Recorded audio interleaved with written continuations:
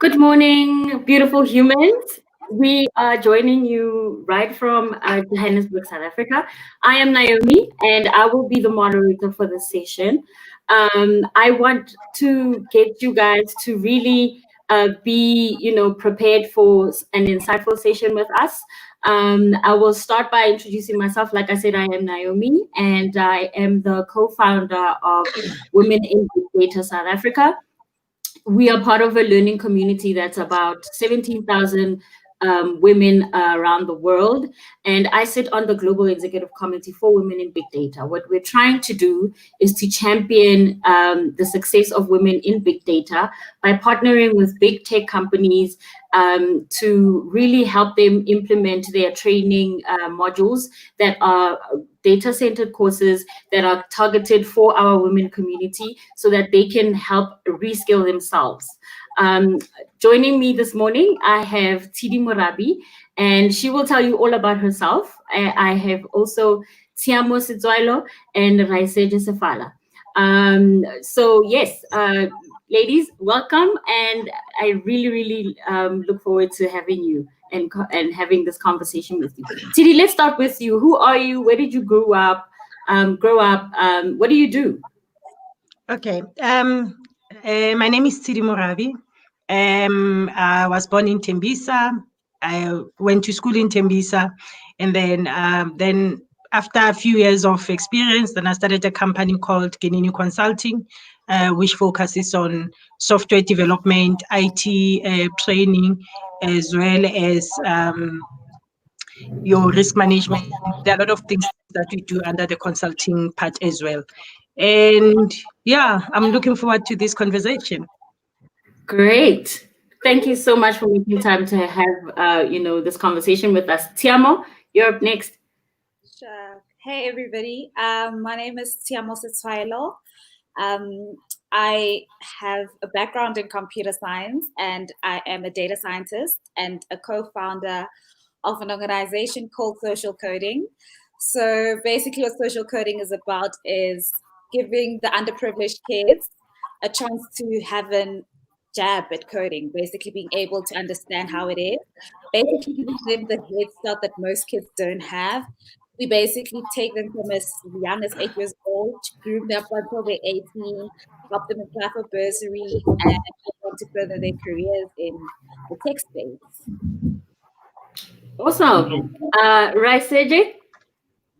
Thank you. Hi, my name is Raiseja, and I'm a research assistant at a lab in UC Berkeley, in the US, and I studied computer science.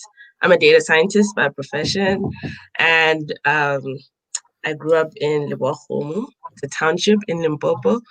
And yeah, that's just me in a nutshell. Oh, I've also co-founded an organization called Women in Computational Science Research, which sort of just aims to firstly improve the quality of research and increase the number of women in the space of computational science research in South Africa. Yeah, awesome.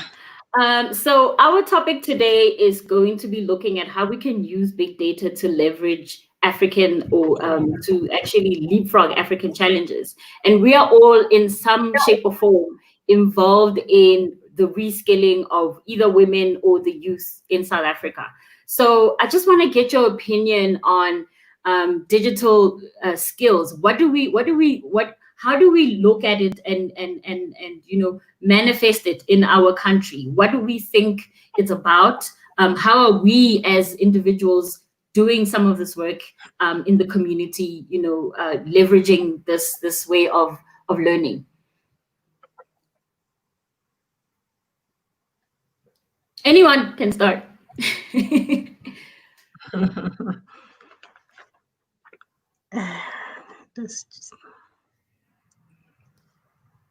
Okay, maybe I can start. Yes. Okay, so in terms of reskilling, you wanted the opinion on reskilling on digital skills, am I correct? Yes, like what's the difference between those who are living in urban areas and those who are living in, peri-urban township areas, and how are we helping them? Yeah, sure. There's a huge gap, I must say, in terms of the ones that are living in the urban areas and the one who are living in the rural areas. Because when you look at upskilling them or giving them the opportunity to learn coding and stuff like that, first thing that you need to start off with, it will be your infrastructure, which is a challenge. Even if you can say you can have cars that are implemented with other things inside, like your computer, so that you can use it as maybe a mobile school. The challenge will be that when you get there won't be any infrastructure to assist you to access the network. So there are things that are in place, like in terms of like there's another company that is doing engage, but as well as they do that, they've got a small device that they that will assist to teach these kids. Even if you can use that, you still need access to the network. And then in the urban areas, the advantage is that the kids, they have the infrastructure already. They might have challenges with maybe accessing of data and stuff like that. But the nicest thing is that at least the infrastructure is there, Is there? plans, Yeah. yeah, so that they can access this opportunity. So I think because of that huge gap, it poses a big challenge, and it's like there's so much inequality because of that. Even if we can try as small companies to assist, but it's difficult for us to Yeah. assist those. Yeah. Yeah. So even Absolutely. if you go, especially now with the coronavirus, let's say if you go there, you bring your own stuff, you teach them. Firstly, you first need to teach them what is the computer, how does it work, and stuff like that, which is not a problem. At least they will be on the same page with other kids. So yeah. Yeah. Yeah. Tiamo, we're talking about how we are trying to, bridge the gap between those living in urban areas and peri-urban areas. What's your take on that? So, just speaking from experience with the work that I do with social coding, privilege plays a very, very important role because the kids from urban areas, as much as they don't realize it, are very, very privileged. They get to interact with technology from probably birth. They get their tablets, their iPads, get to watch YouTube. Data's never a problem. And I remember we once had a tech week with one of the kids in one of the townships in South Africa. We had partnered with a university and they said, come through and teach these kids how to code. And we were under the impression that these kids obviously know how to code because why else are we being able to get into facilitators? And I remember walking in as one of the facilitators and we said to the kids, sit on the computer, do this, do this. And about 80% of them were just too scared to touch it. And for me, that was a heartbreaking thing. And it also made me realize the privilege that I had because my assumption walking in as a facilitator was these kids were familiar with the Well, technology. yes. Yeah. And when I got there, 90% of them didn't even know how to switch it on. They were scared. And when I asked them, I'm like, why don't you want to? She's like, my parents cannot afford to pay for a computer should I If make I break it. Yeah. or break it. So I don't even want to touch it because I know we can't afford to replace it. And we just had to take a step back. Sure. And that's when it became a crucial thing that whenever we do social coding workshops, computer familiarization is the number one thing. And comfortable is also a number one thing. I mean, the other thing is working with computers, 90% of the thing is confidence. A lot of the time, people don't know what they're doing. Because I have the confidence to go out there and actually say, I'm going to make it work. Google's going to be there. Google's going to help me. But they didn't even have that. So the one thing that I always say, especially for kids that are coming from very underprivileged background, they need a huge boost of confidence, especially in the tech space. They need that push to say, listen, you can do this. You can get the information out there. You can copy and paste, get it wrong the first time, but fix it eventually. And it's just basically that thing of making sure that Yes. the privilege that we have doesn't cloud our judgment to those who don't have it. Because a lot of the times when we go out, we think that everyone knows what a computer is. Everyone is not as secure as working and all that. So for me, the number one thing is just being able to leverage everything that I have and try and make the playing field as level as possible for the kids that have never been exposed to this kind of tech. Yeah. Absolutely. It's so heartbreaking because even with the women that we work with, Mm, they are professional women, they are exposed to the hard way, but there's also still a confidence issue. Am I doing the right thing? Do I know yep. what I'm talking about? So we do also still see that even in the adults, in the professionals who have exposure to, to the hard way. So it, Yeah. it, it really isn't about also, I think, the hard way. It's also about how we teach, how we learn from failure, how we encourage each other to keep going, even when we are, experiencing self-doubt and all those kinds of things. Yeah. Seje, have you seen any of this in your line of work, and how have you handled and tried to solve it? Yeah, actually, from like a research perspective, you see like a huge difference in universities which are like, not part of the like, your VITS or your UCT or Yeah, things like that.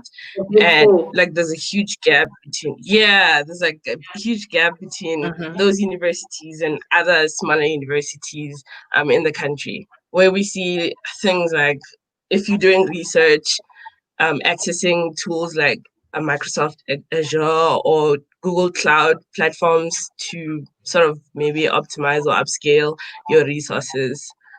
You don't have that. And as a result, the kind of technology that they are able to develop is a bit like few steps back Yeah, because of the lack of the resources. yeah, So, yeah, so we see that's what I've seen. I mean, just asking questions around why aren't these universities also submitting in international conferences, like competing at an international yeah, scale? Just yeah. digging deeper into that, you see that these sort of new resources that enable us to scale our models and scale the tech that we do, they don't have access to it. Yeah, And yeah, I mean, either yeah, because of cost or just exposure, because you can just yeah, apply for credit and other.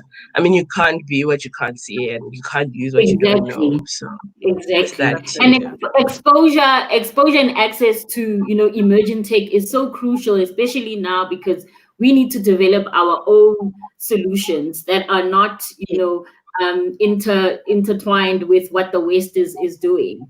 Yes, there is Yes. Mm, value in having, some sort of, collaboration, framework with the West, but we really need to start to get to a point where we are developing our own solutions, and access to resources, access to mm, emerging tech is very crucial, especially at university level, because that's where the R&D models sit.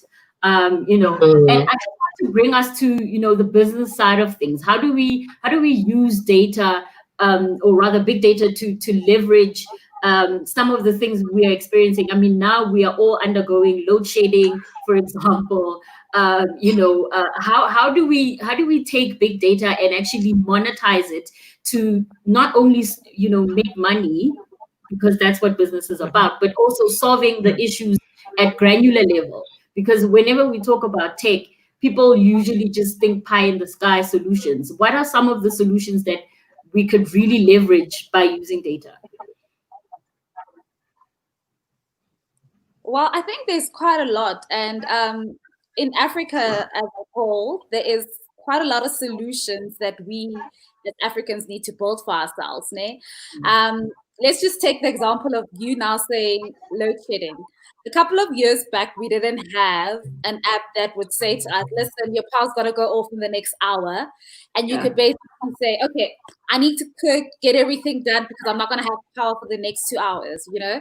And someone saw a gap in the industry and said people are constantly being shocked by not having electricity. So let's do something, leverage all the data on one platform and let them know. And now we've got that tool where we can literally just go onto our app and say, okay, when is my power going off? Okay, it's going off at 4. Okay, I need to cook dinner by 2, make sure at 3 I'm done, and make life easier for Make sure myself. everything is charged, all the power banks. You know, I've got my Mhm. I can go for the next hours, which makes our lives easier. And I Yeah. think the thing with Africa, South Africa as a whole, is there's so many issues like that. There's so many opportunities where we can actually leverage big data to solve everyday problems, you know. I can give you another example. Like 90% of the people in South Africa, to commute and to go around, they make use of taxis, right? Yeah. And it's always been that question of why don't we have an app that will help people know which routes to take and how much it's going to cost them and how long they expect their trip to be. Because you don't even know someone who's been somewhere, you basically struggle to figure out how to get from a certain point to another. So it's one of those things where there's a lot of data available. There's a lot of problems available. We can literally use this data that we have and solve our everyday problems, make our lives easier. And I think that's one of the things that we can do. And it's one of the things that I'm very passionate about as well. Yeah. And I always say this to my kids in social coding, that there's a lot of problems around us. We just need to cut down and say, how do I solve the everyday problems that we have?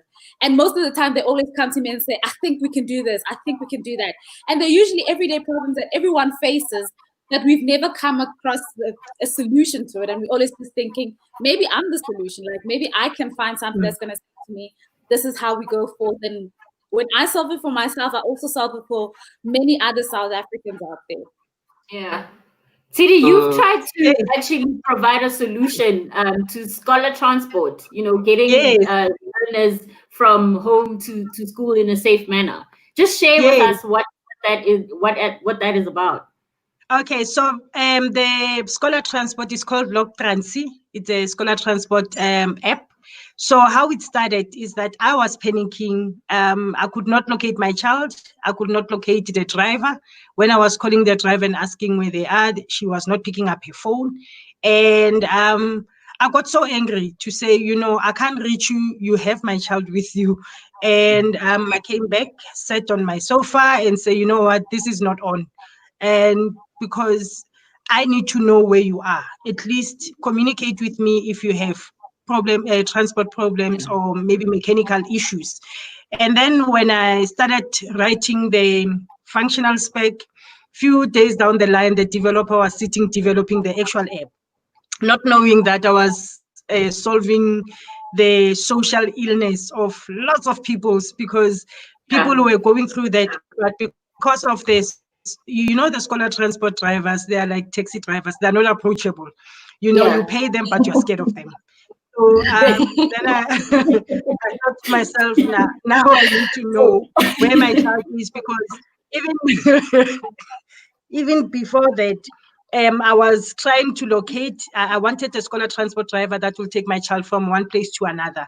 And in the vicinity where I stay, I was chasing cars and asking them if they are going to the same direction and how much is it and all of that. So before the actual app came into place, I have already started with the database of knowing who's doing what where, so that it's easier. Even if you relocate to my area, you can just go into the app and search for the scholar transport drivers that are going to the direction of your school, your children's school. Yes.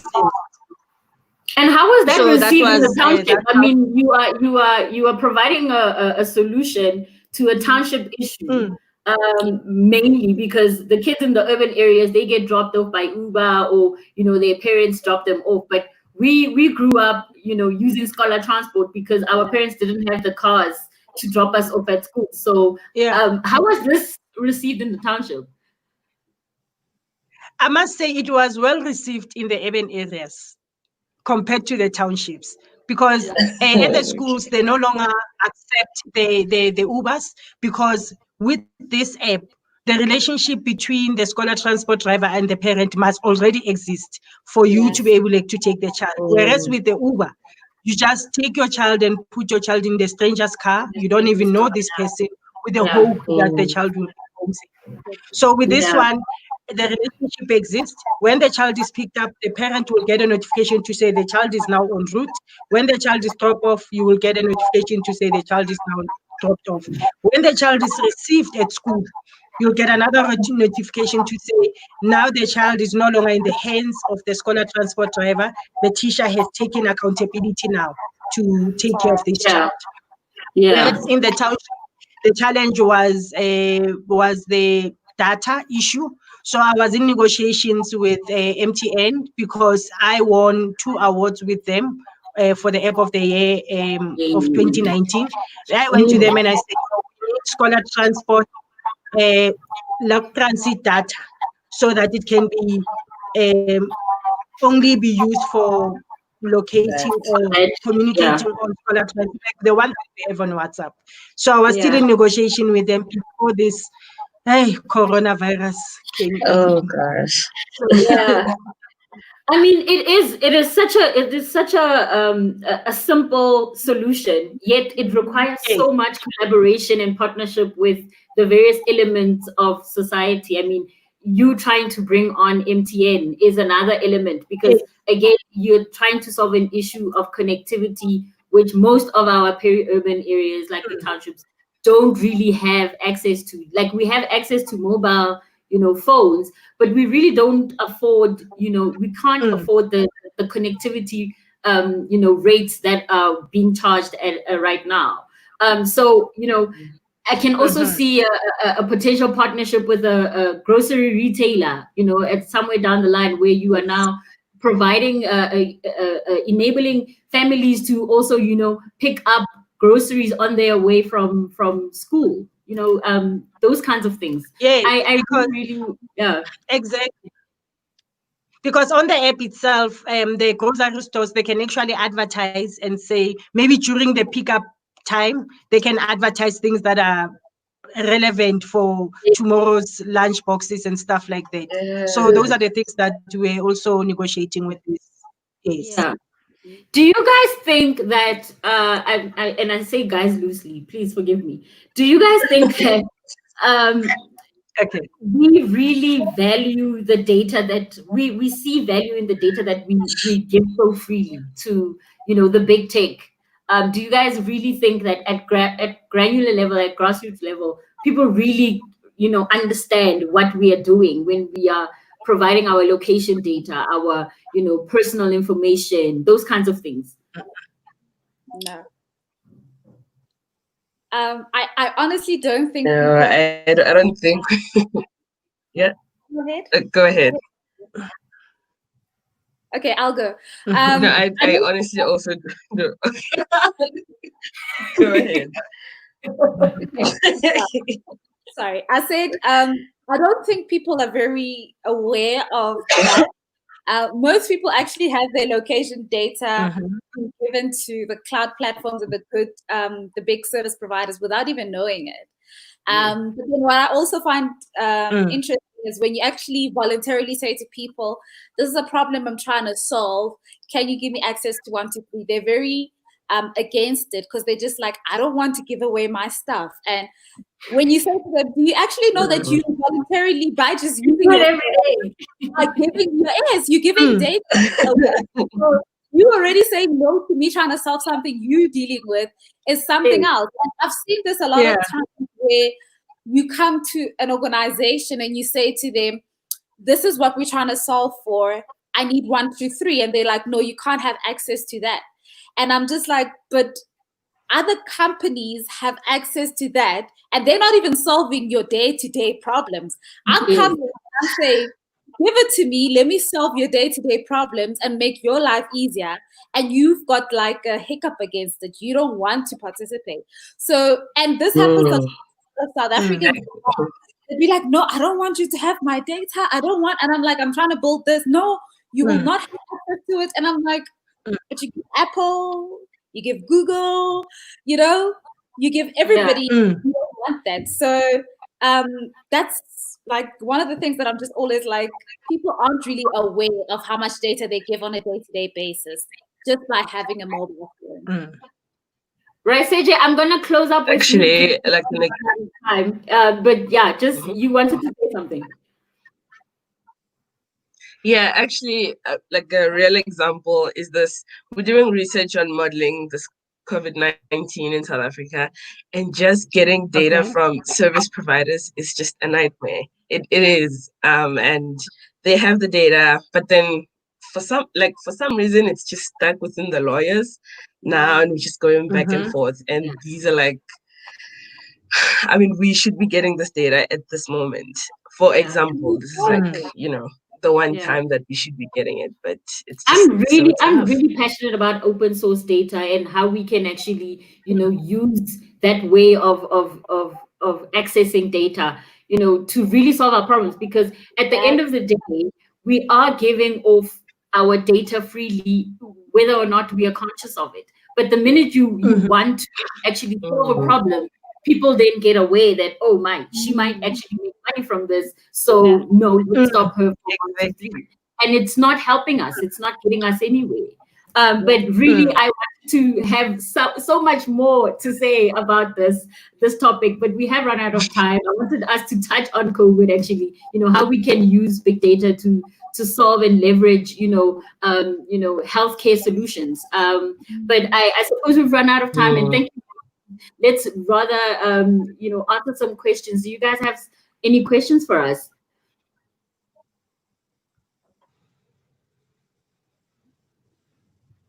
No questions?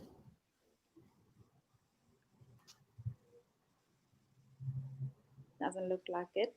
No questions. Can we keep going just for 10 more minutes, please? I want us to touch on COVID. What are some of the things that governments can do to you really hone in on some of the data that they actually have? Okay, we're actually sorry guys. Yeah. Okay. Thank you so much for joining us. I really, really enjoyed my chat with you. I wish we could keep going. Thank you, ladies. Thank you, guys. Thank you for Thank inviting you for inviting us. Cool. Bye. Bye.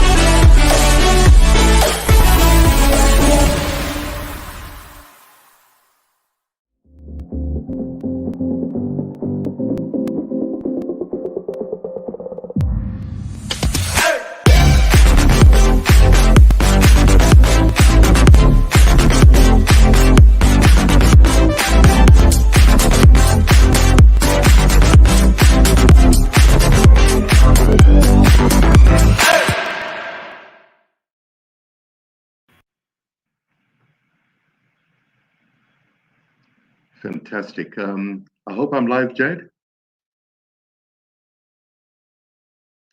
Thank you. Please cue the first slide. Thank you. Good morning, everyone. Today, I just want to chat a little about what are we going to do post-COVID?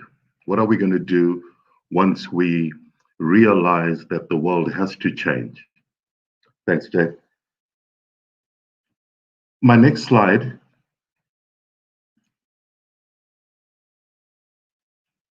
Every individual in South Africa, in the 30 countries participating in the campus party, every individual needs to be the change that we want to see in the world. And I think Mahatma Gandhi was an extraordinary gentleman in that at that time, the time of change, of violent change, etc., he said, let's do a peaceful resolution. Let's talk and let's get things worked out together. My next slide talks about thanks, Jade.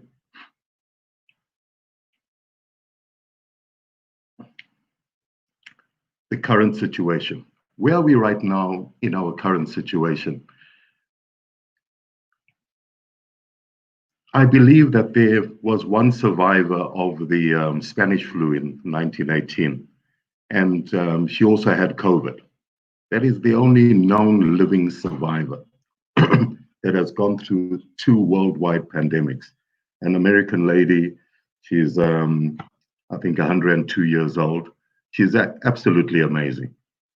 We have never lived through an emergency that has risen and that has been so acutely broadcast worldwide as COVID-19. We can't typically foresee a future. Economists are up and down, etc. What will South Africa, what will the world be once we are in a post-normal society? We have real issues that we've come to realize need to be taken care of. There's a heightened awareness on the part of the haves that their existence is tied indelibly to the have-nots. So when we look at these real issues, the haves have, the have-nots have nothing. What do we do? This recognition is in a shift on how we live.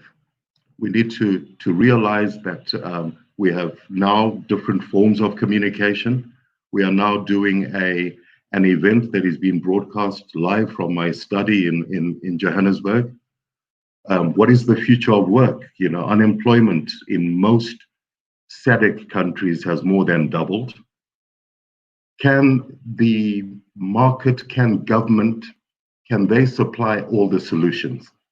And the answer is a resounding no. This then brings me to my last point that I was talking, is that if we place too much value on things, the best things in life are really not things. The best things in life are looking forward and looking at how we can be more of a help to other people. We've seen the help efforts coming across. There's extraordinary efforts. I mean, just in my community alone, there's high school kids that have self-help feeding schemes. There's cross-community assistance. There's unsung heroes, left, right, and center. And these are all ordinary people, just like you and I, wanting to make a difference. Not waiting for government to want to do something for us, but we making a difference. When you look at the difference that is made worldwide, it's normally made by somebody throwing money in at a project. The art of philanthropy, as it's been called recently, is a billion and a multi-billion-dollar industry. My infograph shows that most of the philanthropy foundations and wealth is held in the United States. That's in excess of 890 billion. The second country in the world that holds this here is actually the Netherlands. and they have 108 billion. So there's a big disparity between that there. And there's a number of economic reasons why people would open up philanthropic foundations in the States. There's tax breaks and stuff like that there, etc. But the one thing that that we see is that this is based just totally on public funding. There is not one African country in that list, but here in Africa, we live in a spirit of Ubuntu. That means that we share what we have. That in itself is philanthropy.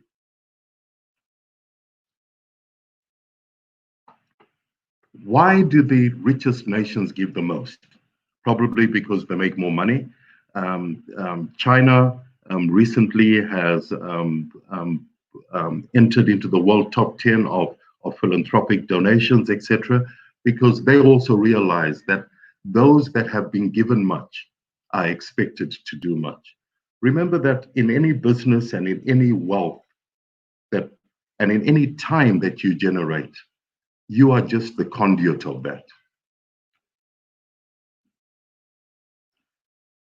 Looking at something more topical, and I live in South Africa, absolutely love my country, but as in every country, there are problems. Some countries have worse problems than ours, and every country has rules and laws and stuff like that they're governing them.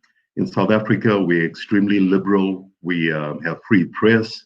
However, company earnings are sliding. Markets are volatile. We have the biggest stock exchange in Africa and one of the biggest in the world, within the top 10. Before lockdown, we went into a recession.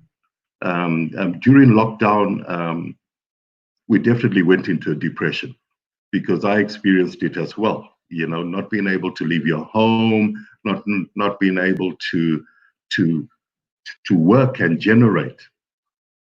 What has all of this done? What has COVID done to us? It's weakened the growth rate. It's done all the common things. Unemployment has risen, etc. My slide talks about might lead to social unrest. We are having social unrest at the moment. So how do we fix these things?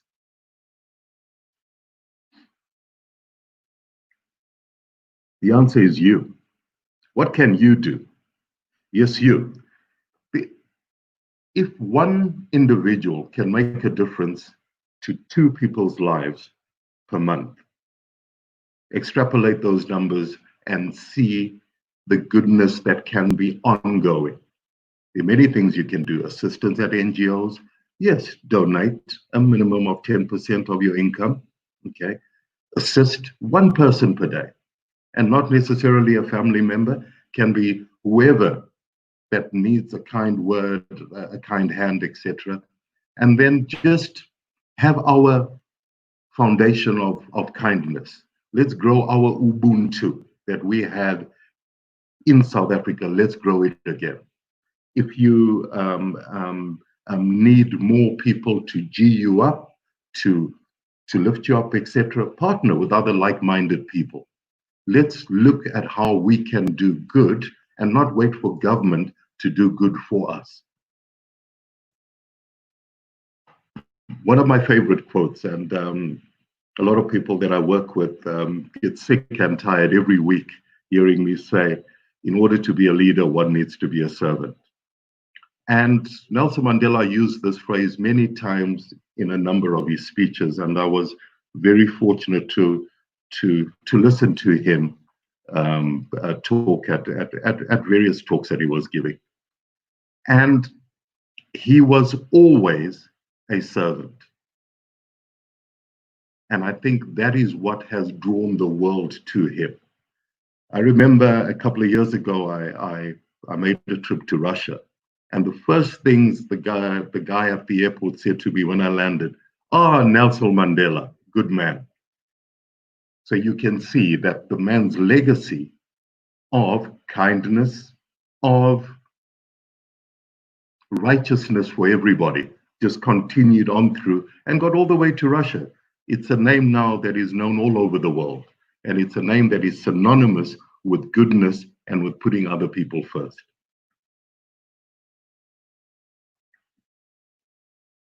When we look at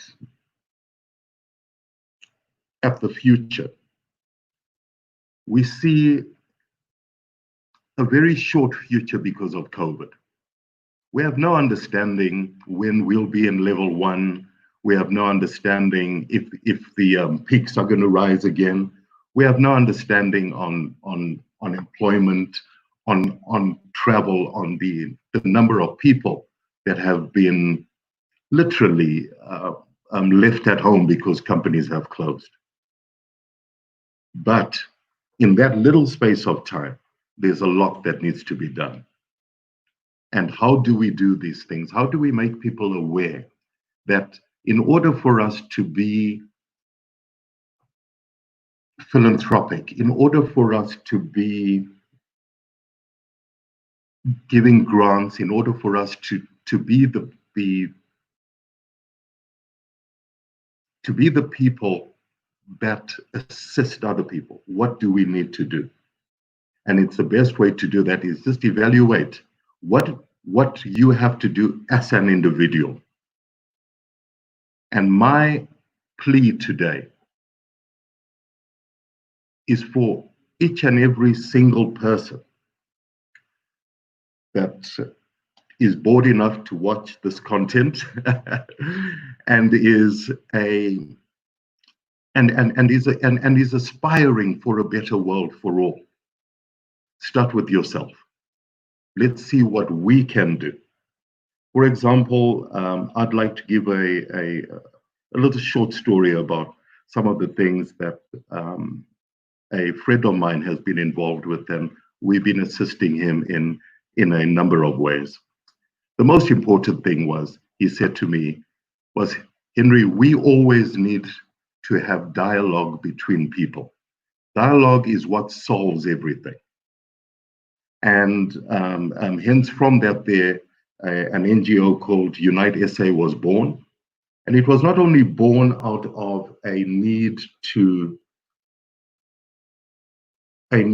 bring togetherness in our country. It was born out of a need to say that the next generation must not experience the raw bitterness that we've experienced in the past. Because there's much better things to do in life than fighting amongst each other. And it's always easier to be kind, always easier to give a good word than to be unkind and to gossip monger or whatever it is. And here we are now in a situation where the world is being rebooted, completely rebooted. So somebody pressed Control Alt Delete, and we've kind of like been given a clean page. But that clean page comes with a lot of issues. The issues of unemployment that we spoke about, the issues of the virus, which is a real and apt pandemic. So we look at all of these things and we say, where do we invest in companies, in individuals, etc., that can see the new economy that is forming? We're looking at a lot of, I see the growth of Zoom, largely because of COVID. I see the growth of a number of communication apps. I never knew there were so many on the planet until we literally pressed Control Alt Delete. So to surmise everything, as an individual, you are and we are collectively, we need to raise our consciousness to one more of kindness and love. And love can be a hard word, and that's why I use the word kindness and like. Where are we going from here? What do we do? And I think that's a question that all of us have to ask ourselves. Let's be introspective, and let's always look at how much more we can give than how much more we can take. And I think that is the basis of what I wanted to just deliver and to portray across to everybody. We're in a time that is unlike any other time. Let's just be kinder to each other. Thank you very much.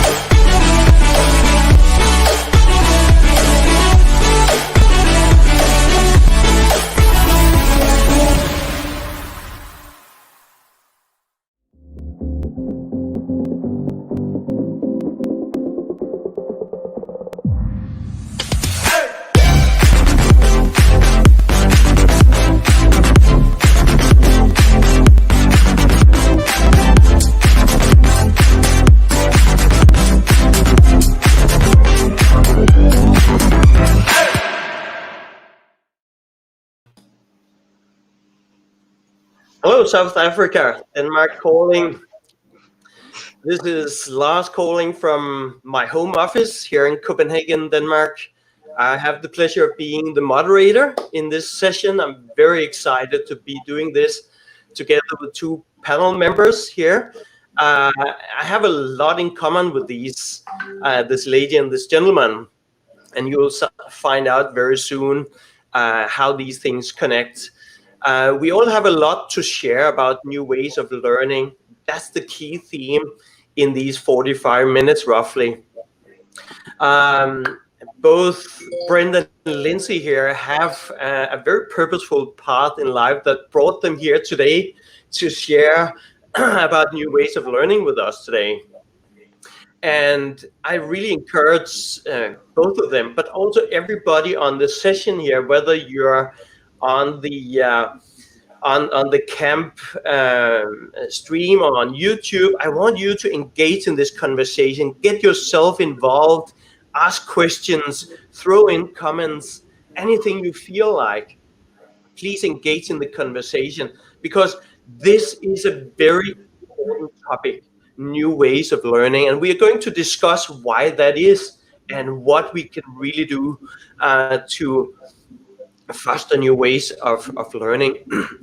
Now, before I introduce our fantastic panel members here, I just want to be not very polite and just quickly introduce myself as your moderator first, and then we can get that out of the way and get to what is really important here. So it's just for context. So I really come with a really nerdy educational background as an electronics engineer. I've had corporate careers in technical roles, business management, leadership roles in life science, fintech, environmental tech, educational tech, in Fortune 500s, in SMEs, and other interesting types of organizations. But I always gravitated around what seems to be my natural role as a social tech entrepreneur, especially in the past 15 years, where I've been founding, for example, Educate for Life. It's a global virtual community of practice that works to design new paradigms for education. So what you hear from me is probably going to be an outside-in perspective on things. But that's enough about me. And I really want you to get to meet two fantastic people here who they are doing things. They are making things happen. They are change agents. And I want to say ladies first. So I would like Lindsay to go first. Lindsay, why don't you give us an introduction to what it is you do, and very importantly, why you're doing it? Sure, thank you, Lars. Good morning, everyone. Good afternoon if you happen to be watching in a part of the world where it's not morning. It is wonderful to be here with you. My name is Lindsay Westner, and I am the Chief Edu-Imagineer of Teach, Learn, Innovate. So if you just did a double take and said, what did she say? You wouldn't be wrong in that I did just describe myself using a made-up title. That's one of the fun things about being your own boss, is you get to make up your own titles. So, there are not that many other fun things, but that's one of them. So I call myself an Edu-Imagineer because I believe that education can and should be better, not just for our children, but also for teachers. So you might hear the word imagine or magic in there. I am very much a dreamer and a believer, but I'm not just a dreamer and a believer. I also believe in doing the hard work and in acting where the rubber meets the road. So the engineering part or the architecting part is where I help teachers and students all around the world and in South Africa engineer and design learning differently. So that is my life's work and my passion. And we do that through Teach, Learn, Innovate, which is an organization of like-minded Edu-Imagineers. So why I do what I do is a little bit of a story. I was once upon a time a teacher, very traditional teacher, talk and talk, worksheet after worksheet. Essentially, I just taught the way that I had been taught. I think most teachers kind of default to that. It's a very, very common occurrence. And all was well in my teaching career until one day I got a job at a very progressive school and walked into a classroom where all of the children took out their laptops and looked at me. And at that stage, my tech skills extended to being able to send a BBM and put marks on an Excel spreadsheet. And so I was utterly petrified, to say the least. But in that moment, I had a crisis of conscience, because I suddenly realized that as a teacher my whole life, what I'd been doing was being a fountain of knowledge and information, and that I hadn't been what I now call teachers, which is a learning architect. And I realized suddenly that as the students were sitting in front of me with information at their fingertips, they didn't need information from me. And so I began to ask myself, well, what do they need? And what is my role as a teacher? And in doing so, I discovered that actually my role is a little bit more like being a learning architect. And so I've been on an interesting journey, both in my own classroom, working for tech companies, helping teachers in the adoption of technology for teaching and learning. And for me, technology was the catalyst, but I don't believe that it's the solution in its entirety. So now my life's work is at the intersection of education and technology, and then the very core human ingredients of passion and empathy, trying to figure out new ways to design learning. So I know the topic of this is new ways to deliver learning, but I feel like actually architecting or designing learning is a far more progressive view of what it is that I do, and that teachers in this day and age can and should be doing. So yeah, I hope that's enough of an intro.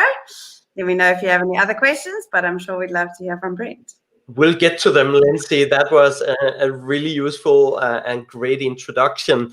I immediately knew when we prepared for this that the subtitle of our session here would cause us some good debates, or give some good debates, which is new ways of learning, new ways to deliver learning. And do we actually deliver learning? Is that a push or is it a pull, or what is that about? So Lindsay immediately jumped right at it. Excellent. We'll get back to you, Lindsay.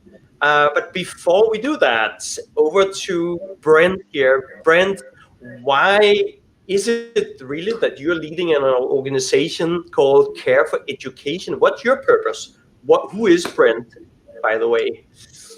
Good morning, everybody. Lindsay, really enjoyed your introduction. I'm also a teacher, in the past, and it's quite often when I say to people, we often put the word in South Africa, we put the word just. I'm just a teacher, but it's so far from the truth. I mean, I think teachers are potentially, the greatest asset that we have in this country, and something that we have to invest so much in. And so I'm driven to make a difference in that space. And I started a non-profit organization about 10 years ago. We're partners with the Lego Foundation, and that enables us to provide free resources, learning through play resources and training to ECDs, schools, organizations in need, and disadvantaged communities or under-resourced communities. And I work with a group of teachers here, so really passionate, like Lindsay, passionate people trying to make a difference, trying to come up with a solution that is practical and that can be implemented by our country. And we believe that learning should take place through construction rather than instruction. That we want to see more manipulatives or tactile tools used, not only to stimulate the children, but to encourage the learners, so that we can greatly accelerate the conceptualization process and allow children to become more inventive, curious, creative. So very similar to the route that Lindsay's taken, and I think we're trying to do very similar things, and I guess very similar to what you're doing as well. And yes, I'm really excited today to debate this whole delivery idea and concept in terms of what the future of learning will look like, and why is this so important to me? Other than the fact that I really believe teachers need to be supported. I have we live in a country where we have, a large number of children that are going to schools that are not that exciting, and learning is difficult for them, and it's not only difficult for the teachers, but it's extremely difficult for the children. They come from circumstances that make learning really tough. And I really believe that we have a responsibility to try and lessen the load on them and just make it a little bit more fun, a little bit more engaging.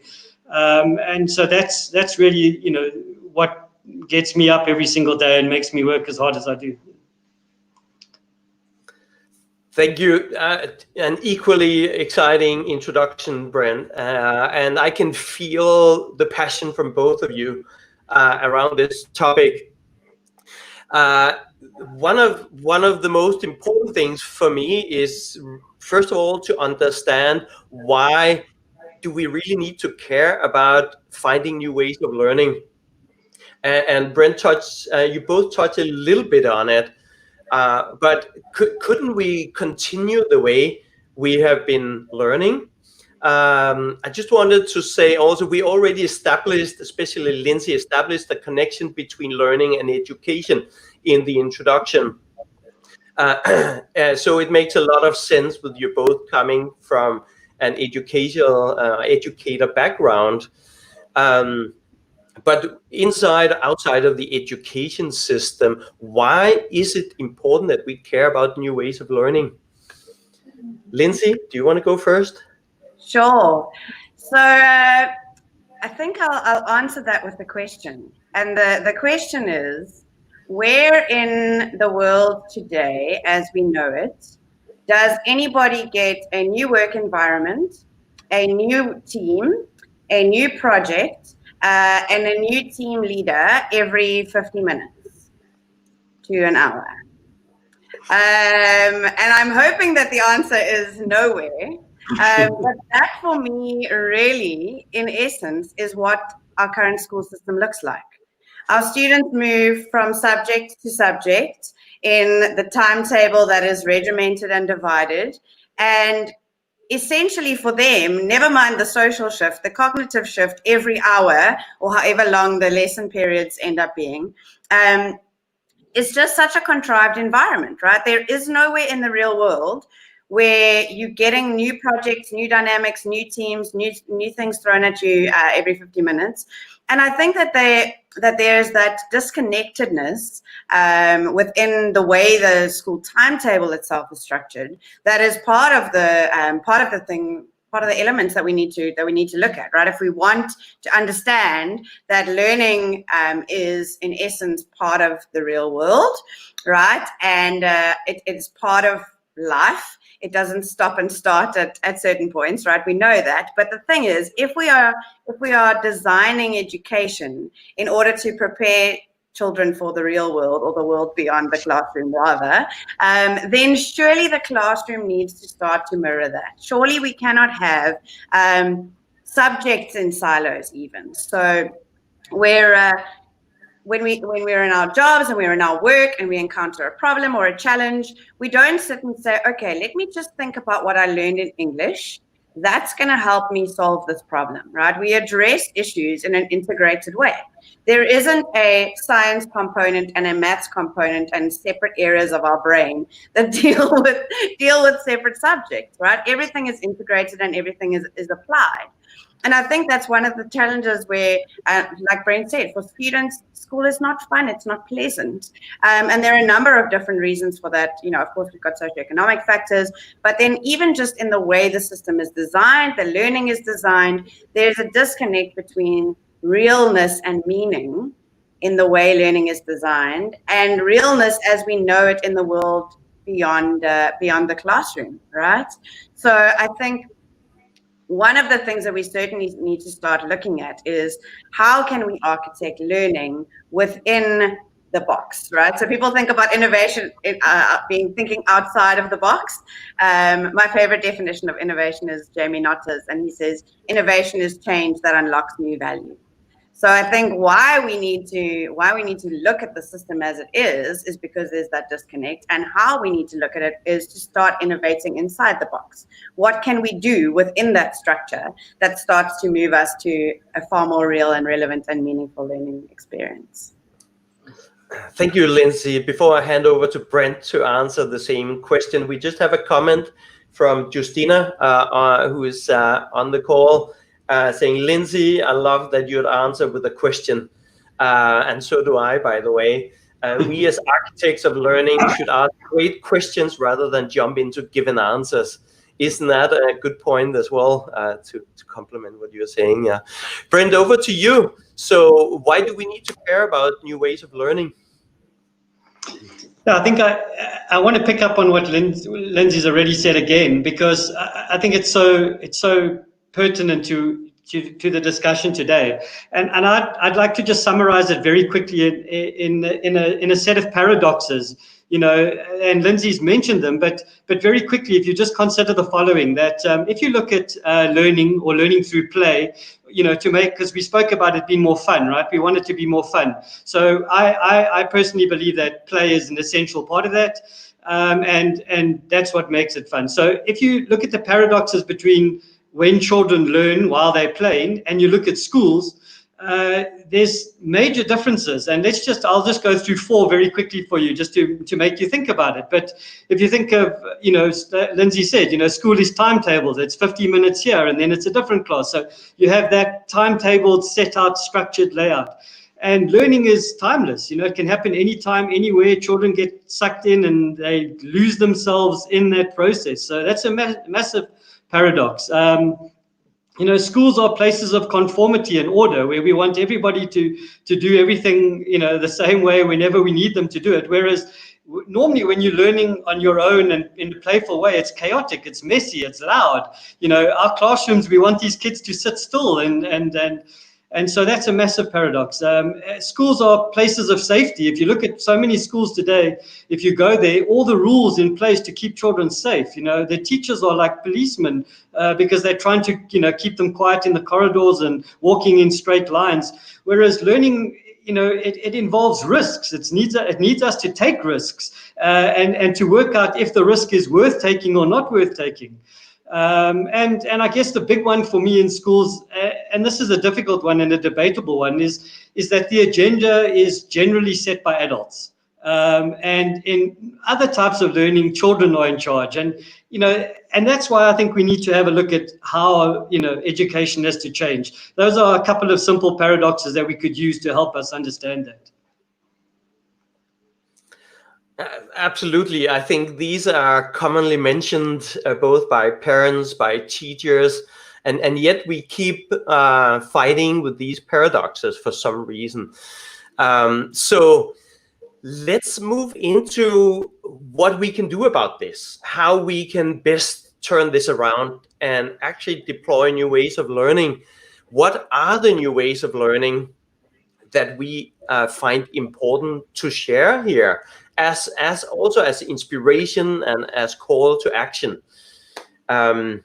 Lindsay, do you want to go first? I don't mind. I just feel like maybe we want to give Brent a chance to go first also. Otherwise, he's always going to be saying, as Lindsay said, because we share a lot of common vision. So, we could flip it around and go with Brent first, actually. That's a nice dynamic. And I'll again encourage our lovely audience to engage with us and with questions, with comments. Do you see the same paradoxes as Brent has just outlined here? Do you find it important to really change this? And what could be the way to change these things? So, okay, Brent, let's go on with you. How do we solve for this? What are new ways of learning that has been working, seen from the work you're doing, from your perspective? Yeah, and Lars, I think it's also important here that I know you have a slightly different perspective and might come from a slightly different angle. And it'd be great if we give you an opportunity to jump in as well. And so that you're not only having to host us because you are meant to be a speaker. So please also also take the floor and jump in with your comments. I think we'd love to hear from you as well, especially with your experience, which is so, let's say, different to both Lindsay's and mine. But, I think a lot of work that I do, and we work with a lot of amazing people, from teachers right up to thought leaders and companies that are trying to make a difference. And I think the real challenge is getting practice to follow the kind of thinking that people come up with. So what I call pie in the sky kind of thinking, like what sounds really great and interesting and exciting to what really happens in the classroom. That's the real difficulty. And that, I think, is the biggest stumbling block. It's a massive stumbling block. And to get that to work requires an enormous amount of effort. It means that you have to work with teachers. It means that you have to get teachers to first of all, trust and believe in the processes that you would like to see changed. And then you have to work with them, and more importantly, you have to go through a process of reflection with them where they're able to tell you how they're feeling, to voice their frustrations, because in reality, it's so much easier to go back to what you knew or back to, how you were taught. And that's a constant struggle. So I think going forward, it's finding a way to be able to get to these teachers, because if you think of the logistic difficulty of doing that, with so many teachers under so much pressure, how do you get time to be with those teachers? And I would say that there are two ways that we can help in the future. They juxtaposition perhaps to each other. The one is that you use technology. So technology obviously has to play a major role in the futures.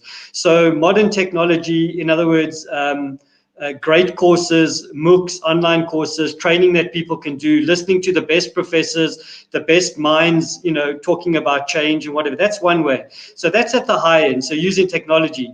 But then the one that I think, which is quite intriguing, which is the role of every single teacher, is simplicity. It's the complete opposite. Is how do we make things so simple that if we implement something, everybody understands it and can get benefit out of it, but it must still make the same difference that the high-end technology makes. So for me, I would say, I think the future is both of those, high-end technology and very simple ideas that make a massive difference. Makes perfect sense. Absolutely. Lindsay, you're unmuting. So before I jump to the table, do you want to go next? I'm happy to. I think one of the key questions that we're really asking is, if we understand the why we need to change, then it's really looking at the how. What do we do? And I absolutely agree with Brent. In terms of the role of technology, especially in giving teachers independence and being able to drive their own learning as educators and to continue in their professional development. I think one of the things that I'm particularly passionate about, because I work primarily with teachers and with school leaders, is that when we have teacher learning experiences, I don't call them training sessions or workshops. You'll notice my language is very important to me.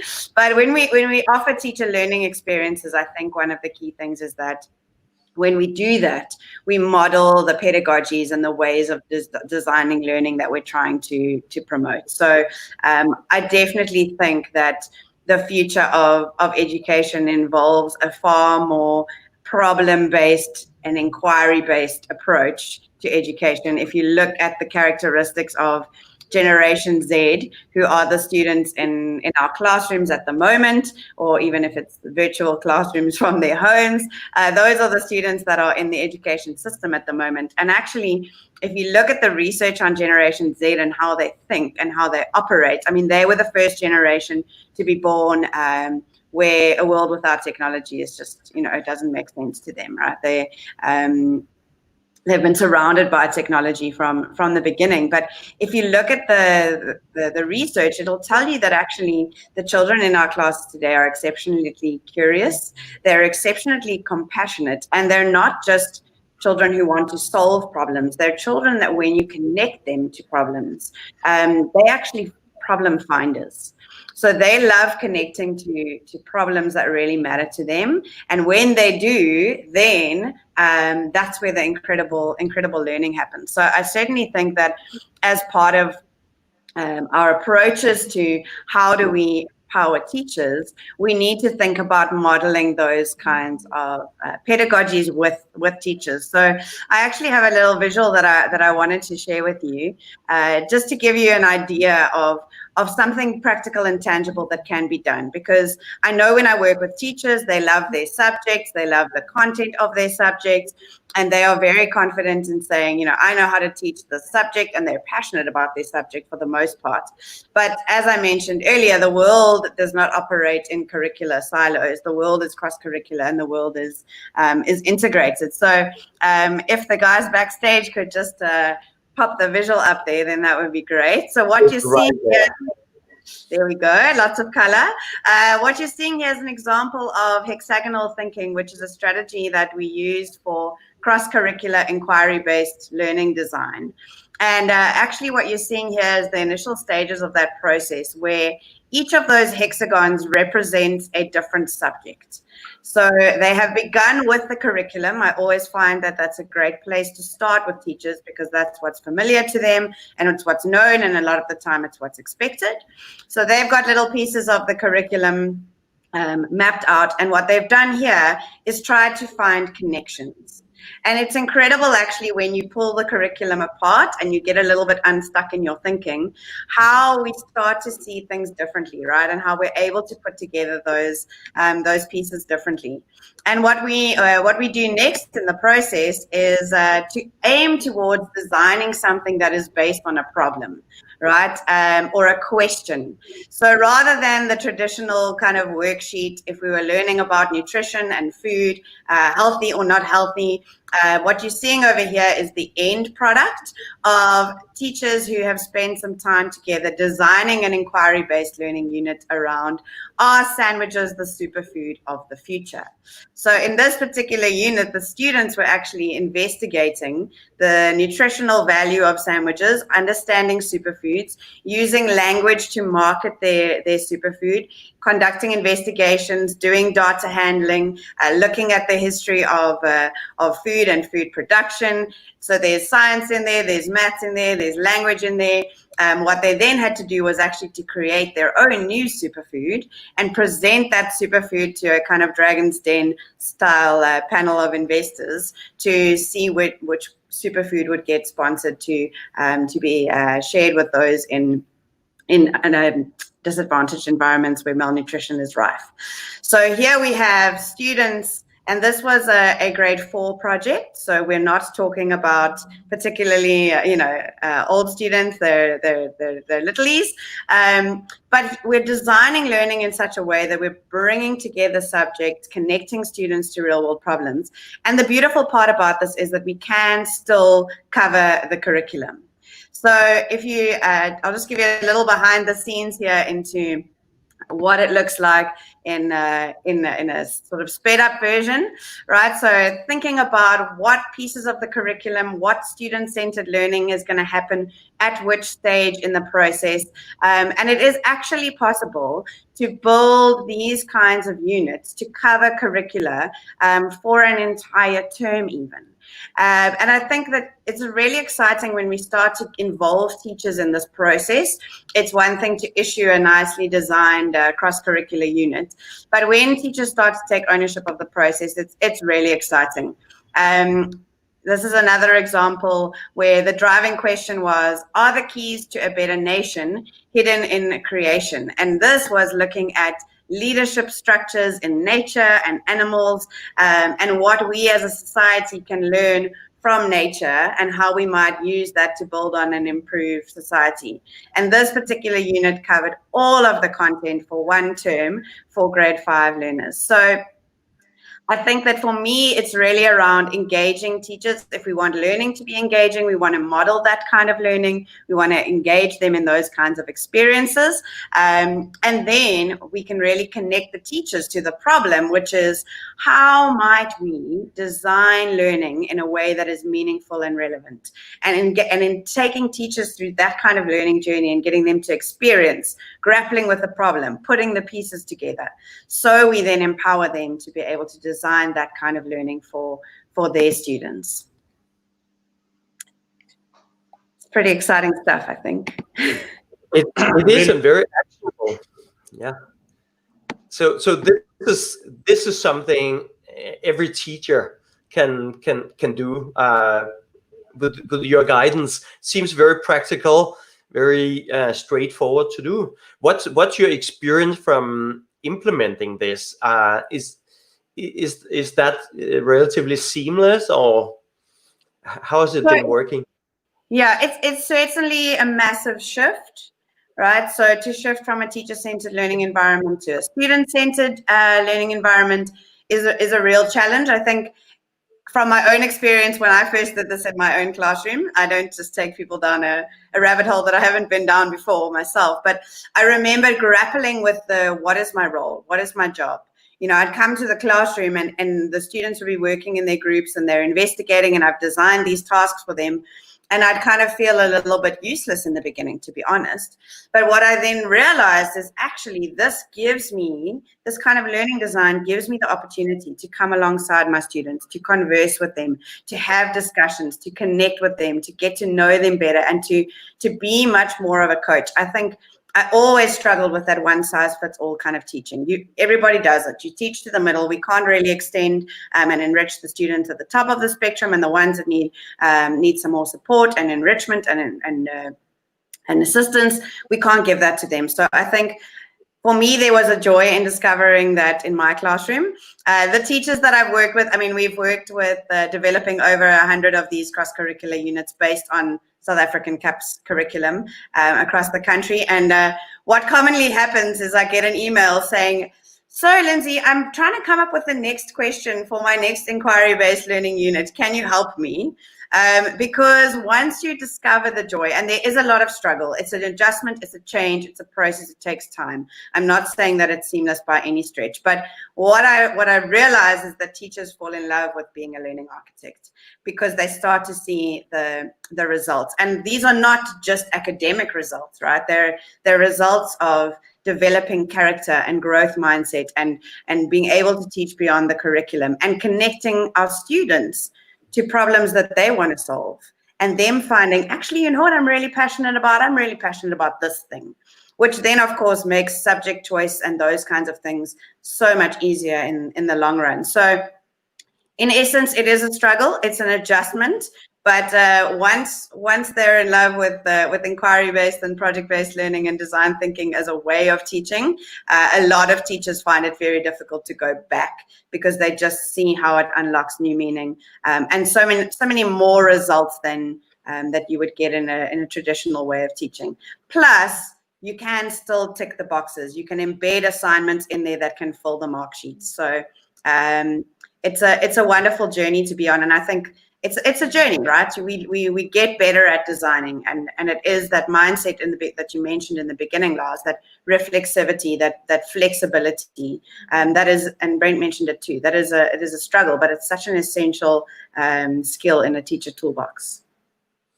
Excellent, Lindsay. And there are so many touch points here from you, Brendan, from you, Lindsay, that I want to connect to them. I'll try to do it briefly, but let me tell you a story. I'll tell you my story. I'll try to condense it and touch on what is essential for the conversation here. I just wanted to add, Lindsay, also maybe trust the students is something that is very exciting. Once you do it, you just see, hey, it works. If you trust people, they can feel it and they just do better and they get more excited about things. Don't we feel the same way? It's probably the same for students, I would argue.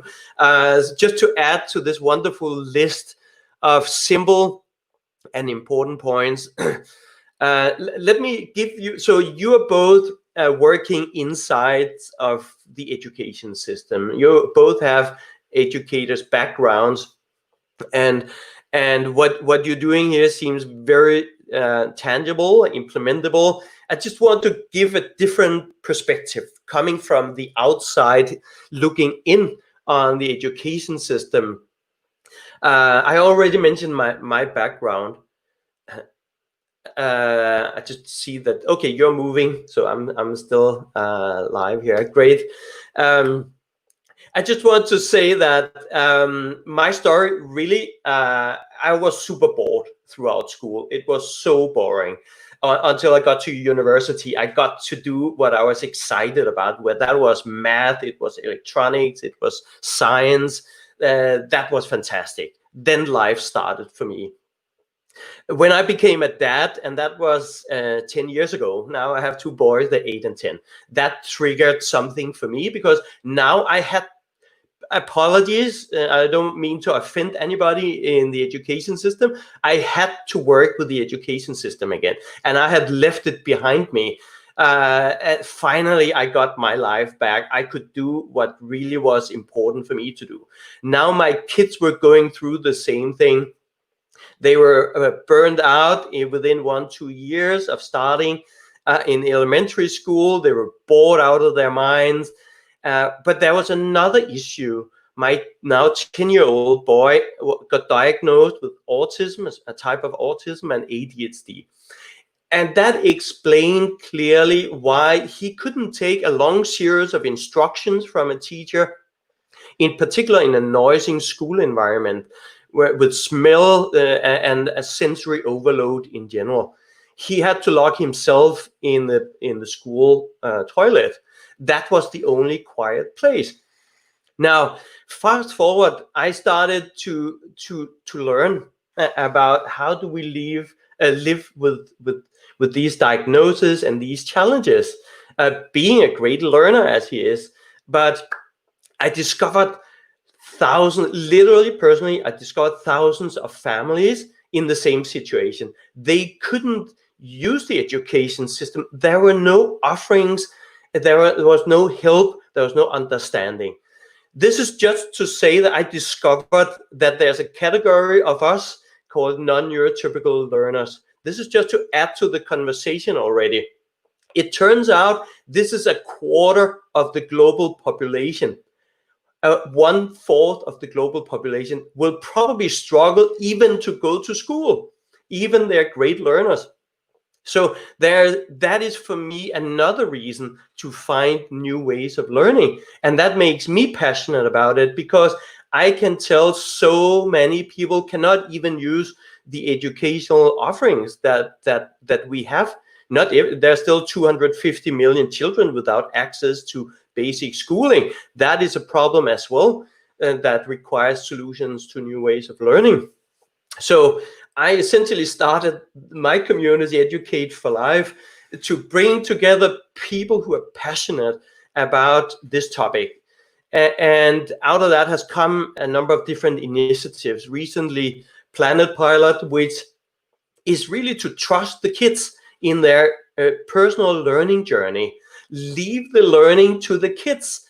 Let them be fully empowered. You got to give them some technology, because that's how we work today, especially with COVID-19 lockdowns. We are trapped at home, whether we like it or not. Some of us love being at home all the time. We certainly don't have any intention of going out unless we have to. So technology, which Brent mentions, is a very key part, I believe, to the future of learning. So we can get connected. So my kids can work with amazing kids from South Africa and from everywhere else on the planet, build relations rather than see cultures as something strange, and co-create, co-ideate, learn together. So that part in itself is just such a game changer.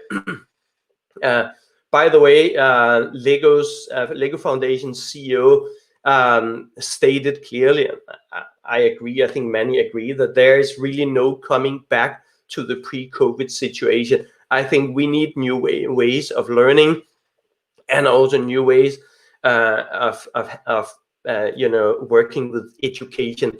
Whether we like it or not, whether we like to fall back to our default comfort zone, how we were trained, I think we have to get out of that comfort zone and embrace new tools, the new ways of learning, because there are millions and millions out there who can never access the wonderful learning that each teacher have to share. So that's just to mention a little bit of my approach, which is not really at all related to education, but very much related to learning. Because my son, he is an excellent learner, and he just needs to learn by himself. And YouTube is a very important tool for him. I don't approve of everything he learns from YouTube, but he uses it and he learns a lot of great stuff. He's fluent in English because of just watching YouTube, essentially. So trust the students, engage with students. Those should be pretty simple things, I would say, right? But it's not, because we were programmed to teach and to tell others what they need to learn, when they need to learn it. So this is a paradigm shift that is what I'm here to build from the outside. We started working with families and saying, hey, we love teachers. I personally grew up with a lot of amazing teachers around me. I loved them. But they don't like to change, the ones I've met so far, with some exceptions. And so the parents... I hear years are the same, Lars. Yeah, parents are worse, I can tell you. That's my next thing. Parents are the biggest system for learning. Go do your homework, right? And you have to get ready for school. As a matter of fact, I pulled my kids out of school, and it triggered an immune system from society, I can tell you. That's not being a responsible parent, right? So we as adults are the immune system, and we are the ones really who need to change. The kids are doing just fine. So I just want to get back to really look forward here. The next steps for educators, for parents, because I don't see this as an education only paradigm shift. I see it as a global joint learning project, a paradigm shift for learning and for allowing our kids to learn differently. So what would be the most important call to action that we can share with our audience here today in the last 4 minutes that we have left of our session? What's the most important thing we can leave as a call to action with anybody out there? Who want to go first? I can go. Lars, I'm happy to go. Always leave the last comment to Lindsay. I've learned that. I would say for me, and touching on what you just said about the role of parents, if you think about COVID-19 and the lockdown around the world, I think parents have very quickly started to understand the role teachers play. They very, very quickly understood what their own children are like as learners, and that not all of the children learn in the same way. So they're learning things very, very quickly at the moment, and they're going through the similar process that you're going through. But I think they play an important role, not as educators. I think they play an important role going forward to support educators and support education systems to make this very fundamental change. And that is to focus on process. Allow teachers and schools to focus on process and stop worrying about the end result. Only the parents can do that for us. And the parents have to back that, and they have to support that, and they have to allow education systems to work with their children and spend time on process. The end results will take care of themselves if the process is fixed. And I would say that's my biggest call to action. Excellent. Absolutely. Yeah, I love the word that you said, stop obsessing with the results, because my call to action was going to be a little bit MC Hammer-esque. And I was going to ask you to stop, collaborate, and listen. So I think my call to action would definitely be stop accepting that the status quo is the best way. And along with that, I think a lot of the time the school system and teachers feel pressure from the outside, where parents are saying, but matric results, but I want to see the numbers on the page, but where's the homework in their books, but. And I understand where it's coming from, but I think we do need to stop and reassess what is happening and question.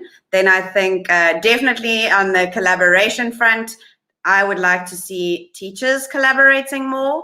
I think that a lot of the time, one of the beautiful things about technology is that it allows us, as Lars mentioned, to connect.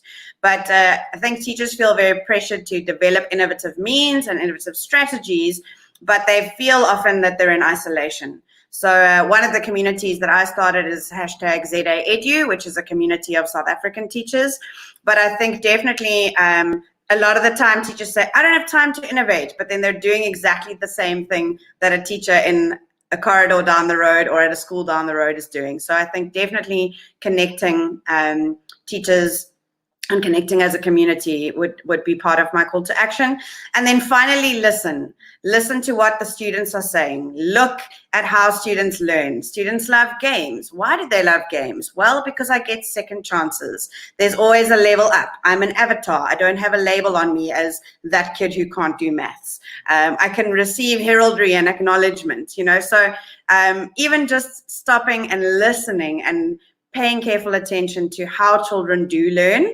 When you've seen them learning in your homes as parents, listen to that and lean into that, because I think that in doing so and in truly listening to where our kids are at, we can start to figure out how to reconstruct and build a better way forward for sure. Thank you very much, Lindsay. I think I'll close with my call to action then, given we are at the end of the session here. It would be how we all measure success, how we see successful learning and education, and I want to end on a very positive note, by the way, about educators. I like to be thought-provoking because this is important. Changing is so critical, crucial now. But teachers are doing what they do out of love, passion. They're working super hard. They're doing great things. We couldn't live without teachers, and parents realized that during the COVID-19 lockdown. But every lesson is being measured. What do we need to accomplish by when? All these things. And if we don't do what we are being asked to do in terms of teaching, we struggle maybe to meet the expectations of the education delivered. That's a challenge. I think from a parent's side, we struggle maybe similarly with, we've been programmed with, success is at least just getting your child to school so it can get a good education, so it can get a good career, earn good money, have a good life. But life is going to be different. And we'll see in the coming years here. I hope we can find better ways of measuring what success looks like when it comes to new ways of learning. With that, we are at the end of the allocated session here. Lindsay, Brent, everybody out there, it's been such a pleasure to play together here. And I look forward to, I'm sure, do a lot of exciting things together. Everybody in South Africa is invited, by the way. So let's change the way we learn. So thank you for now, everybody. Enjoy the rest of the conference. Thanks. Goodbye. Thanks, everybody. Thank you so much. Keep fighting the good fight.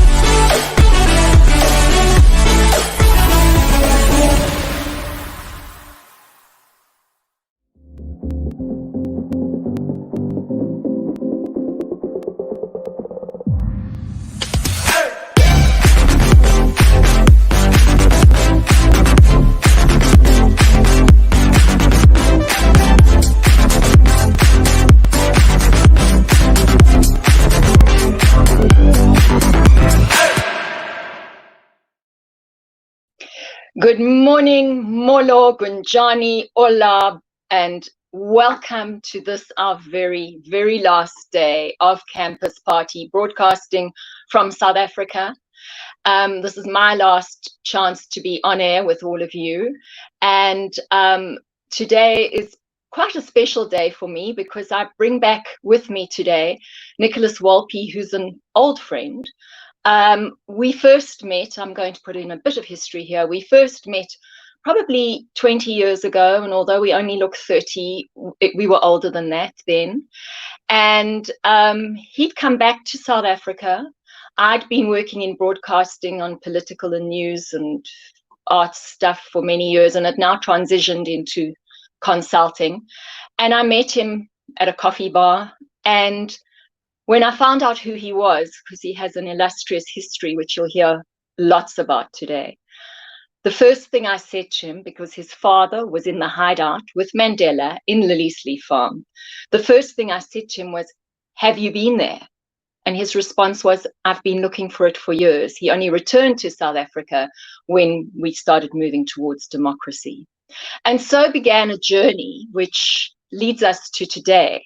The interim bits of the journey are, fortunately, he joined me to go and look at Liliesleaf as it was. And being Nicholas, I'd shown it to a number of major leaders in this country, and nobody'd wanted to put money in and reconstruct it into something amazing, a museum that really recreates history, memory. And it's just got such a compelling and almost detective-like story to it. But you're going to see all about that. So Nicholas and I kind of lost touch, other than when I went into Liliesleaf every so often, which was often, because it's one of my favorite museums. And just a few weeks ago, he reached out to me and said he's writing a book, which I can't wait to read. Because unlike me, I've got an analog memory that disappears sometimes. Nicholas has a razor-sharp memory. And he was remembering how this all began, and so much more. His book's going to be absolutely compelling. But I've taken up far too much time. Welcome, Nicholas. Thank you for joining me today. I think we share a 20th anniversary or something, if that, but thank heavens we haven't lived together for 20 years. Hi, Kathy, and thank you very much for having me on. It's a real pleasure. Do you realize what today is, what the date today is? 11 July. Yes, what happened on this day, 1963? My heavens, Nick, tell the world. Wow. So 57 years ago, Liliesleaf was raided on the 11th of July, 1963. So today is the 57th anniversary of the raid on Liliesleaf, which, as we all know, or for a lot of people who don't know, changed the direction and the trajectory of our struggle. And a lot of people say the raid on Liliesleaf was the beginning of the end of apartheid. Absolutely. I'm amazed. There's so much that's serendipitous about Liliesleaf, which I hope you'll share with us. I think what we should do right away, and just for everybody out there, I'm talking on a cell phone, and so there's feedback and all sorts of difficult things because hashtag thank you Eskom. But so be it. We live in an amazing country anyway. So let's roll with an amazing introduction to what you've created with what was just a farmhouse on a big green stand in Rivonia in the northern suburbs of Johannesburg, South Africa. Jade, thank you.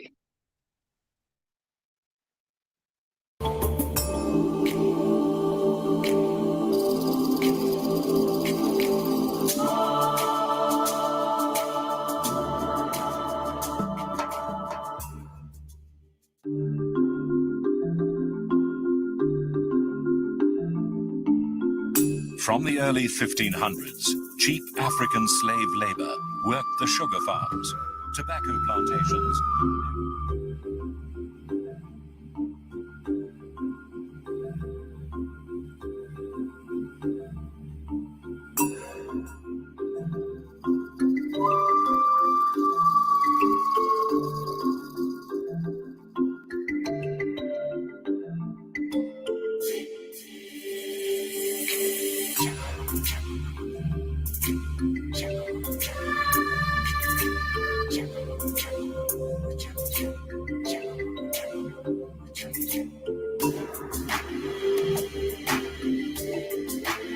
Len Lazarus was married to Hazel Goldwright's cousin, Miriam, and was close friends with Arthur.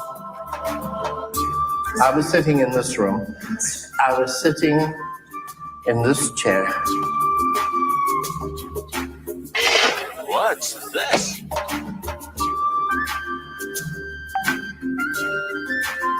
Te besef ons het 'n korrekte goeie slag. A mystery man visited advocate and South African Communist Party member Bob Heppel.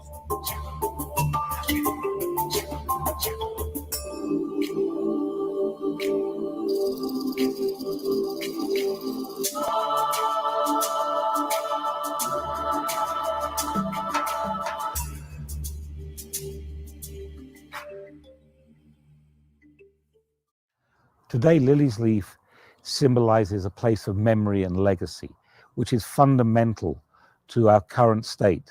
It symbolizes the core values, the ideals, the principles, the dedication, commitment, the selfless sacrifice that was given by a unique group of liberation struggle activists who frequented Liliesleaf. It was a place that gave articulation, meaning, substance to those ideals, to the ideals also of the Freedom Charter. So Liliesleaf, in a nutshell, is a symbol of that struggle.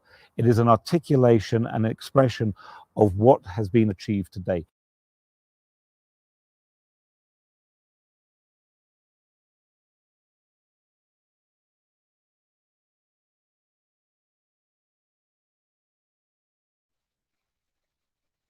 So Nick, in the time that we went and visited Liliesleaf, it was just, as I said, a house. We previously spent time going through the Apartheid Museum, which is another museum in this country where where history's been recreated into amazing exhibits, etc. You've taken what was a house, which was the hideout of a group of people who you'll tell us the story, and you've created this wonderful interactive space where you pick up a phone and you hear about the police chasing certain people. You go to a coal shed where Mandela had hidden his notes. Tell us the background story, and then let's go into how you've created history that's fun, vital, and that kids and adults want to come back to again and again. But give us the background story to Liliesleaf and to your involvement as Nicholas Walpe, son of Harold Walpe. And may I add, you're now a Sir Nicholas because of the work that you've done in recreating history for this country. Please tell us about your background. Okay, thanks, Kathy. Well, first, let me put it into a bit of a kind of context. So, following on from our encounter and your 40th birthday party at Liliesleaf, I went to the then Treasurer General of the ANC and said I wanted to take him there for lunch. Took him there for lunch. And then following the lunch, he said, I want you to put on a reunion to commemorate the 40th anniversary of the formation of Umkhonto we Sizwe in 2001. So I put on the Rivonia reunion. But while putting on the reunion, I don't know why, but I just suddenly felt there was more to Liliesleaf than just putting on a reunion and for us to leave it to kind of be discarded onto the rubbish heap of history. So I put on the reunion. I negotiated with the 3 property owners, which made up the historical site, the Spanish-style hacienda house, which were the outhouse buildings, and we didn't know if they still existed, the house where the thatched cottage was, where they were arrested on the day, and the main house, which had been turned into a guest house. And on the day of the reunion, someone walked up to me and said, are you aware of something? And eventually I said, put me out of my misery. Please tell me what I should be aware of. And he said, I can't believe you're not aware of this. He said, 40 years ago, your father did the legal purchase to buy Liliesleaf, and 40 years on, you are now buying it back. It's gone full circle, but that's something that was never, ever in my consciousness. I mean, I never thought about that. It wasn't something that was driving me. I had kind of completely put to one side the involvement of my father and his link to Liliesleaf. In fact, as Liliesleaf, the project, commenced, it was only then that I became more and more aware of his involvement. And I remember at one point, my mother recalling a story saying that her mother used to ask her, where is Harold? You know, why is he not here? And her response was, he's out playing bridge. But in fact, he was at Liliesleaf because he was head of military intelligence, and that's where they met. So the project really commenced that very day at Stephanie's in the coffee when me and you were having that coffee, and you asked for the phone book. So that was actually the start of this project. And we didn't know what we were going to find. In fact, there's a wonderful picture taken of me during the day of the reunion. And my mother always used to refer to it as the Rodin thinker. And and she said, you were deep in thought. And looking back now, I think what I was thinking about was, what have I let myself in for? Because really, Liliesleaf had disappeared from the historical edifice of our discussions. It was all about Robben Island and other historical sites, and nowhere was Liliesleaf coming up, or was there a discourse around Liliesleaf? So I was obviously thinking, my God, what have I let myself in for? And then it became apparent when I got the funds to purchase the 3 properties, I went into this kind of deep, dark hole thinking, oh my God, the ANC are going to turn to me and say, you spent 11 million rand and all there is to Liliesleaf is the 11th of July, 1963. What, are you crazy? How do you create an exhibit out of one day? So that was the starting point of the project. The president at the reunion, President Thabo Mbeki, announced the formation of the Liliesleaf Trust. And on the 1st of January 2002, the project kicked off. And from there... So tell us more. Well, I mean, the first couple of years, it was, we weren't really going anywhere. I was working out of an office, because it was at that moment, it was just me. And I was working out of an office in Glen Hove Road. And we got our first bit of funding from Anglo Gold, who gave us, I think, something around like 550,000 Rand to do research and interviews. Now, I've got to tell you a wonderful story because it ties in with the interviews we did with Dennis Goldberg to start with Andrew Malangeni, with Ahmed Kathadra, and with Arthur Goldwright, who fronted as the white owner of the property. Nick, I'm going to interrupt you a bit. Yeah. For those who don't know enough about Liliesleaf, yeah, Won't you just go a bit in and tell us a little bit about those people? Because you're so good at name dropping the most famous names in the world. But if you can just give us the reason why Liliesleaf is significant. Okay. So Sharpeville 1960, which was one of those defining moments in our liberation struggle. Now, Sharpeville was, the PAC had stolen a march from the ANC and were going to have a pass burning campaign, which the ANC were going to hold, if my memory serves me correctly, on the 29th of March, 1960. They did it on, the PAC did it on the 21st. And there were demonstrations throughout the country. One of them was at Sharpeville, outside the Sharpeville police station. And it was there where the police opened fire and killed 69 innocent demonstrators. All of them virtually were shot in the back, and most of them were women and children, which created a revulsion around the world, which led ultimately to the banning of the ANC, the banning of the PAC and other formations. And that was the defining moment, because it ultimately enabled the ANC to move to armed struggle. So the movement to armed struggle also coincided with the Communist Party deciding to purchase Liliesleaf in August of 61. And because of the fact that, because the ANC had been banned in 1960, there was nowhere for the Communist Party to meet, because they had been banned in 1950. And so that all the safe houses that they had been using to meet were now being occupied by ANC leaders who had gone underground. So Bram Fischer, who was the chairman of the Communist Party, instructed Michael Harmel and Ahmed Kathadra to go and find a meeting place. And Michael Harmel found Liliesleaf. It was a 28-acre farm in the secluded peri-urban area of Rivonia. And the pretext under which they purchased the farm was that there was a member there was a family member who needed a secure place and a secluded place to recover. The farm was purchased through Navian Pty Limited, which was a company. The sole director was Vivian Ezra. The funds came via Moscow through Zurich into my uncle's law firm's trust account.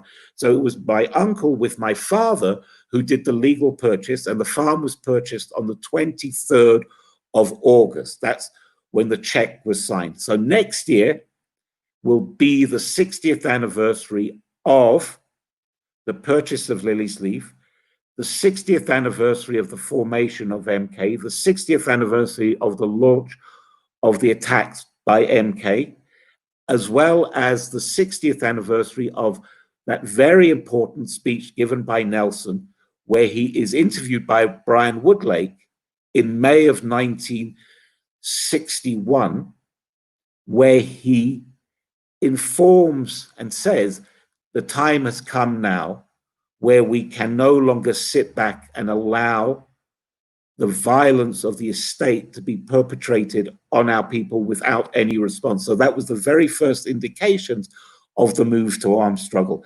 And the first occupant of Liliesleaf was Nelson Mandela, and he moved there as David Motzemeyer, the gardener in the blue overalls. And I'd like now to tell a lovely anecdotal story about David Motzemeyer.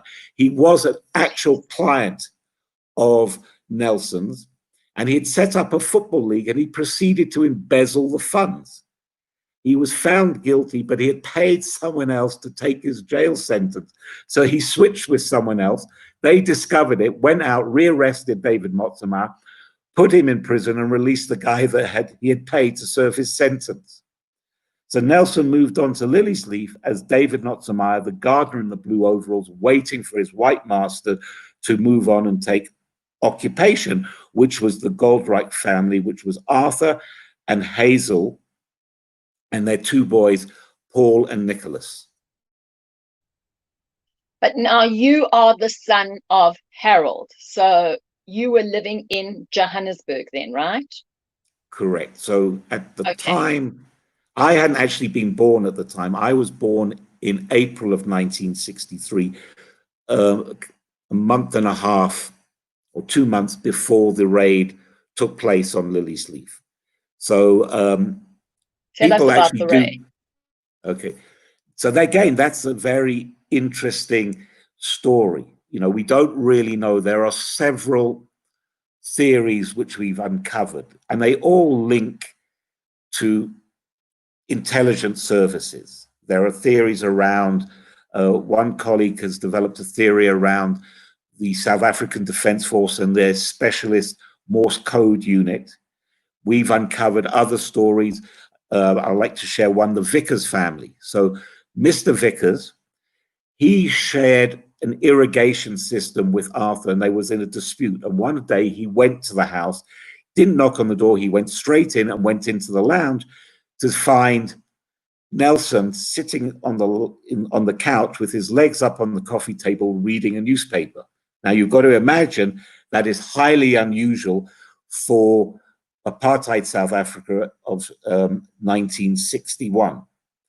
And in our interview with his daughter, because he had then gone off to the police station to tell the story about what he had just experienced, and he went to his grave literally feeling remorse that he was responsible for the raid on Liliesleaf. She said he firmly believed that he made an error by going to the police station and revealing.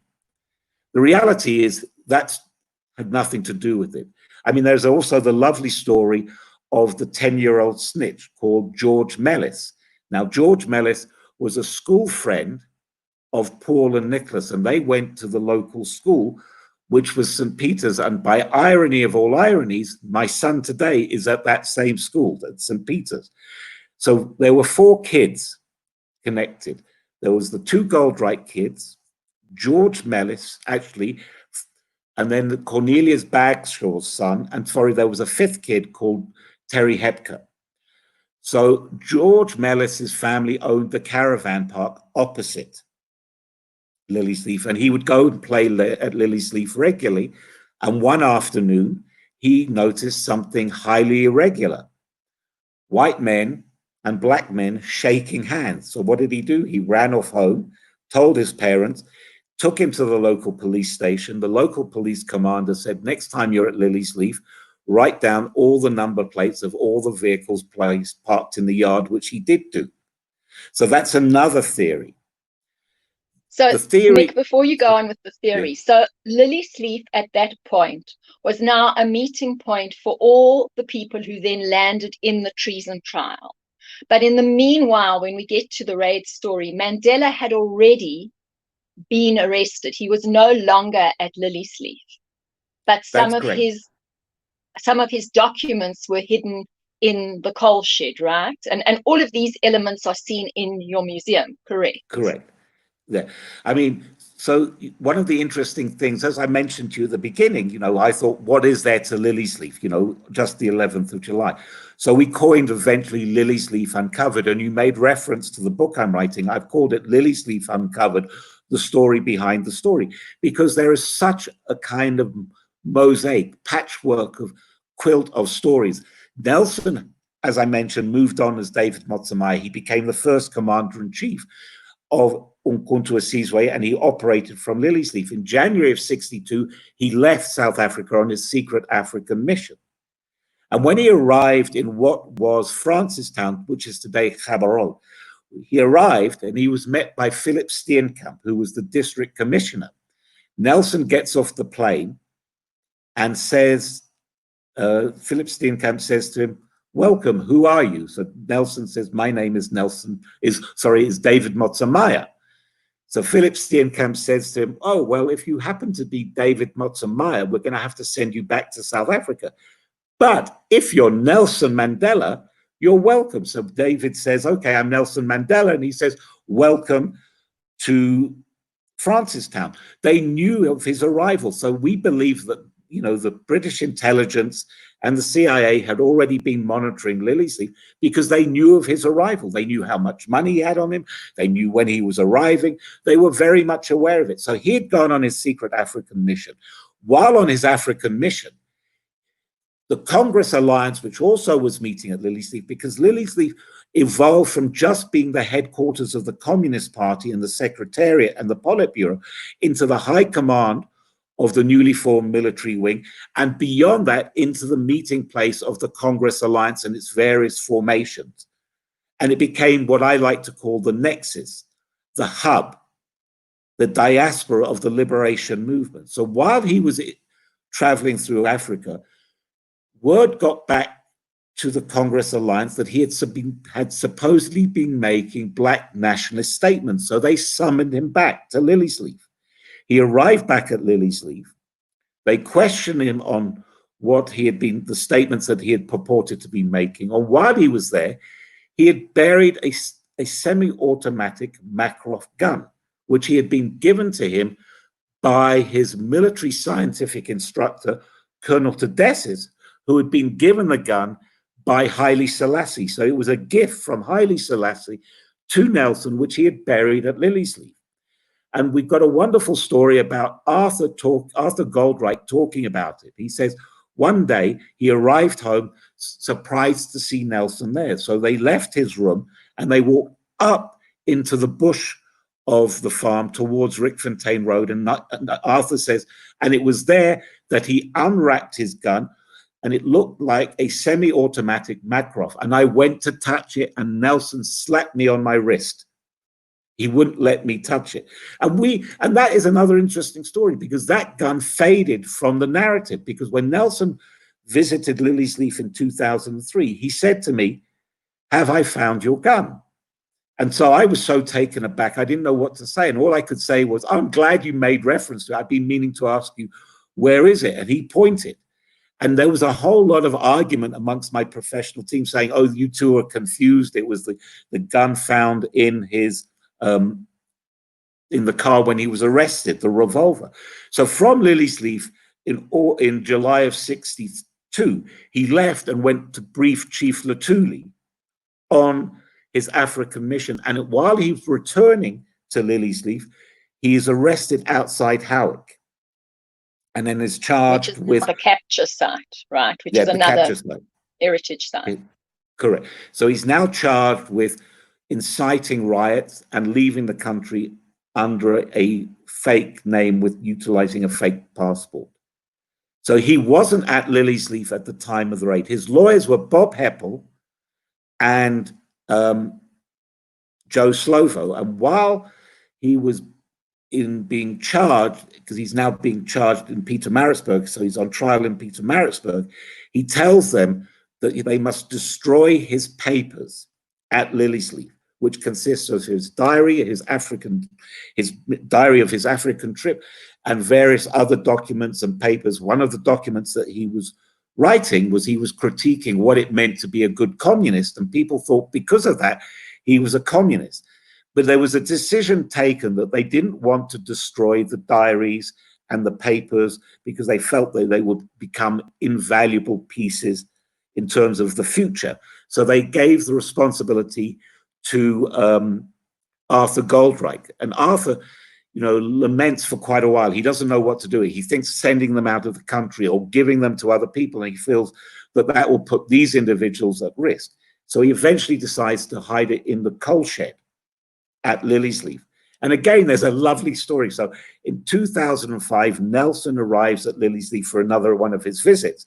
And he's met by Arthur. And Arthur's got this wonderful grin across his face. He's looking forward to meeting Nelson. Nelson gets out of the car, and in his wonderful voice, he says, "Oh, Arthur, it's lovely to see you. And thanks to you, I spent 27 years in prison." And Arthur goes from this smile to this ash white. So Nelson jokingly, because he's got a great sense of humor, suddenly plays saying to Arthur, "Thank you very much. You hid my papers in the coal shed, and because of my papers being hidden in the coal shed, it was what they were able to tie him to the fact that he was at Liliesleaf." So when they raided Liliesleaf on the 11th of July 1963, they were over the moon when they uncovered his papers, because someone looked in the coal shed and it looked very peculiar, because they saw how the coal was level at one point and then dropped off. And they thought that's very peculiar. So they decided to rummage through, and that's when they uncovered his papers and were able to link him to Liliesleaf and were able to bring him as accused number one. So on the day of the raid, I mentioned names like Dennis Goldberg, you mentioned Rusty Bernstein, Ahmed Kathadra, Govan and Beckney, Raymond Mashlaba, Walter Sisulu. This was the high command of the leadership. And on the day of the raid, they arrested those individuals along with Bob Heppel and then Arthur Goldreich. And there was also another lovely story that Hillard Festenstein, who was the MK doctor and known as Mr. H, arrived that evening to return a book that he had borrowed from Arthur. So he was completely unaware at the time that the place had been raided. And you hear this, and Arthur is yelling out, they're saying there's someone here to return your book. And Arthur's yelling out, I don't know anyone. Well, who is this person? And they're saying it's Hillard Festenstein, apparently. And he's yelling, I don't know the guy. Tell him to bugger off. And then Hillard is arrested as well, because he comes to... I mean, these stories are amazing and bounteous. And we could talk probably for 3 years, but we're not going to. But you've created the atmosphere and the feeling. What I love about what's happened with Liliesleaf itself is that you've recreated, there was the original farmhouse with a thatched roof, and you've created that, plus you've created two very contemporary structures with conference centers and archives, but you've retained the original home. But as one enters the space, you start interacting with exhibits, and it becomes like a murder. It's not a murder mystery, but it becomes like a mystery story, a detective story. You pick up a phone and you hear a voice. You move a mouse around, which is a magnifying glass.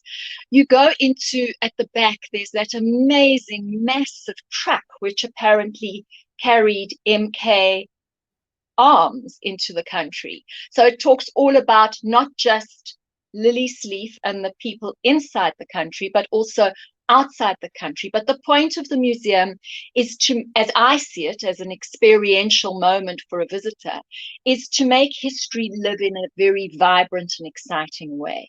And I'm going to have to shortcut you as to how you got to finally getting it up, but to more talk a little bit about what goes into, because this is a show about digital and physical, what goes into making a museum that's going to bring people to it again and again? What elements are required? And then we can definitely go back to the story, because I want to hear some more wonderful anecdotes. I mean, that's interesting. I think from my perspective, Kathy, was that I remember in '99 sitting in this pristine Roman amphitheater in Orange and feeling myself being taken back into Roman times. And I said to myself, if ever I worked on a historical site, I wanted to create that evocative feeling. I wanted to create the feeling that the people are on a journey. You used the word mystery suspense. I used the journey of enlightenment and discovery. I wanted them to feel that they were engaging. Again, it was also influenced by the fact that I remember as a little boy going kicking and screaming to museums and sites of memory and thinking to myself, this is a holiday. Why are my parents boring me? Holidays are supposed to be fun. And that also defined it. So I mean, I didn't come from a background of working in museums or on historical sites. I came into it on using these two experiences, saying these two experiences had to guide me. And there was something also about Liliesleaf, which I didn't know at the time, which has become very apparent. Liliesleaf is a breathing, living space. It has a mind of its own. It has a sense of its own.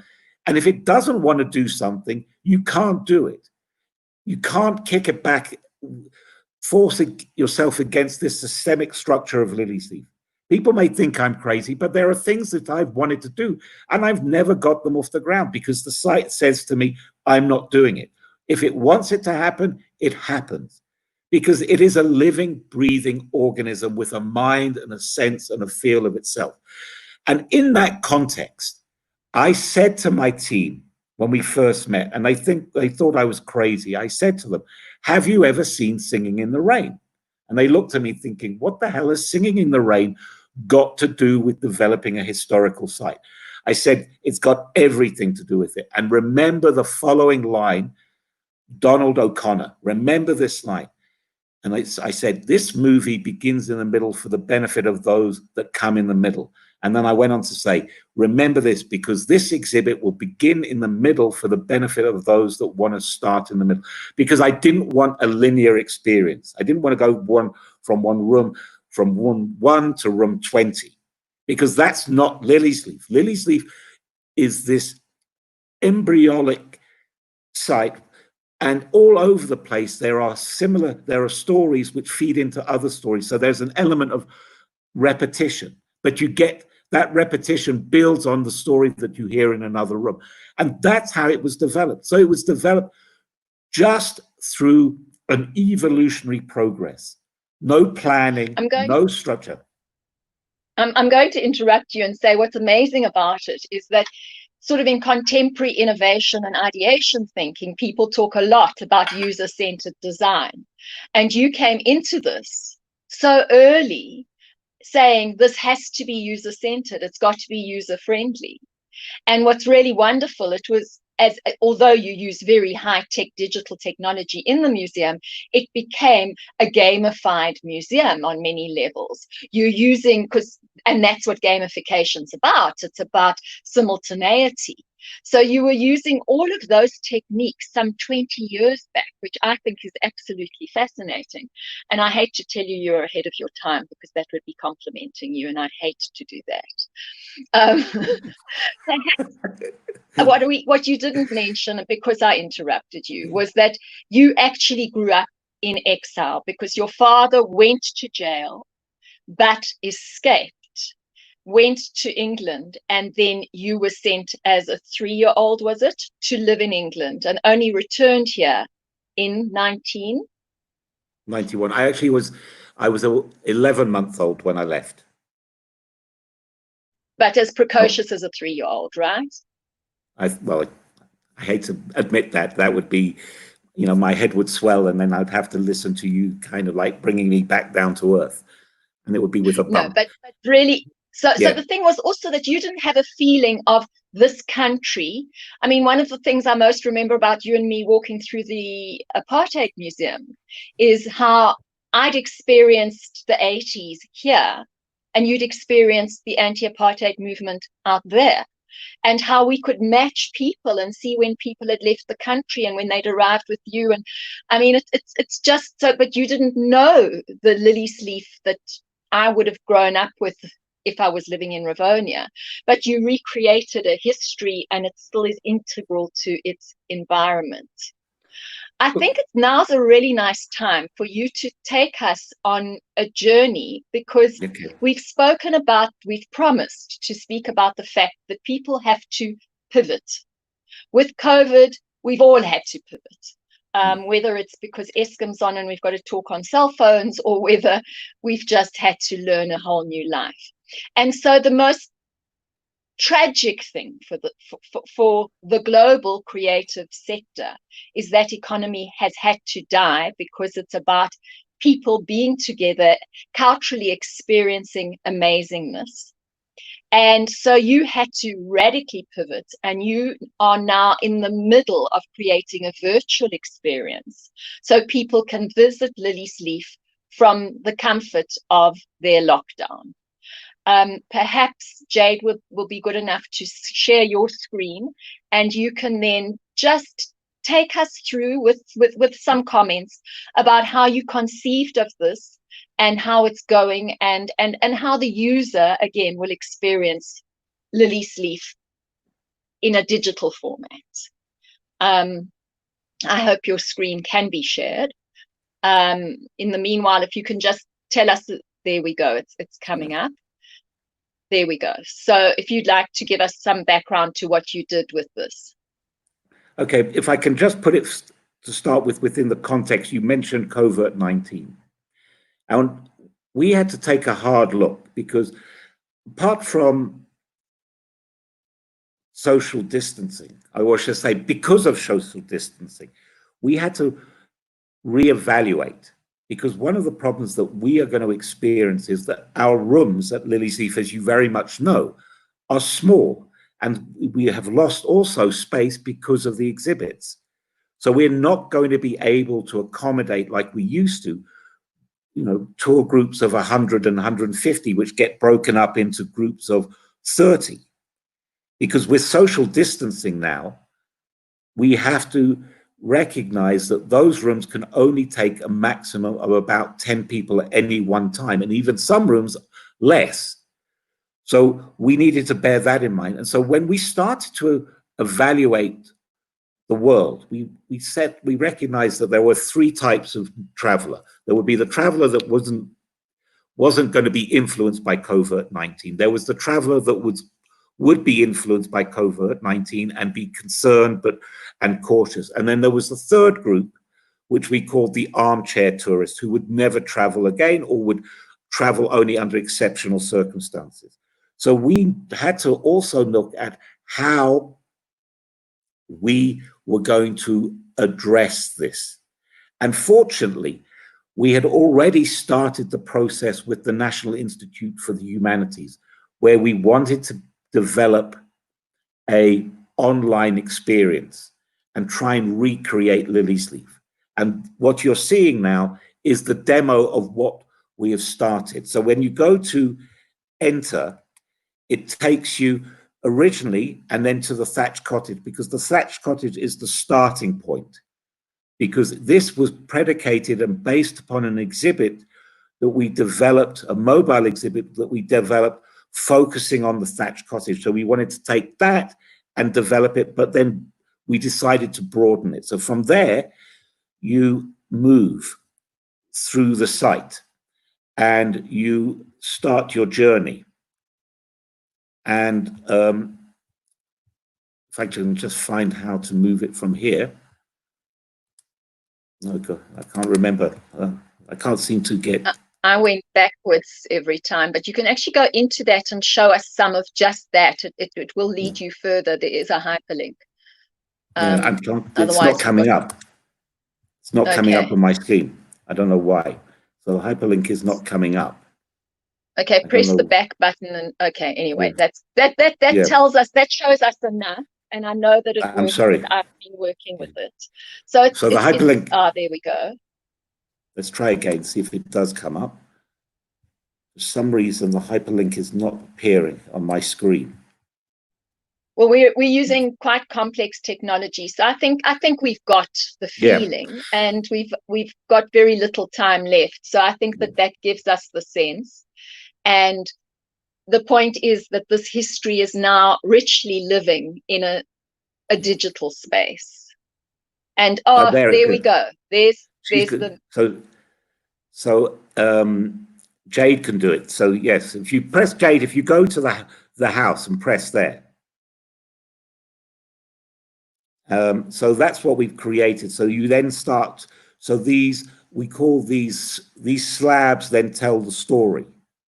And you can then go into each of those slabs. So you can then learn about it and move around the property and decide where you would like to go and where you would like to experience and what you would like to experience. And that's the objective. So this is the start. So eventually, this is a 5-year program, Kathy. So eventually, at the end of the 5 years, what we want to have created is a situation whereby you actually physically you go into the actual room and you can actually interact with the actual exhibit and open it. So the cabinet of curiosity, you can press on the button, you can engage with the actual exhibits. So the idea is we've recognized that one of the new world orders is going to be the virtual exhibit, that we have to do it virtually. And that is the new way of attractions being experienced, the new way of attractions, of people experiencing attractions, because I come back to it, we have to recognize that there are going to be huge elements or huge swathes of the population who will just not be able to travel. Either they will be too afraid to travel, or travel will become too expensive for them. The days of the cheap airline ticket is going to be a thing of the past. So cost is going to become a factor. And we need to cater for it. Just like with schools are not going to want to be traveling and sending their children out because of the conditions. So we're developing this, and we're in the process of discussing with the Swedish embassy here in South Africa, where we developed the role of Sweden in the liberation struggle, of developing exactly the same thing for them, to show the role of Sweden and its role in supporting of the liberation struggle and its role within the SADC region and the support of the struggle against colonialism and the support for anti-colonialism. So we are recognizing that's the new way.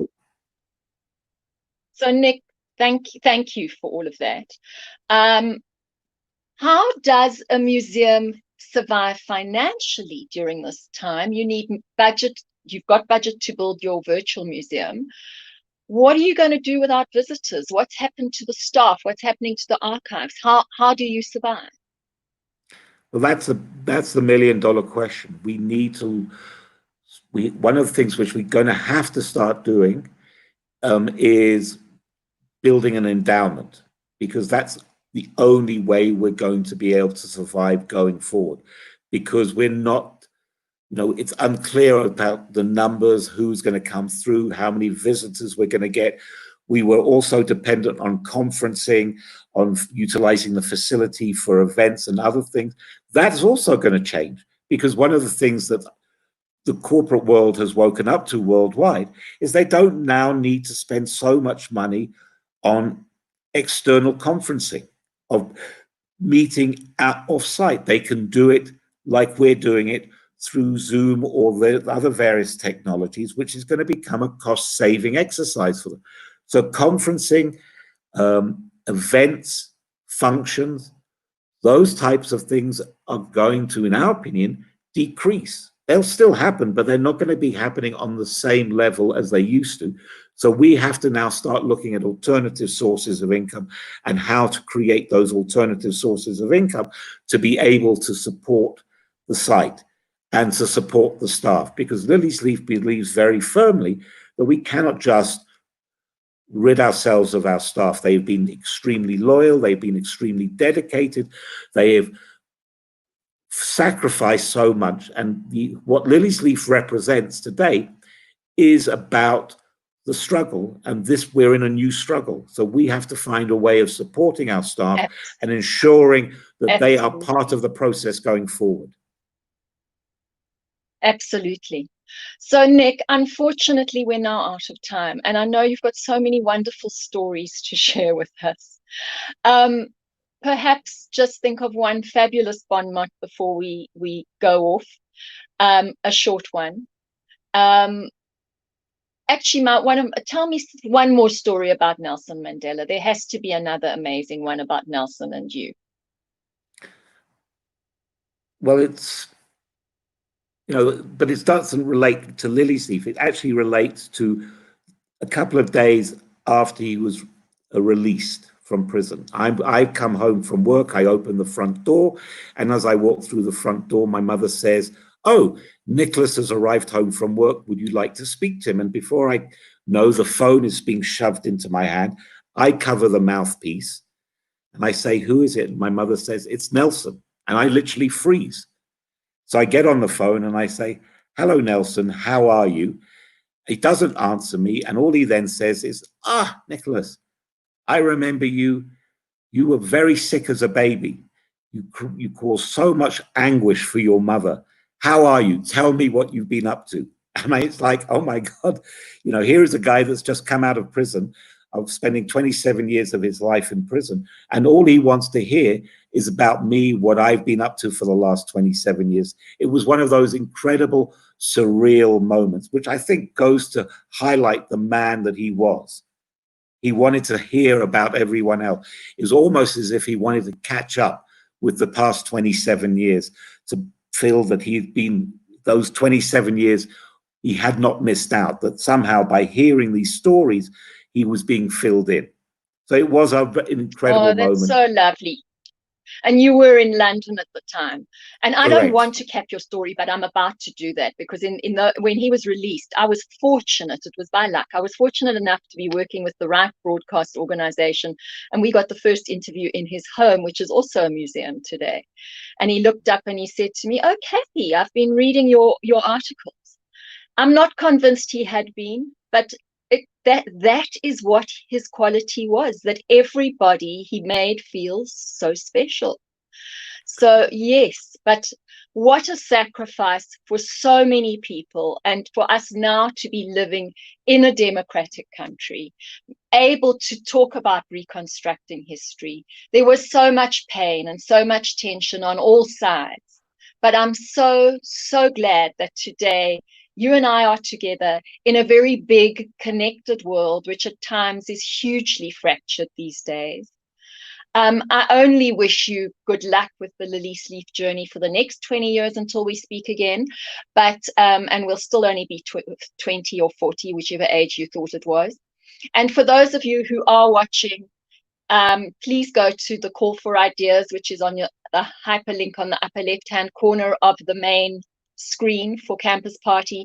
If you've got an awesome idea, put it in there. If you've got a way to create history, to create museums, throw it in there. Nicholas, if you're looking for funding, throw your idea in there as well. And to everybody who's been tuned in today, and to Nicholas and to the entire team, Jade and Etienne in the background, who are doing the job of 20 people usually in a broadcast room, and to the extended team, Ilza, to Sharon, who is our co-founder, and to Len, and to the communications team, Kerry and Shani. From me, this is my last broadcast, and to the broader Campus Global, thank you all for giving us this opportunity. And from my side, there's lots more today, but from my side, it's till we meet again next year for Campus Party South Africa. And in between, we're going to stay in touch. And Nicholas, thank you so much for sharing this very momentous 11th of July with us on air. Thank you all. My pleasure. Thank you for having me. Thank you very much.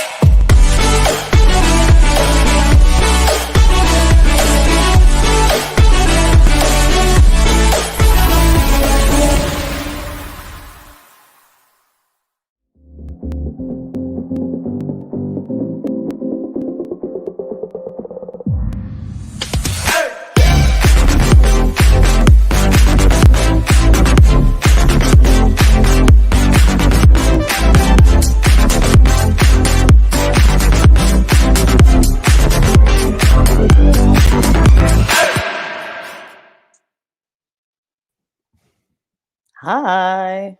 Hello, hello. How are you doing? Keeping well yourself. It's I'm great, thank you. have this chatting opportunity with you again. I know we've had our brief ones before this, but diving straight in. Looking forward to our chat today. Good. Thank you, by the way. Thank you. All right, I'm going to start us off with introductions. Cool. Hi, I'm Dimpa Moeti. I am the producer and business developer for an indie studio in South Africa called Nyamokop. We made this really great game in 2008 before I joined called Semblance, which I'll be showing a short trailer of.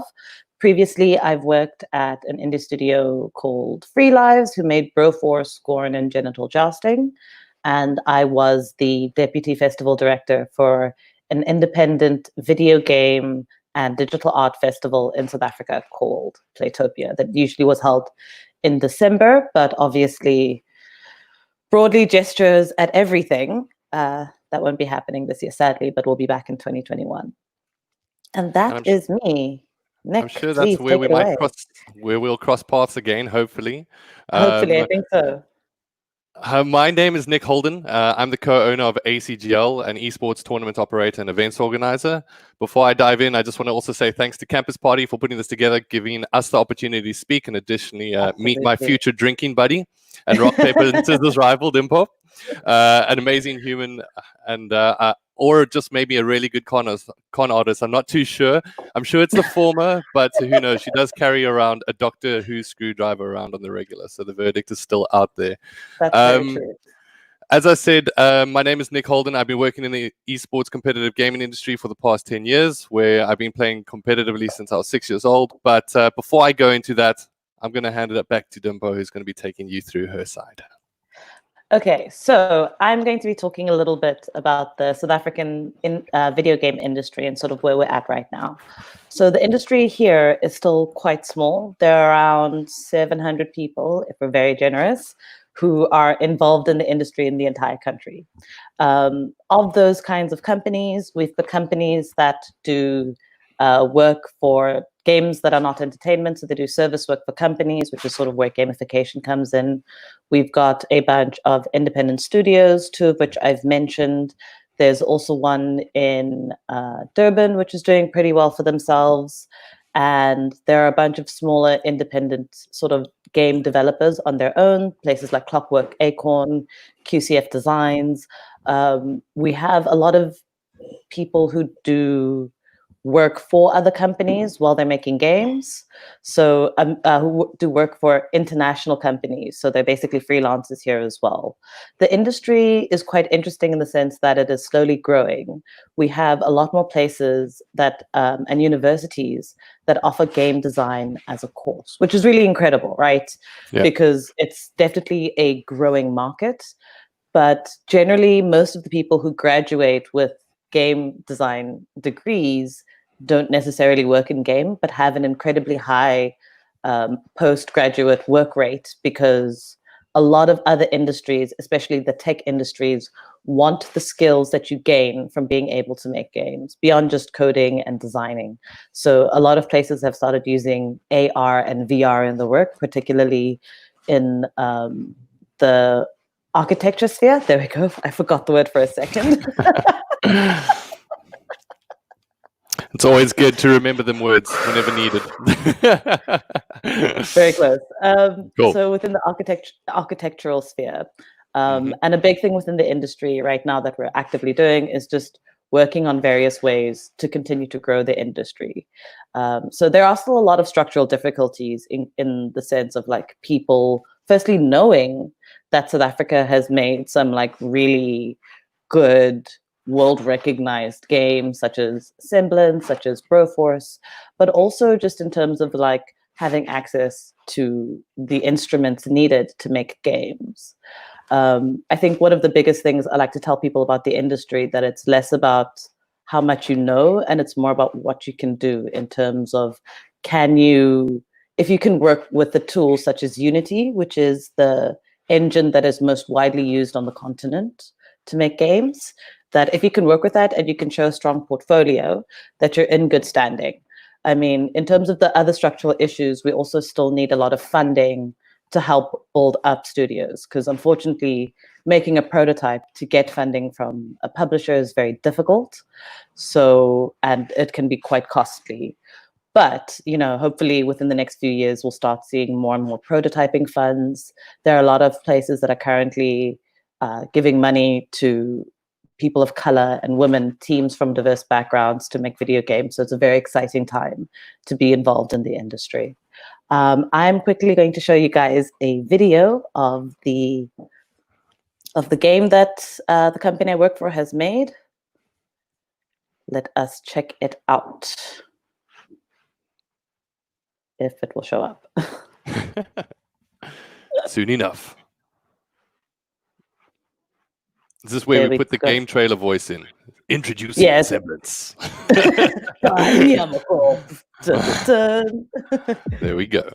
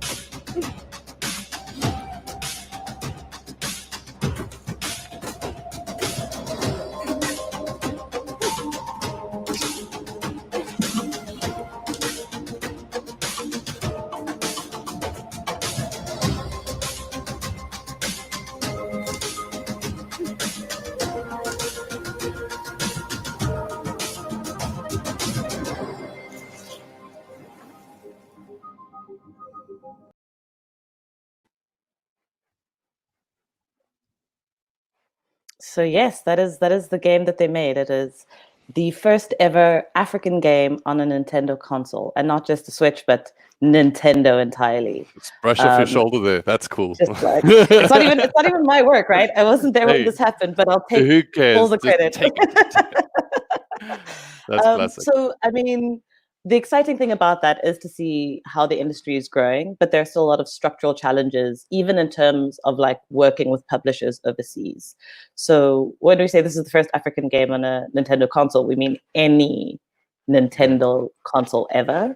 And even getting developers kits to build the game is incredibly difficult and very complicated in terms of like just getting the actual support. For example, Stadia isn't here in South Africa yet. I don't think it'll be for a while. And there's not even a Google server or a data center on the continent. So, I mean, that's a lot of funds that we just cannot access to make games and to grow the industry here, because I still think that there are a lot of misconceptions about the continent, and I think misconceptions about what counts as gaming. We have a lot of mobile gamers who play mobile games in South Africa, but also a lot of studios who make mobile games as well. So, I mean, hopefully in time we'll see things changing and growing. But there are those difficulties. But I will say, as difficult as it is, and as much as I miss having money, I would not be doing anything else. It is absolutely rewarding and worthwhile. That's Yeah, awesome. I think that's me. That's my side. Cool. And sort of what's happening in the industry. It's really interesting to hear certain parallels, especially with gaming, the gaming industry and your development side, that are very true in the esports environment as well. I mean, I'll touch on a couple in a second before I jump straight in, headfirst into my world of esports, which is competitive gaming. I'm not going to go obviously too descriptive in terms of exactly what that is, but if you know about being competitive and playing games, that's essentially it. From our side, we're going to try stay away, I think, during this one from too many slides.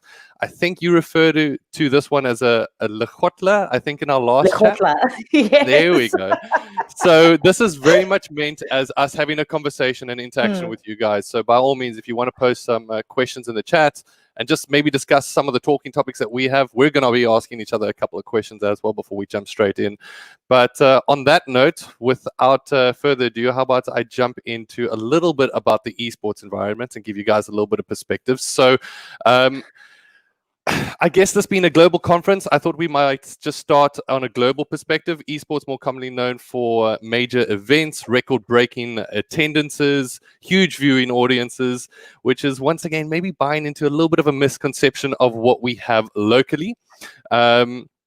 I thought I'd start with some of these major events that I referred to and just maybe paint a little bit of a picture for you guys in terms of having a look at where kind of South Africa or Africa plays in the context. I do bear in mind there's a little asterisk to this. This is not a perfectly accurate representation. Some of these events are slightly different, but I just thought I'd go through participation. So white dots are not included. Blue dots are included. And without further ado, let's jump in. So PUBG as a game, 2019 Global Championships in terms of the continents or countries that got included. Then we've got Overwatch World Cup. We are very grateful. I believe the team was that last year managed to come through and represent the Rhinos. And further from that, League of Legends, one of the biggest titles in the world. Once again, Africa. You might be noticing a little bit of a theme there in terms of not included. Dota 2, the international. And once again, if we're going to be tying these into areas like the Middle East and South America, I like to consider those areas as almost piggybacking off of their existing environments in terms of esports and structures, just because they've got an opportunity to play with much lower connectivity than we do. I mean, the same is relatively true of North Africa, but yeah, as we continue, Intel Extreme Masters, and it just gets sadder and sadder if you're essentially a fan of Sub-Saharan or African esports. Fortnite World Cup, I know all the Fortnite players demanding African servers, and once again, not really included just yet. Hopefully we do become included. Evo Championship Series, all you fighters, those are like Street Fighter, Mortal Kombat, as so on. Essentially, that's much more North American and European as well as Asia being involved with that. At the moment, they actually just announced that they're going to be moving their championships to online only just during this COVID pandemic. And then personally, one of my favorite of old time and new, I've got mixed emotions about this one, but Call of Duty League is primarily North American, if anything. I'm roping Canada in there, but that's not really included. Once again, broad spectrum in these maps. And then we've got Europe by the likes of teams like in London. So that is just to give you a perspective over what is included and what is not included. Once again, do not take those blue points as exact representations, but it's more just to highlight the conclusive point that unfortunately, South Africa or Africa doesn't get included all too often. So what does that mean? Why is this happening? So I think one of the primary things is location. Some North African communities can compete regularly against Western European players, and the same kind of thing in terms of what I mentioned of piggybacking with Middle Eastern and South American countries. Location, South Africa is unfortunate as it's one of the most expensive areas to cater to, as location is ill-suited for network, but additionally travel for major events, which means that we're largely separated. Our player base is growing, but once again, it pales compared to the international scene, which can get a lot more communities involved at once. And the lack of infrastructure also generally affects our general populace. So when we're talking about kind of just general gamers in Africa or just general populace in Africa, it's quite difficult to connect to gaming because, let's be honest, data pricing is quite expensive. There's infrastructure problems as well when it comes down to fiber connectivity. The accessibility as well as the cost of entry is still very high in gaming in Sub-Saharan Africa as well as Africa. So does that mean that that's where the ball stops, that there's no value? Does that mean that, that we've got so much against us, so why even try? No, I don't think so. I think there's value and it's growing. I think there's a way to join in the journey for Africa to get us on the map. And when I say get us on the map, it's going to rely on our backs. I don't think this is something where we need to go, we're not Europe, we're not America, we are Africa, we are South Africa, and our journey must be different as we face different restrictions, different barriers, but also different opportunities.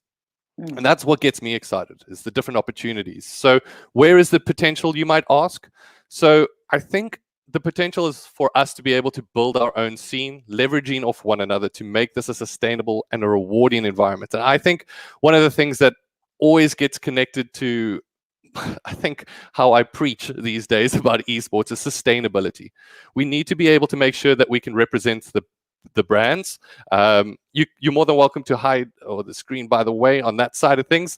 But what I think I always like to mention on my side of things is sustainability and structure. It's so important for this to be a connectivity point, and for us to try drop the barriers of entry as much as possible to get as many people in as possible. We already know when it comes down to PC gaming how expensive that can be. Console gaming, it's relatively less expensive, but still pretty expensive, and you've got an internet connection to worry about. Mobile gaming, there's huge potential for the future of that because a lot of people have mobile gaming device, or rather mobile devices with some kind of game connected.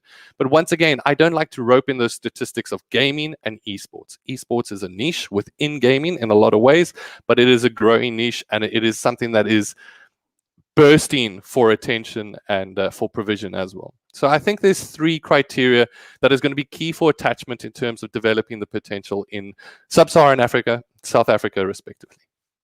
So schools is a great, Oh no, I was just about to ask you and sort of respond to the thing you're saying, where in terms of infrastructure, because I mean, in South Africa and Africa in general, more people have phones than people who have computers. So it's quite difficult to get a lot of the international players excited, or even just international companies excited about the scene here in South Africa, purely because of that kind of lack of access.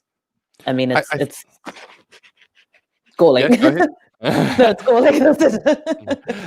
I absolutely agree, and it becomes difficult from a pure statistics point of view when you go look at our scene and you look at what's available to us immediately, and you go, I'm not going to invest in there in the short term. But I don't necessarily think esports is a short-term game. I really don't. I think it's a long-term gain and something that brands can leverage off of the long term, because I don't see it decreasing in terms of the amount of player base. I only see more opportunities for people to be able to connect in the future as data prices go down and infrastructure increases. And that means that when you're looking towards that scene, I'll go towards a couple of numbers in a bit in terms of how that's growing. I can at least point to some of the stats that I have directly.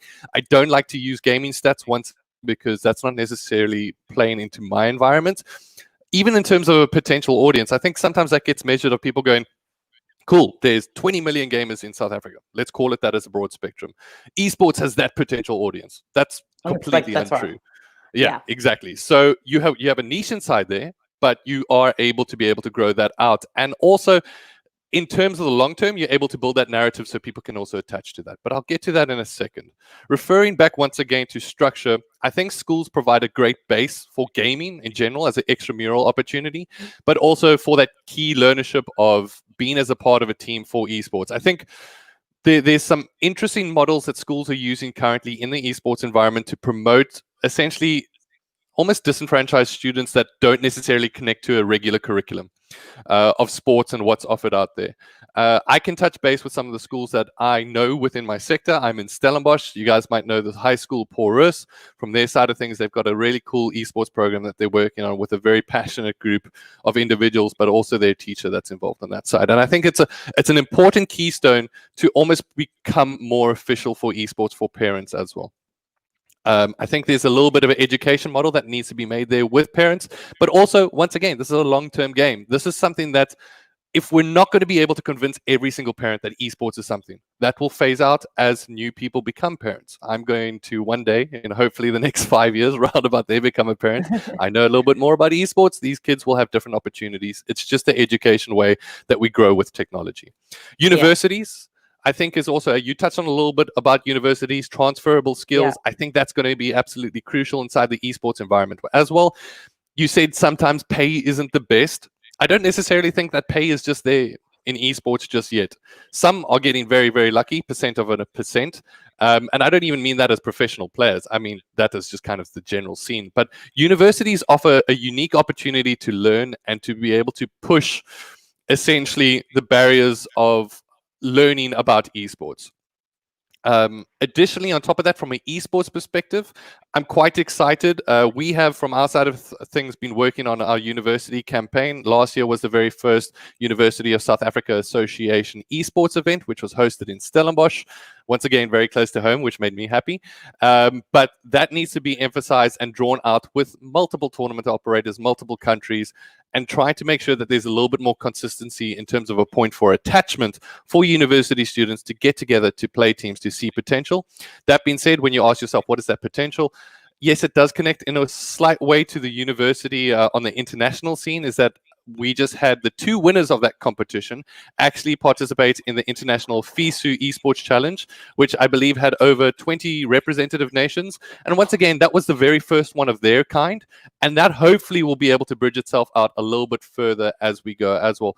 And once again, there's going to be so many more opportunities that get built into this, but it really needs a structural foundation from the institutions. Yes, you can provide an incentive towards the top end, but you really need something that is on the ground that you can work with, so that people can connect to, how are you going to get people to put their hands on a console or a mouse and keyboard on a mobile device? You need something foundationally there that is supported. And then I guess the last one in terms of how people are going to be connected is from the public, perhaps the most important, as it has the highest growth potential in my point of view. But the biggest problem is, as you said a little bit earlier, the public barely knows about gaming, let alone esports and the opportunities within. So I think it's one of those things that as we go along, it's not going to be something that we inject and we go, here's a massive event and that's gaming. That's it. Those need to exist regularly. And I kind of refer to, I know it unfortunately got cancelled this year, but I love Rage for what it was. It was a cornerstone for gaming, for people to go, I want to find out more. And there was a unique opportunity for people to be able to see that, and being able to see the niches in between, the game development in between, to be able to open up those spectrums are quite important. We need more of that. So same kind of thing in esports. We need to be able to broaden that spectrum and to show the potential. When I refer to the potential, I said I was going to mention some numbers. I don't like to use gaming numbers, and esports numbers are even more difficult to find than local gaming numbers in South Africa. And I'm pretty sure that some marketing companies can agree with that. So from our side of things, I can say in 2018, we had around about 10,000 registered users with quite a bit of activity on the platform. 2019, 15,000 users, pretty decent. 2020, we hit 20,000 users in the beginning of January. And by September, and that's around about, 9 months, we projected to be hitting around about 40,000 registered users. So it's almost a 2x growth rate, which is really exciting for us. And that just means we've got people to grab and say, hey, point you in a direction, which is important. And that's why we've always tried to say we try to make that as welcoming, but also engaging as possible. There's a lot of improvements that need to be made along the line. It's one of those things, unfortunately, that if we had more time, more input, more monetary, all that kind of jazz that we can do, but we also work together with our local partners to be able to make that happen. But I think it's something that shows an exciting growth rate in Africa. So the last thing is kind of just where to next. What does this mean for us in sub-Saharan Africa? We need to try support local as much as possible. We need to try get ourselves in these structural positions to educate and provide opportunities for other people to run their own tournaments, run their own events, run whatever it may be, even educational opportunities. Each one of us, I know, are doing our best. Sometimes I know it's the scene saying we can't work together, we can work together. I'm not bothered about that politics. It's all about just focusing on what you believe is your goals and aspirations. And for us, that goal and aspiration has always been to try build sustainably and build regularly, and to be able to point towards something that is achievable. And as that goes, it's going to be the most difficult time in the beginning, because that's where you have to dig your feet in the trenches and say, I hope passion takes me through this in a lot of ways. Whereas hopefully that becomes something that you can go, cool, I can earn a salary out of this. I can start paying other people their salary out of this. And that's where it's transitioning to, at least I believe from our side of things. It needs to take that step further. But I think the biggest thing is we just need to promote a culture of trying to build sustainably. I keep on harping on this fact. And once again, one of the things in esports, please, any marketing company or any business, this is not, in sub-Saharan Africa, this is not a viewership thing. Unfortunately, we don't get decent enough viewers to be able to push what we have. This is a participation thing for me. I think the more active participants that we have, the more that we can promote a culture of us actually getting together, meeting one another, making friends, developing rivalries, telling those stories. That is what is 10 times more valuable than us driving an audience just towards a stream, because the one will lead to the other, not vice versa. So that's my spiel for esports right now. I could probably go into this for days, but thank you for that time. And I guess let's maybe go into some questions that I know I want to ask you from your side of things, because there's definitely some draw through lines for both of us. There are absolutely some draw through lines. I also have some questions for you. So do you want to ask your questions first, and then I can ask my questions next, or shall we like flip it around? Let's go back and forth. Maybe play a little bit of question table tennis here, and then also encouraging anybody in the chats. I don't know which way. It's probably that way. Just quick high five. How do we do this? There you are. So just make sure you ask your questions, guys. Yeah, please, and then please do ask we'll questions. jump into. So I think one of the things that orientated me was passion, first and foremost, for you, and where you are at. You said you wouldn't necessarily trade this job for the world in a lot of ways because it's passion driven, right? Passion driven. So why do you think that's so important in this sector, especially in its early stages? I think it's very important because to really make games, because it's such a creative thing, I think you have to really love games. It needs to feel as though this is the thing that you can't imagine doing anything else, to help push through the harder points. Obviously, because it's a small industry and it's still growing, it can be very difficult, especially in the early stages, to build your company, to build a game. And to make it through all of that, I think you have to be deeply passionate about just making games, even if no one wants to play them, just because it's something that you need to get out, that you're interested in exploring and understanding. And for me personally, it's sort of a passion on two fronts. On the one end, making incredible games. So currently what we're doing at Nyamakop is that we're making African-inspired games for a global audience, because we've seen this lack of these kinds of very interesting and diverse stories within the gaming sphere. And it's very obvious that a lot of people are very hungry for that kind of content. And we're hungry to make that kind of content because it's exciting for us. But on a second level, we are also interested in creating a truly demographically representative industry within the country, and putting money into helping grow and build both the game playing community and the game making community. I think the sense of community is something that really keeps us together, that ability to know that there are people who support you, that you can talk to about the issues, that you can learn from and work with. It makes it such an incredible and really fulfilling experience. I mean, I'm not getting paid terribly. I think my boss is watching this. How dare you say this? How dare you? You know, you can definitely earn a living, and if you're one of the lucky % of a % whose games do really well, you can live a very nice life. But it's definitely something that you can earn a living in. It just takes a lot of time and still requires that growth within the industry. I just want to touch on that again, because I always use my platforms to advocate for prototype funding, is to just fund prototypes, because that's really the best way to begin building studios and making it sustainable growth, versus just you have enough money for this one game and you kind of need to make a plan from there. But having that like ability to really build a good solid prototype and take time and hire people makes it infinitely easier to get funding from publishers. And the nice exciting thing is there are literally hundreds of publishers, and a lot of them are starting to look at Africa, and in particular South Africa, to find that kind of talent, which is really exciting. Yeah, it's just the watering of the seeds, right? I mean, to be honest, that's so difficult. I mean, you're this little plant in this big, absolutely international competitive side, and all you're looking is, can somebody give me a little bit of water to actually grow, to become recognizable? And at the moment, we're putting stilts in there. We're trying to get funds to be able to support these things with matchsticks. I completely get that. I understand.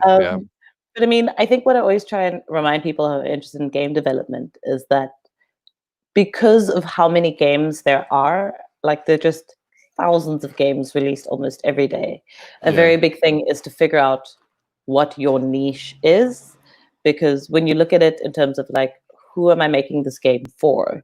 You'll realize that the audience is actually a lot bigger than you think it is if you look at it internationally. And there are a lot of like really interesting models of how we could grow the industry in South Africa, but they're not, you can't just look at, you know, Poland and go, cool, Poland did this, so we're just going to take everything that Poland did and just do the exact same thing here, and everything will be fine. It's not quite like that, but there are a lot of models that we can look to and learn from and start establishing here as well. Yeah. So, I mean, there are a lot of places that do really interesting work. We've got Sea Monster that does games as education, which I think is also vitally important in a growing sector of the industry as well. It's just to tie back to what you're saying about schools as well, and how important sort of not getting to the kids. I sound like a No. We will get these kids into gaming. We will find these kids and we'll get them involved with gaming. We'll make them Yes, play games. it's all working out. But I mean, like, that infrastructure is so vitally important. I mean, Yeah. I would love to ask you, what do you think? Because you speak a lot about sustainability, and what do you Yes. think is the biggest part of creating a sustainable industry, and what do you think some of the pitfalls are for esports? Well, I think that the biggest thing for sustainability is proving your deliverables, because as soon as brands come in, you can go, hey, this is esports. Look at all these amazing things. And you're currently looking at an esports stage that's more than likely in Europe. You're looking at a prize pool. You're looking at profession. That is not established. What we have here is completely different. So it's about being authentic with that. Also, I think the biggest thing there is you want brands and you want the money to keep flowing in terms of being able to deliver on whatever your promise is, right? Because if you're delivering that and people are getting what they want out of it, they should want to invest again, and they should want to be able to buy back in. And then hopefully at that point, you can do something a little bit more creative and take it a little bit of a step further and bring them more value. I think that is really, really important in terms of being able to build a sustainable culture. I think what's happened in esports a lot of the time is that, like you mentioned with Poland, lovely environments, whatever's happening there, we're going to copy and we're going to paste. Doesn't work in our environment, unfortunately. It's also a very expensive exercise. So I think we need to define our value, which even for us as a company early on was very difficult to do. It's like, how do I put a value on X or Y, or what is that? And that's something that you constantly need to remind yourself, and also see what even traditional marketing value is on what you're doing. Because there is a, from my research at least, there's a definite differentiation there, but you, as esports, in terms of where we're standing, we need to almost go lower than that bar so we can offer an input and say, well, you're getting X deliverable here at market value cost. We're coming here and saying, you know what, we promise you're going to get that, but it's going to be a bit cheaper, just so you can try it out. So I think that's how you build a sustainable culture. I think in terms of a truly sustainable culture is that we need to be able to provide the value to institutions. And show them why there's going to be a growth point in esports and why there's opportunities there. I think that was most successfully done most recently with Marty's, with our side of things, Stellenbosch University. They saw a value in there. Hopefully we're going to be able to take that further. You never know. Institutions also, unfortunately, have the lovely barrier of red tape. So it always makes things a little bit difficult at times. But yeah, I think the biggest thing is we just need to be respectful of our value in the scene. Otherwise, we're just going to shortfall ourselves in the long run. No, absolutely. That is a very useful answer. I'm actually going to quickly throw a question to you that we've got in the chat. It's exciting. Oh, nice. So Alen Neary asks, Nick, what do you think it will take to get SA gamers to support streamers? Sadly, too many gamers demand free entry into events and won't watch streams or support companies that are backing esports. Yeah, we're a very privileged community in a lot of ways. I say that because we've been based on a history of a lot of stuff being provided for free that almost shouldn't be. But that presents with it some of its own unique challenges and opportunities. And I think it's not on the impetus of the player necessarily to change their attitude completely. You can have that discussion for them. But let me tell you, trying to convince an audience, sometimes you're not going to convince everybody. You might get 10%. 20%, 40%, 60%, just depends on how lucky you are. You're not going to convince everybody that your thing is the bee's knees and they need to be able to pay X, unfortunately. So we have to look at different opportunities, and sometimes it's a little bit more laborsome on our shoulders. But when it goes down to what you're saying, what do you think will take to get SA streamers to support streamers? SA gamers to support SA streamers. gamers to support streamers. I think once again we're competing in a very difficult market when it comes down to streamers, because guess what? You're not just competing against John that lives down the street that's also streaming. And it's not a localized competition. You're on the international front as soon as you go live. This stream, in essence, is competing against any other stream on this platform at the moment. So what are we doing from a streamer's perspective to make sure that there's an engagement? That means that, one, you've got an opportunity to build a personable relationship. So once again, it's difficult to say from an SA gamer's perspective to convince that audience. It's kind of what I was touching on a little bit earlier. Yeah. It's on the impetus of that individual that is streaming to say, how am I going to approach this differently? How am I going to build an audience? How am I going to set myself structured goals? But also at the same time, I think the most important thing is that people aren't seeing the opportunity to support the streamer that is gaining success. So okay, I'm doing my streams at the moment. I'm pretty good at video editing. Let's just say that's a component of what I do. I'm not really getting an audience. How about I start doing small little video editing packages for other people and charge them, say it's $100 or whatever. Then you've got something a little bit more sustainable to work with, build up your portfolio, go from there. I know there's admins for streams that essentially charge. So once again, it's promoting the culture of there's job opportunities in here. It's not necessarily what you wanted towards the top end. I wanted to be a professional esports player for Call of Duty. That didn't work out. So I eventually started hosting tournaments, broadcasting, doing that kind of stuff. But that's the fall off. But the fall off shouldn't be an end point. There should be a plug-in opportunity. There's a point, unfortunately, where we're comparing drive and passion to real sustainability once again. Yeah. And I think if you don't have that drive and passion to be able to get through that point of, okay, I can develop a decent salary and try and make this step going forward, then that's where you're just like, well, my hands are up. I'm done with gaming. Cheers, everybody, as I see a tweet every month or so. Yeah, I think that's it. I think it's also definitely what I've noticed just in terms of like getting South African gamers interested in the content we create. I'm going to sneeze again. 1, 2, 3, bless you. Nailed it. There's also, I think, a barrier with just South African pop culture in general, where I think that there's still this mentality that if it's made here, it's not as good as an international product, which until is it becomes international.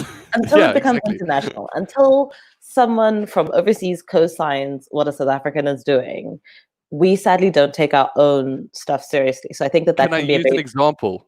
Yes. You know that John Cena song? I remember a person hearing that for the first time and going, oh, that's absolute garbage. Can't listen to the song. Next thing, it's international on Ellen's show. And they're like, oh, John Cena. It's like the best song ever. So as soon as it's international, gets like almost a verified tick on Twitter. Cool, I'm verified, and now you can actually enjoy me. There is a perception there of local not necessarily being comparable to international, which once again, we can only challenge that with time. We can exactly with time and by sort of being able to show people what we've done. I mean, like a lot of people would love a game like Broforce or Semblance and then be like, oh my God, I didn't know it was made here. And I'm sitting here like, how many fucking talks do I have to do? No, that's honestly, I completely understand. The work you have to put in.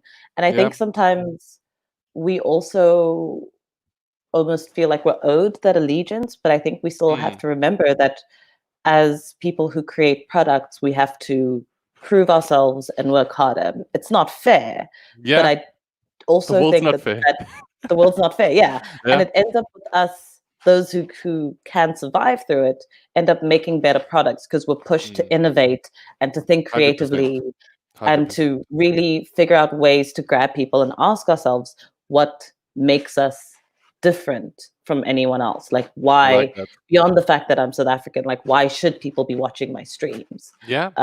We have another question for you, Nick. See, cool. Before I go into that question, don't do anything. It's always about esports. I do want to ask, I do want to ask you one thing. In terms of structures at the moment, you mentioned universities being transferable in terms of their skill sets. So for you, what do you want to see more from the educational front to create more jobs? Because I know even from me, from an esports perspective, that I need anybody that's going to be involved with a front-facing aspect of a business needs to know that industry. I can't have a person tweeting about Angry Birds. It's got nothing to do with competitive. From a gaming perspective, what needs to be done to be able to bridge that gap towards more gaming opportunities? Sure. So I'm gonna say two things. Firstly, when you said Angry Birds, I had this flashback to being at a bar in Johannesburg and hanging out like after one of the events there, and like because like in Joburg sometimes random people will come and talk to you, and I just have this like flashback to being mansplained about the gaming industry by someone who wasn't in it, and I was sitting there like, oh, I should remember not to swear on air. I'm so sorry. And I was just like, do you like? I work there. Yeah. I know this. This is what I do. Me things I know. But to answer your question, I think it's less so much coming from the universities, because the universities are doing a very good job in terms of like providing people with the opportunities and the equipment necessary to sort of start building games and really giving them a good foundational course in understanding game making and how to take it further. Honestly, I think a lot of the support needs to come from government, which is difficult because this has the ability to create like not a huge amount of jobs, but quite a few very high skilled jobs that can bring in a lot of revenue into the country.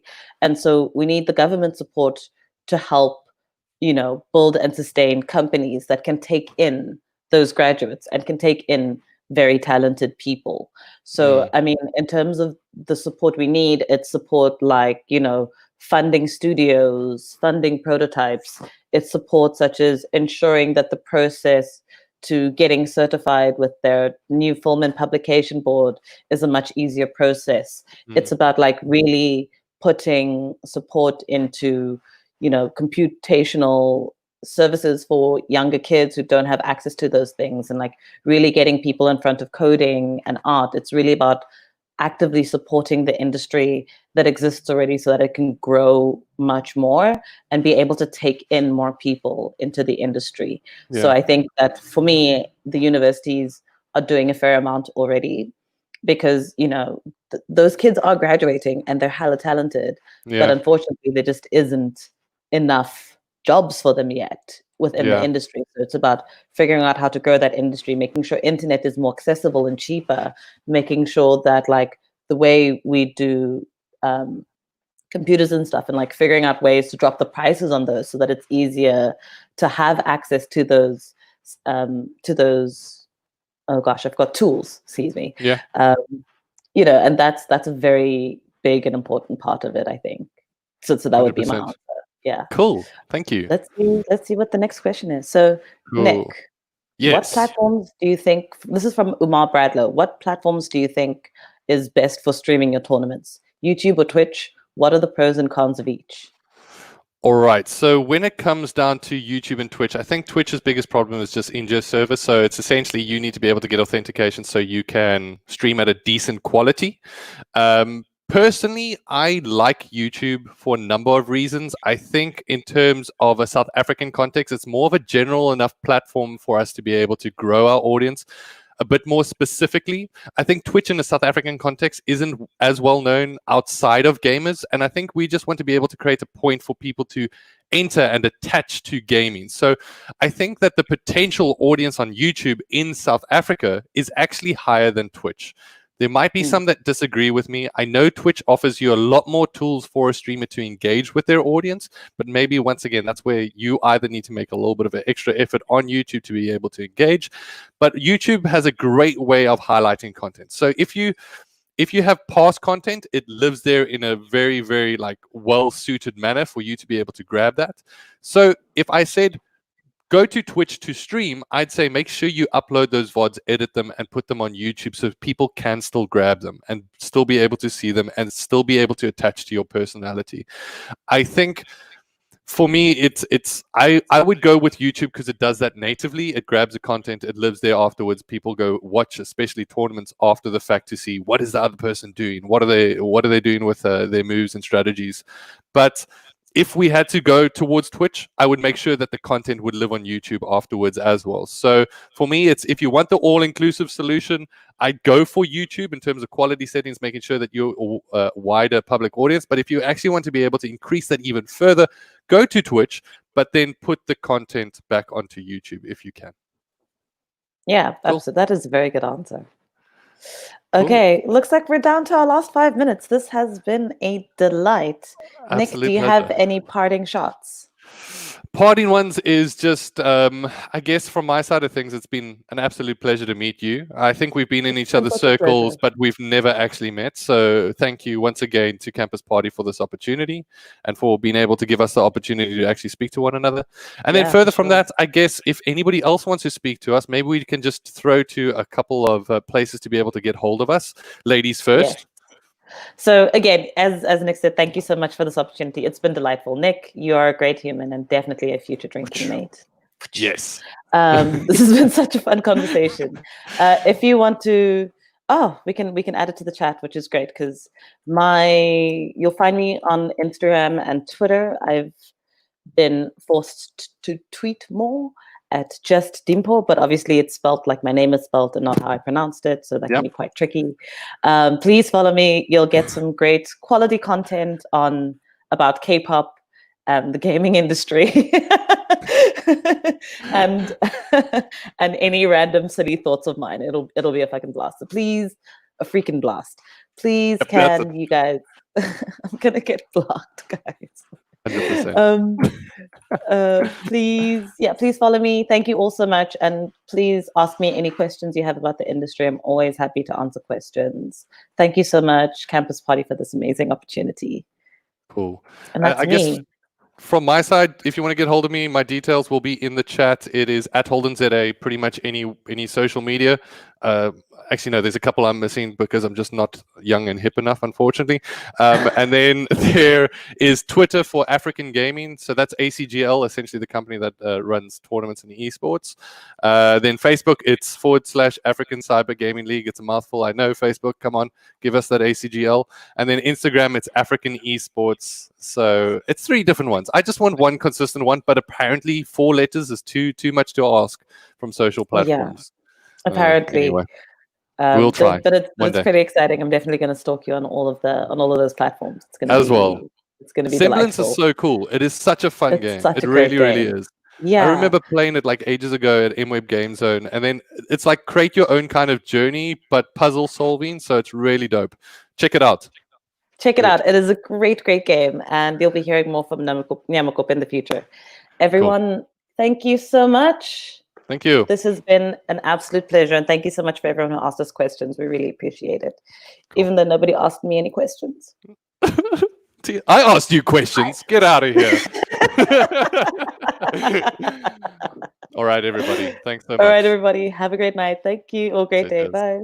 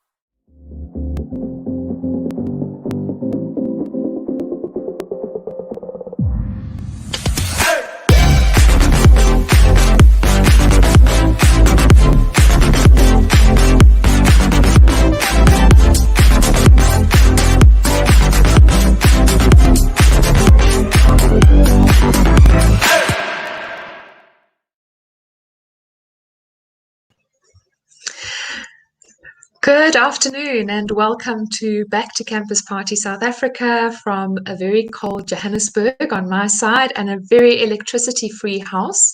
I'm sitting surrounded by candles and it's quite a nice way to deliver this talk, just the reminder to connect back into our inherent selves. And so today I am talking to you. My name is Robin Whittaker. I'm from Kaleidoscope Lights, which is has been set up really to better understand how we can facilitate and move into deep collaboration and a real understanding of the evolution of functional impact ecosystems, how we connect to each other well, and moving into a space where we really understand that we are deeply interconnected and linked as human beings, and we are deeply interconnected and linked to the systems in which we operate as well. We live in a really unprecedented age, an age that is more interconnected than we have ever seen before, in which we can access and participate in these kinds of events. We can meet and become friends with people from completely different spaces in the world. And yet we also live in an age where we are seeing an increasing pull towards isolation and a return to fundamentalism that many regard as a flight back to safety. And so today, Jade, if we can have the first slide up, what I would like to be calling for and what I'm inviting us into a conversation about is an invitation into love and connection and calling into being our human ecosystem. So together, calling into being what our full potential is, and finding ways to connect with and bring those who find that kind of concept fear-inducing to join. So I think in this campus party forum, certainly from many of the presentations that I've been listening to over the 3 days, we definitely have a community who believes in the power of connection, who believes in the power of our inherent humanity and creativity, and who is very excited about the future that is coming. But our whole world is not in that same space. And so my belief is those of us who long for, who are working towards a system like this, a connected ecosystem that's co-creative and generative, need to learn how to understand better, how to invite others along with us so that we can really call this kind of system into being. If you could change for me, Jade. Our fundamental wiring as human beings, which has been shown over and over again through varieties of medical, biological studies, even economic and business studies, is that we are wired for connection. At a spiritual level, and the picture I have there is one of my very favorite. It's a book that I'm loving at the moment. It's Archbishop Desmond Tutu and the Dalai Lama, The Book of Joy. Absolutely superb book.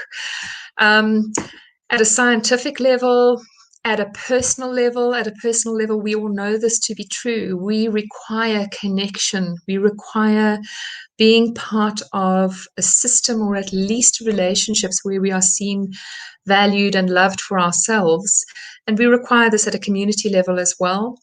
At a biological level, there's increasing evidence that biologically we function much better when we are connected to each other, when we are connected to ourselves, and when we are connected to our environment. And even, as I say, at an economic level, where there is so much of a pullback against this connection, this globalization, what we can see is that there are many, many economic theories coming through about the power and value of connectedness and of common co-creative understanding in building a much stronger, much more viable economic system that serves everybody, not just the few. And so really, as Matthew Lieberman has described it, connection is a superpower. And it's one that we need to learn how to amplify and to use better. Thanks, Jade. You can move on. The trick, though, with connection is that we are unable to connect with others until we have been able to connect with ourselves. And for me, when we talk about the time that we are in, this is perhaps the biggest gift of the period of COVID, is an increasing realization for all of us that we are disconnected from ourselves, The time that this has offered us is an opportunity to truly understand the need for us to practice self-leadership first before we can go out and try and change the world. Our connectedness to ourselves is essential in times of crisis, in times of pain, and in times of suffering. When we are disconnected from ourselves, it is impossible for us to bring benefit to the whole. And so, really, if we wish to move into a space where we operate as an interconnected community, as an ecosystem of living beings, which can benefit and offer support to one another and to our broader system, what is of the essence is that we really do need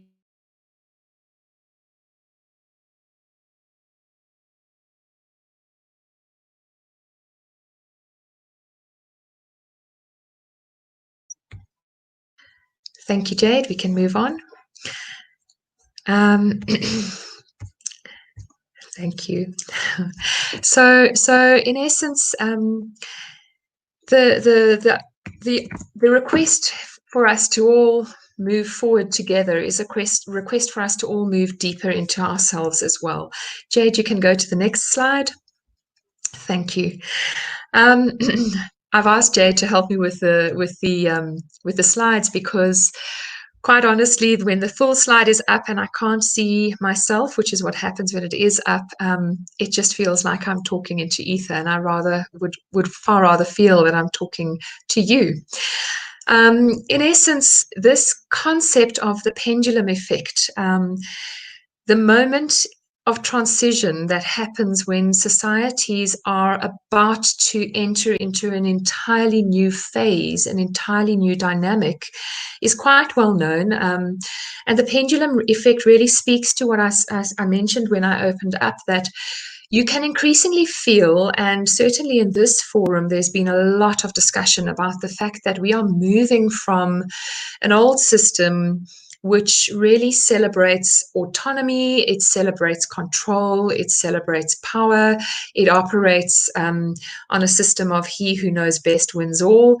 And we are moving into a system which celebrates connection and celebrates the ability to co-create together, and recognizes the deep individuality of every living being, and particularly in our human society, every human being, and the value that the individual can bring to the whole. And yet, as we're feeling this push into the new, so we also are experiencing the pullback into the old, and we're seeing a real schism start to develop between societies that are retreating to safety, retreating to fundamentalism, tribalism, really looking to be self-protectionist, against this growing swell, and it excites me tremendously to feel this growing swell coming, of people and individuals and systems that are longing for connection and for a co-created future. And I think that the trick here, and the reason that I've put the R, as many people do, in brackets, is that partly this is revolutionary. We talk about fourth industrial revolution. The trick is not actually the fourth industrial. It's not the technology. It is the component around the revolution, which for me speaks to access, and it speaks to equality, and it speaks to the ability of all of us to participate. If we don't create an inclusive culture and an inclusive society which welcomes all, even those who are not engaged in the development of the technology, into this age, we will miss the revolution part, and we will miss the evolution part. We will miss the opportunity to take our human society into something greater and better than anything that we have seen in the past. You can move, please, Jade. Thank you. And this is, really being increasingly recognized. Don Tapscott spoke yesterday, and so Don is really one of the leading experts on blockchain. And what was very clear in his talk was this fact that what we thought would automatically happen because of the ability of technology to connect us is not necessarily going to automatically happen. It requires a choice on the part of us as humanity around which direction do we want technology to take us. And Richard Riesch, in essence, states that in order for us to survive the digital revolution, we absolutely and essentially have to tap into our human connection, because digital, while it is able to bring us together, is also able to become incredibly divisive. And we need to ensure that as the human beings that are creating and crafting these systems, that the digital revolution really enables and takes us closer towards human connection rather than further away, or we are at risk of losing the essence of ourselves. You can continue, Jade. So I'd like to speak a little bit about Theory U, which is one of the leading theories about societal evolution and where we are headed. It's an absolutely magnificent theory. For those of you who haven't come across it, I would strongly recommend it. This is probably the easiest book to read. It's The Essentials of Theory U by Otto Scharmer. And Otto Scharmer essentially makes the case for the movement, the groundswell, and the increasing momentum that we are seeing being built towards a societal shift and paradigm transition of interconnectedness and ecosystem consciousness. And for me, one of the most compelling quotes that I take from him, which informs my work, is that in the emerging 4.0 stage of our economy, the natural self-interest of the players starts to extend to a shared awareness of the whole ecosystem. Ecosystem awareness requires us to open our hearts and to internalize the views and concerns of other stakeholders. And the result of this is decisions and outcomes that benefit the whole system and not just my part of it. Now, this is fundamentally different from how our current systems operate. It really requires a massive and fundamental shift in our perception of how we are connected to one another. When Otto talks about the opening of the heart and the ability to internalize the views and concerns of others, he's not talking about understanding that other people have a different perspective or seeing how closely we can match up our perspective with their perspective. He is talking about a real consciousness of the shared future that we all hold together, and that our different perspectives are really important to one another, that they are able to complement, they are able to challenge, they are able to draw us closer together. And in order to gain the full value, we need to almost set down the boundaries that we create between ourselves, between what my opinion and your opinion is, and start to create a combined opinion that is our opinion. And that is the moment of internalization, where we allow what we think and what we believe to meet up with and to merge with what others think and believe, and to become something greater and stronger than the sum of the parts. You can carry on, please, Jade. Thank you. So this is a beautiful graph, and I hope it's visible. Essentially, what Theory U talks about is it talks about the progression to our stage of interconnected humanity and to an ecosystem understanding of our society as passing through three critical phases. And these really are the moment of moving from closed mind, closed heart, and closed will. So assumption and judgment, fear and criticism, into open heart, open mind, and open will. And open mind, open heart really speaks to compassion. Open mind speaks to curiosity and the willingness to engage. And open heart speaks to, open will speaks to courage. And the courage to embark on a journey where we do not know the outcomes, and we are not sure about how we are going to get to any outcomes because we haven't encountered this journey before. And he references this movement through the process from closed mind, closed heart, closed will to open mind, open heart, open will as transitioning down a U and up the other side, taking time to really immerse into a system, immerse into a conversation, and start to deeply understand and connect with the others that are in that system until we can reach a common point of a common marker point where we start to shift from the separate I's into the collective we's, the collective creativity, and an understanding of that we are going to build something together that is larger than the individual components. The Presencing Institute, which Otto founded, talks through 4 different stages, and these reference really the different stages of society that we have passed through as humanity. So stage 1.0 is your habitual stage. It is very much about centralized control and hierarchy, so this would be sort of a feudal system. Stage 2.0 is the ego system, where there is a lot of focus on me, what I can get. There's a lot of focus on the facts of the matter. People engage through debate. So 2 opinions come into conflict with one another, and somebody wins and somebody loses. And this is typically your competitive type of system. So your prototypical capitalist type of system. Then moving through to the 3.0 stage of our society, which is a stakeholder conscious stage. And what we can see is that many corporate structures are moving, not all of them, but many of them are moving or have moved into this 3.0 stage, which is around a more empathetic understanding of others' needs, dialogue, so understanding that you and I can both have an opinion, they can both be valid, we can both have needs that need to be met. And this type of system could be described as networked. So when you hear the phrases shared value or conscious capitalism or triple bottom line, this is very much what we're talking about when we talk about this shared value state of our economy.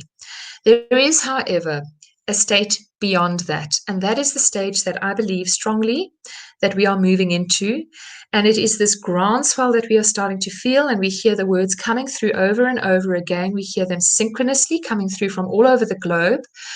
These words around collaboration, ecosystem, together we are more.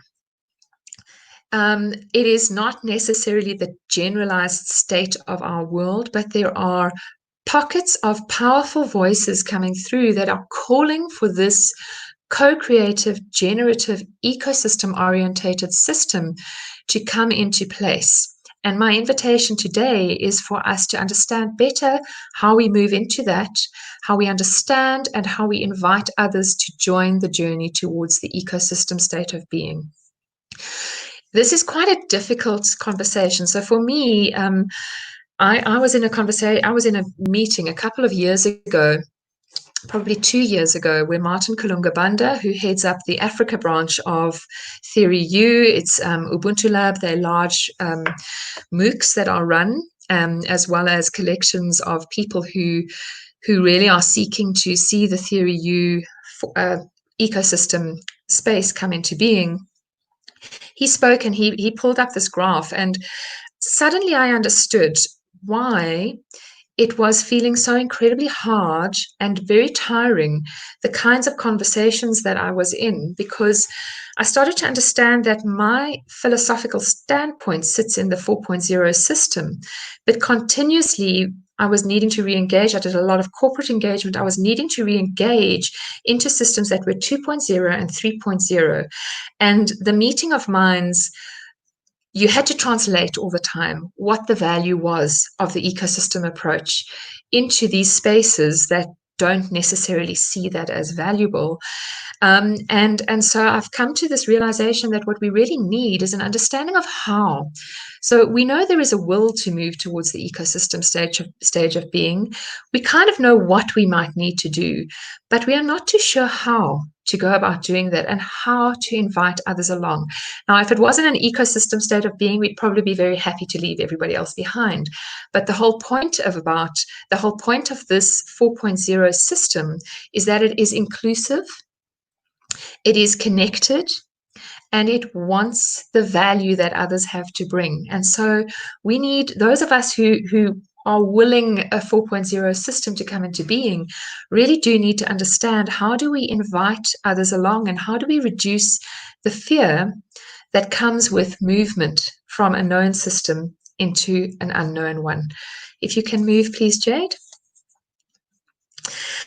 So the Presencing Institute is very aware that not everybody necessarily will want to move into the 4.0, and it really identifies the schism between the evolutionary phase of society and the regressive phase of society as being a divide between presencing, showing up, being willing, stepping in, and absencing, which is really denying, blocking any unpleasant sensations, deluding, and destroying. And without going into any details, I think when we look at our world today, what we can see is on the one hand this strong pull into a new norm that is better, that serves humanity better, that is open, that is gentle, that is loving and co-creative. And matched against that, we can see those who have vested interests in System 2.0 and even 1.0 sometimes, System 2.0, System 3.0, somewhat System 2 and 3, and there's definitely some ones still around, pulling back very hard against that. So without going into detail, I would really encourage you, when you look at what is being projected through the media, A, to ask, where does media sit in this diagrammatic scheme? And B, where is what they're reporting on sitting? Is it in the presencing component, or is it in the absencing component? And how you can tell quite easily is that where you are experiencing presencing, generally you will experience an energy that is very positive and very affirmative. Where you're experiencing absencing, you will feel a lot of fear and a lot of anxiety present. Thanks, Jade. You can move on. And so my question today really is, where do we choose to sit? Because at the end of the day, this is what it is about. It is a choice. This division between absencing and presencing is very, very small, and it literally sits here. It sits in the choices that we make in any given situation, in the hardest situation, in the kinds of situations that we are seeing at the moment, where we have relatives dying from a disease that is really not pleasant for those who get it seriously. Are we absencing? Do we step right into that fear? Or are we presencing? Are we showing up with compassion, even where we may not be able to do something specific, but we are bringing into that space a willingness to be present, to be connected, and to bring our compassion and our love. Thank you, Jade. You can move on. So this is just a quick reflection backwards. I really felt I had to include this slide, and it is Don Tapscott's from yesterday, but I thought that it really represents the schism so beautifully. And Don spoke about the leadership for transformation and what we see in terms of the patterns that come out. And he said paradigm shifts involve dislocation, conflict, confusion, and uncertainty. So there is a lot of flux that's associated. This is not a smooth ride. New paradigms are nearly always received with coolness, even mockery or hostility. Those who have vested interests fight the change. The shift demands such a different view of things that often established leaders are the last to be won over, if at all. You can change, Jade. And I think we can see that. And I know personally for myself, it has always been, when you approach the world from a worldview of love and connection and wanting to be in relationship, the existing worldview tells you that you are wrong, that is touchy-feely, that is idealistic. I would like to position it differently. I believe that is how we are made as human beings. We are made for connection. And when we fail to walk into the bigger powers of love and connection, and we choose to self-protect and isolate, we damage ourselves tremendously, and we damage our society and our systems. And my belief is that we are reaping the rewards of this absencing that has been taking place at the moment. And that is why we need to fundamentally change our minds and walk into something that is much softer and much more connected. As I mentioned, the question is really how. And it is a big question, because if you ask any individual human being, do you believe our society needs to be more connected? Do you believe we need to be more collaborative? They will say yes. But when push comes to shove and we have to actually start doing it, it's much harder than we thought it would be. And so I fully believe that we have a good understanding of the why. We have a good understanding of the what. What might it look like if we collaborated well? But what we are not so clear on is the how. And for me, the how might be envisaged as we want to bake a cake together, or we want to build a model airplane. We have all the pieces, we have all the ingredients, we know that you need to put it all into a bowl, but it's actually insufficient to put all those pieces into a bowl together and then just expect they're going to turn into something delicious, or you're going to have a beautiful model airplane, or your chemical reaction is just going to happen. What is really required for this type of system to emerge is a deep understanding of how to facilitate connection. So it's kind of the magic juice of, or the magic moment in your baking, where you put something into the oven that you've mixed together, and this miracle happens, and you emerge with a product that is completely different and much nicer than its component parts. Thanks, Jade. You can carry on. Okay, this slide you just have to click through, thank you, until it gets to the end, so it's red at the end. So as I said, the difference lies not so much in the why or the what, but much more in the how. To start operating this kind of system, we need to start understanding that we have to create container spaces within which co-creation can happen. So we have to create the kinds of spaces into which people can enter and set down their ego and set down their agenda and start together to co-create without feeling threatened and without feeling fearful. It is really important to take time to first understand who's coming into the space and what are their vested interests, and then go through a process that allows you to reduce the level of vested interest in a particular outcome, to acknowledge it, but to say, in order to, let's imagine, let's future focus, rather than we focus on the thing you want, let's just think, what would the best look like? And that tends to allow people to set down their vested interest, and actually enter into a co-creative process together. I truly believe that the time has come that we need to really deeply value those within our system who are collaboration conveners, relationship hosts, and trust builders. Now, the thing with these people is they exist in every single organization, they exist in families, they exist in societies, but typically they are not loud and they are not highly visible. But anybody who's tried to get something done will know that there is a person in their organization that when they take their vision to that person, and if that person buys in, that person will collect the people who are required to achieve the vision. And they won't do it in a way that they're projecting what the vision has to be. They do it in a way of inviting others in order to participate in the creation of the vision, even though it's not necessarily their vision.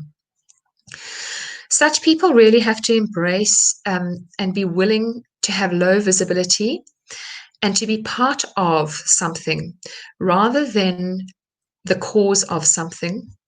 And typically, they also bring a spirit which really facilitates an understanding that this is not about attribution. It's not about me, I did it, give me the glory and credit. It's much more about contribution.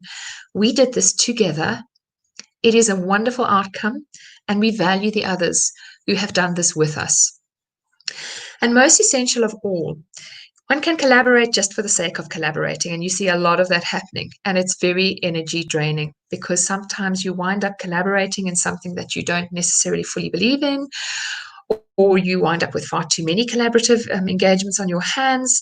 And so it is really essential for whatever the convening space is where people are moving into a collaborative framework together to maintain a clear purpose focus and to welcome into the light, welcome in the light of purpose that actually allows the illumination of opportunities and the illumination of the way forward.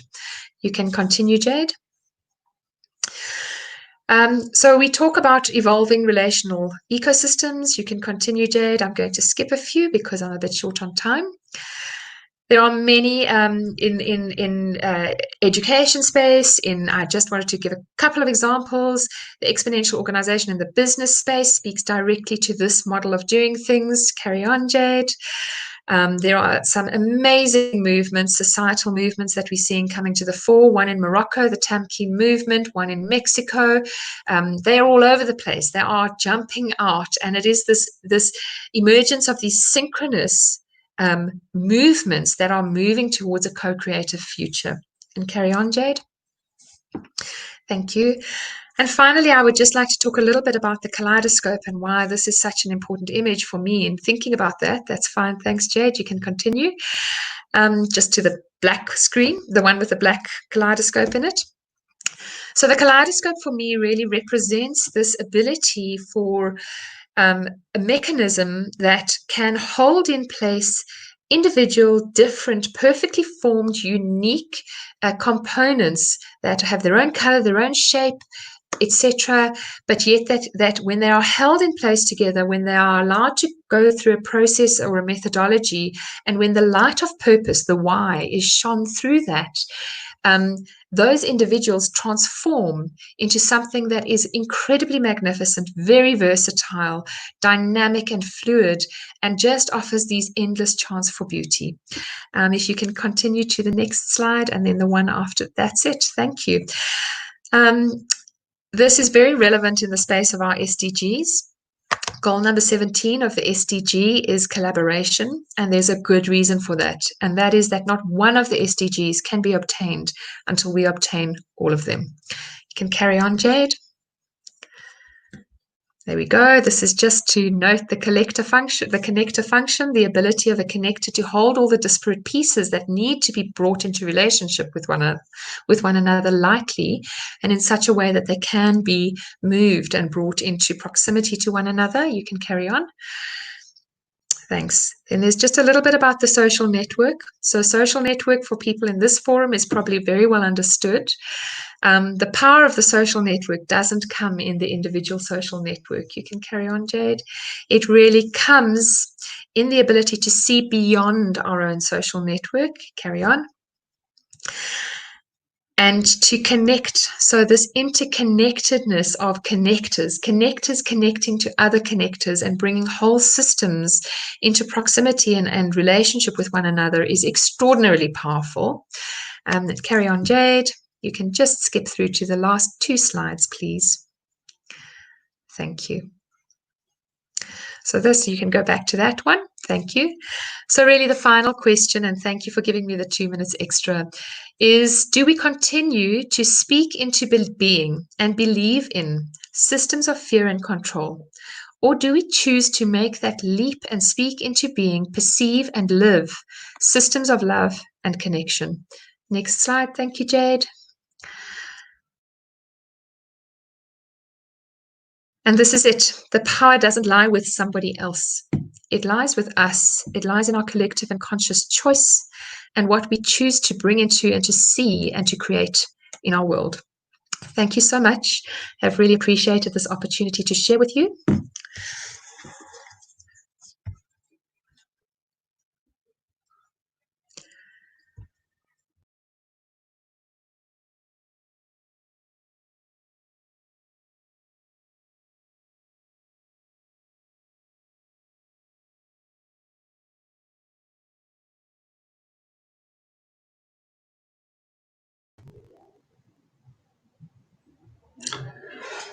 Hello everyone.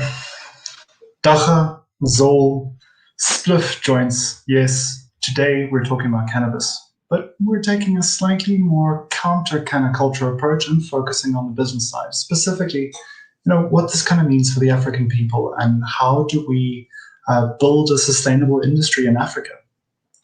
After all, there are few crops as beneficial as cannabis. It can be used for food, for humans and animals, building materials, medicine, paper, and plastics. But guys, you know this, and the session really isn't about justifying the use of cannabis or, the various considerations around the use of cannabis. Today, I purely want to look into what the opportunity is and how South Africa can exploit it.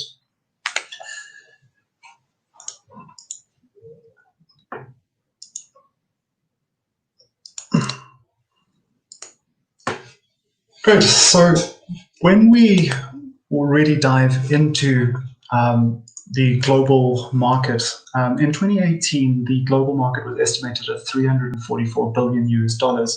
By the end of 2019, this had grown to $400 billion US. That's a fairly big pie.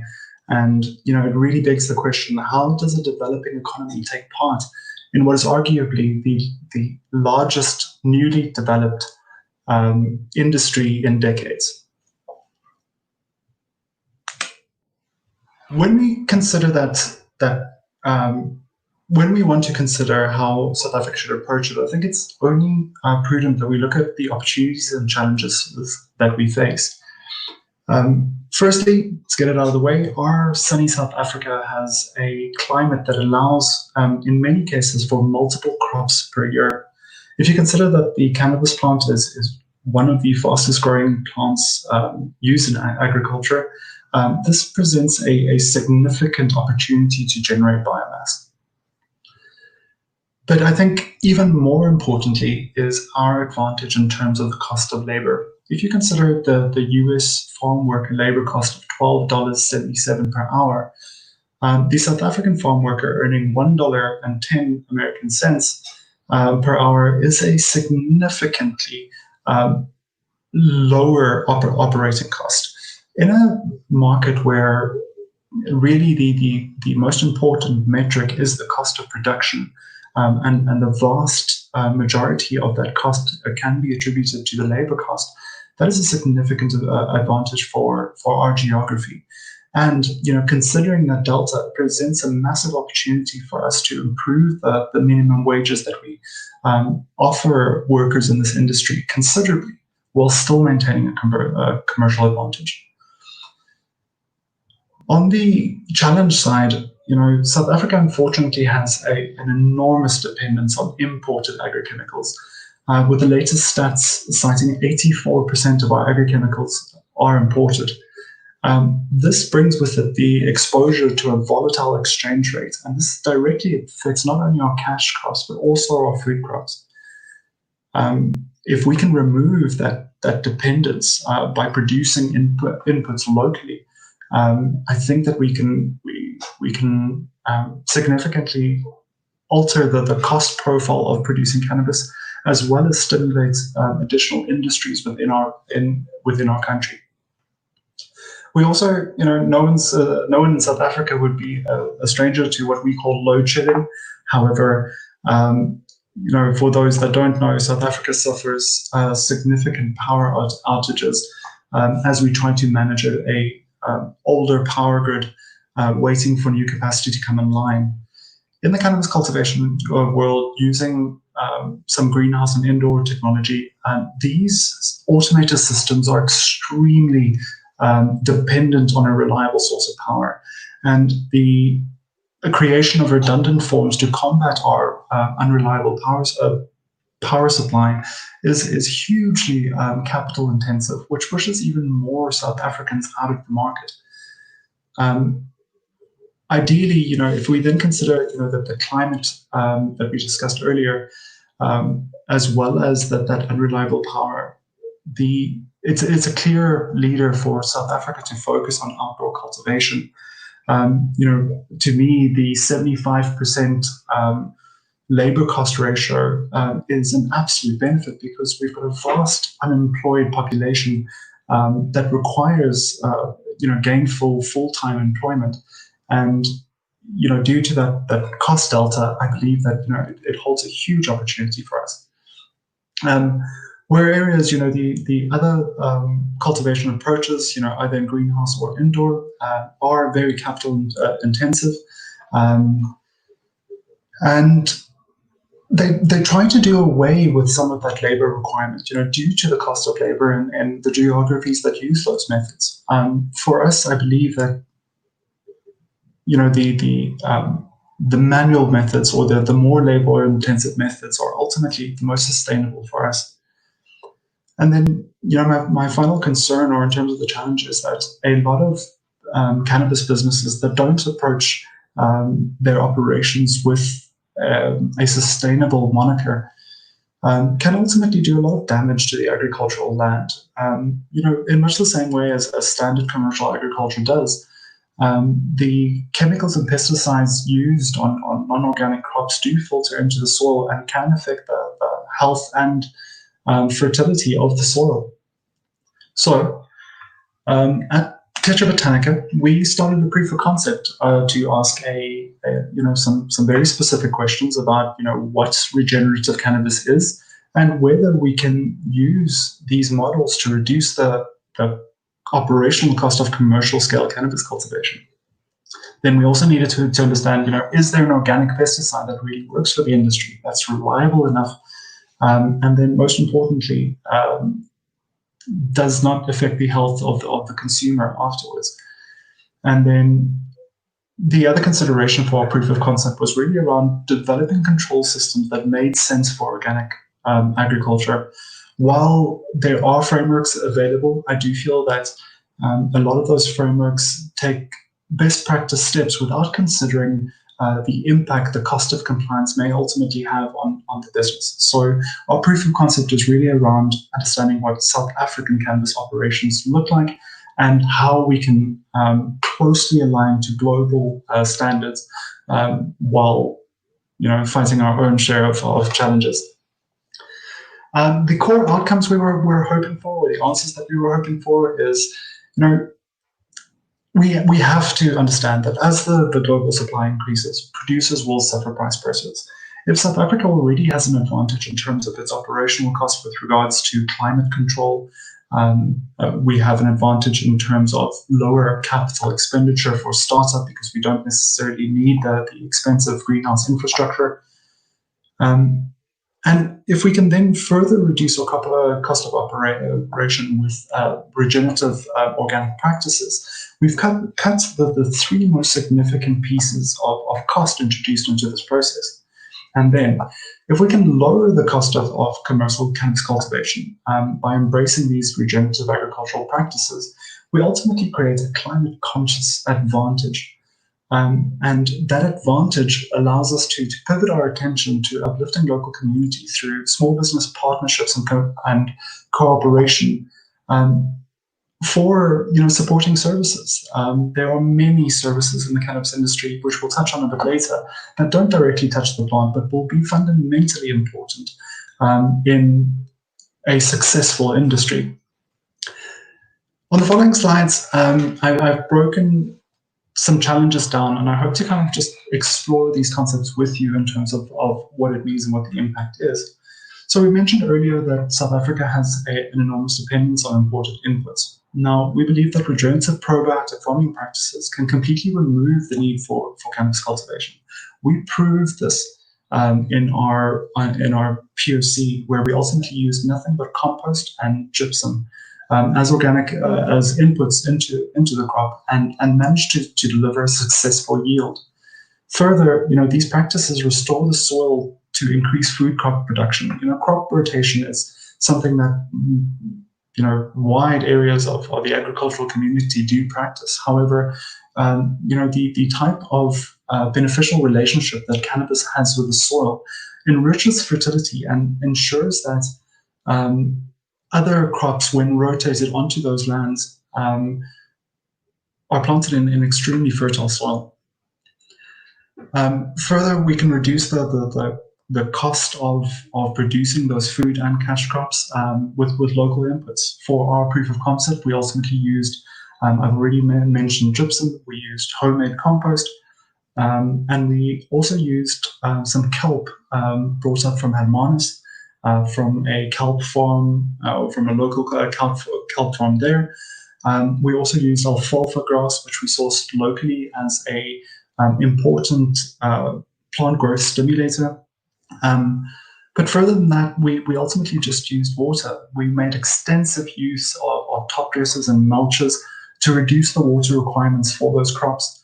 And quite broadly, we expect to save around 75% of the well-documented 2 liter per plant per day averages that the consulting firms are guiding us with.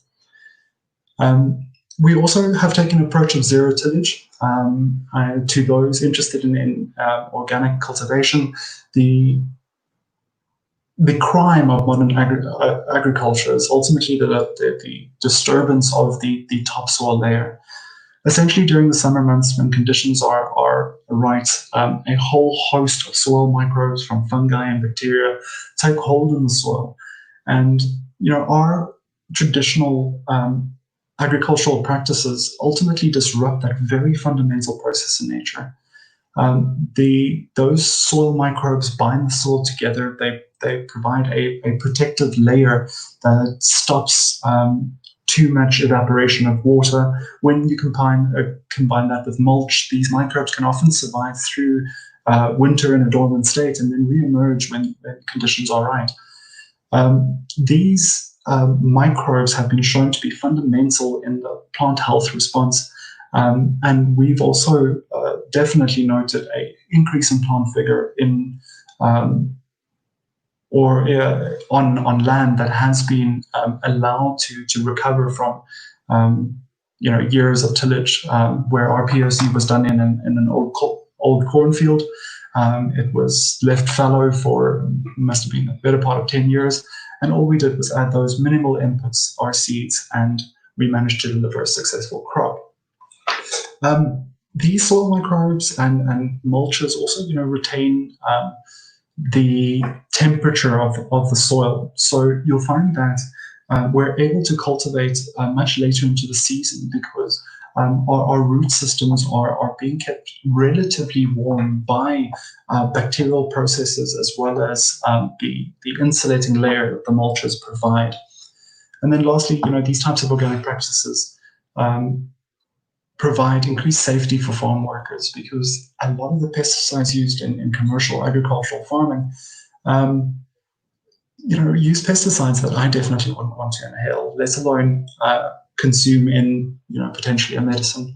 So the intrusion prevention systems that we utilized on the farm, you've made use of indigenous fungal colonies that would control the various pests that we expected to see within cannabis.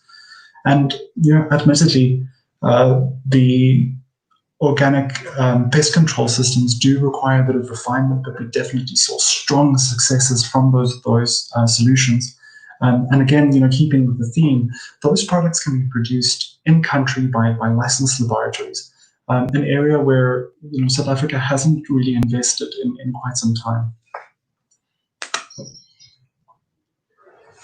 So let's talk about social responsibility in the cannabis industry.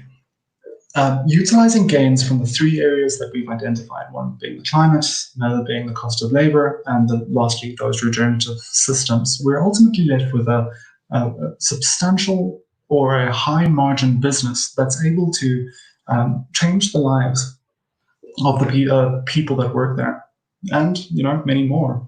But some of the key social responsibilities that we hope to be able to prove with our model is to create jobs for women who lead households. We found statistics that mentioned that 41% of South African households are led by women. However, the domestic job market does not create equal opportunity. Cannabis is one of those industries that doesn't that allows or avails itself well to women in the workplace, and we see women doing extremely well in the industry globally. Our goal is to employ women that require the income to care for their families, where they may not have the traditional two income family. We also hope to stimulate local business with investments in the industrial processing for the various other industrial applications of cannabis, predominantly being building materials and fuel. However, with time, we'd like to scale those operations in order to harvest hemp seed, which has 8 times higher omega-3 content than the average fish that you would buy from your local grocer. So that is a food crop both for human consumption as well as animal consumption. I think is critical, and we hope to develop systems to allow smaller scale farmers to cultivate cannabis outside of the medical constraints. A type of cannabis that doesn't necessarily have psychoactive value, but can be grown rather inexpensively, specifically for industrial use. Some will know this as hemp, but if we take one step down, that might get a little complex. But further, the business aims to provide skills for organic subsistence and market farming. It broke my heart when South Africa went into lockdown during the COVID pandemic, seeing our people queue in the longest lines you can imagine in order to receive a food parcel. I believe that critical to the security of life in South Africa is the ability for people to be able to feed themselves. And I think key to that is maybe enabling people to grow their own food. And the goal for us is to run various community programs that enable not only our staff, but the community as a whole with the skills required to make their own fertilizer, to prepare their own gardens, and then ultimately the skills required to plan those gardens for multiple food crops in the same year. And then, at the same time, we will provide skills for the booming cannabis sector, and allow those people to seek gainful employment in this, what would arguably be one of South Africa's fastest growing industries. And then, as we move closer to legalization of this industry, while South Africa has taken the first couple of tentative steps and allowed us to apply for licensing, I feel that the scope is somewhat limited at the moment. And I just made some notes here on more granular policy that I think government needs to consider when implementing industry in South Africa. Number one is not to view cannabis as a foreign investment platform. The problem with that is simply that few people benefit from the cash injection granted by that foreign investment. The foreign party ultimately comes in, utilizes the land and perhaps some domestic labor. However, the trend has definitely been to bring labor along with those businesses into country. I believe that that gives away a large part of the cannabis value chain, and ideally, government should rather enable local business to run with this, and also to protect the smaller farmer. I do think that there's value in a discussion around limiting the total size or the total amount of a farm that can be used for cannabis cultivation. And this also helps to preserve the food crop balance. The last thing we need is a struggling population to drop their food production in favor of cash crops. So that type of regulation will ensure that we have a stable food as well as a cash crop. Current licensing, as I said, was focused purely on medical, and while I understand that is the most valuable industry, I think long term we will see cannabis take over as an industrial crop for paper, plastics, as well as various building materials. I've illustrated some hemp bricks there, but ultimately the various technologies, building technologies that hemp makes available is a massive shift from what our informal settlements are built from today. This is a cheap building material that is fully insulating with an R value of 2 per 2 centimeters. That's extraordinary. So, such a cheap building material can really change the lives of thousands of South Africans. If we perhaps introduce policy to mandate licensed farms to produce these building materials as part of a community or outreach or a community program to donate those materials back to the communities in which they operate. And then also government should recognize and stimulate supporting industries. Just for the industries mentioned on this page, lime mines and kelp farms, alfalfa farms, testing laboratories, those businesses will be required to support the cannabis industry. And without investment, we may run into similar situations as our cousins in Eswatini, that ultimately, there aren't enough testing laboratories to facilitate their burgeoning industry. And this is leading to, difficulty exporting their product out of the country. Investment in these areas would be critical. And then also, smaller initiatives such as engagement with the cooperatives to stimulate more organic products. The supply chain, I think, for organic inputs at this point is one of the largest challenges. In that, the kelp we used for our proof of concept is reasonably inexpensive, but because it is for small scale or perhaps a small proof of concept, but the transport costs associated with bringing that product up from our coast to the major center was prohibitive. If government can somehow through a tax incentive perhaps incentivize farm cooperatives to stock more of those key organic inputs, it would leave us in a better position to ultimately switch the mindset away from the expensive imported chemical inputs and towards a more sustainable, holistic, long-term view.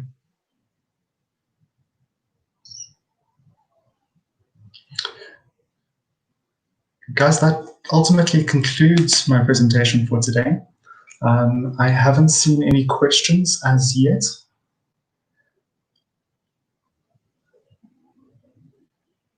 Right.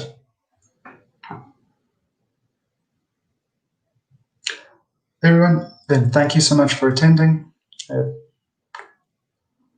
I see. Unfortunately, I am not part of the F19 Food Security Group, the C19 Food Security Group, but I'd love to get more information and to understand what it's all about.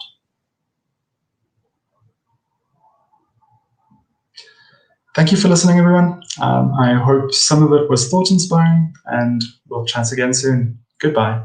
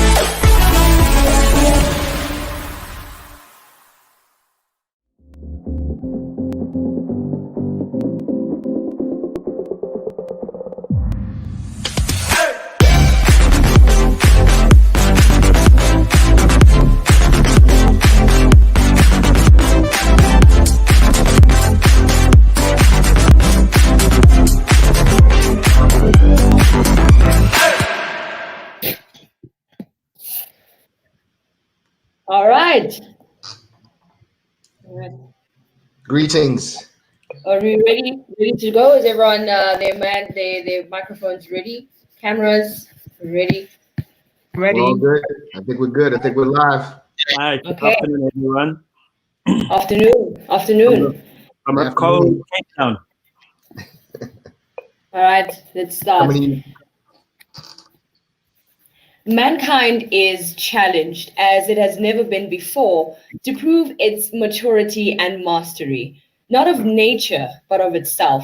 South Africa currently sits in a mesh of socioeconomic difficulties ranging from high levels of inequality, food insecurity, unequal access to education, and more, all which contribute to the disempowerment of our people in our neoliberal world.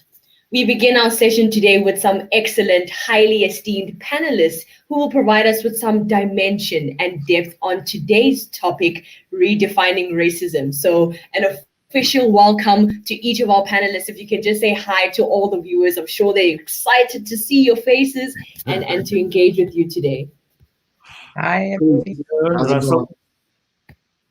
So before we begin today's session, I'm going to just give each of you a small bio of who the speakers or the panelists are for today, what they've done, and how you can engage them. So I'll start with Mr. Carter. His name is Carl Carter. He is the CEO of Snake Nation, which is a disruptive media and monetization company for creative rebels in film, music, art, fashion, dance, and tech. It's based in Atlanta, Georgia, and in Cape Town, and they're currently building a platform to help the M2, the multicultural millennials, build an audience, distribute their products, monetize their work in our global creative economy. He is also a father, an entrepreneur, a creative rebel, and innovator. Welcome to today's session, Carl. How are you feeling today? I'm feeling great, coming to you live from Atlanta. Hope everyone is well. Missing Cape Town. But yeah, I'm really happy to be here and in the thick of everything going on in the country. So thank you for the invite. Absolutely. Our next panelist for today is Dr. Russell Ali. He is an appointed executive director of the Development and Alumni Department at UCT from the 1st of August 2013. He worked for previous 5 years at Ford Foundation, a nonprofit grant-making foundation based in New York. Before joining the Ford Foundation, Ali was the country representative and executive director of the Charles Stewart Maud Foundation in South Africa and worked for the United Nations Office and High Commissioner for Human Rights. He also served on the Truth and Reconciliation Commission's Human Rights Violation Committee, which is chaired by Archbishop Desmond Tutu. Welcome, Dr. Russell Ali, to today's session. How are you feeling?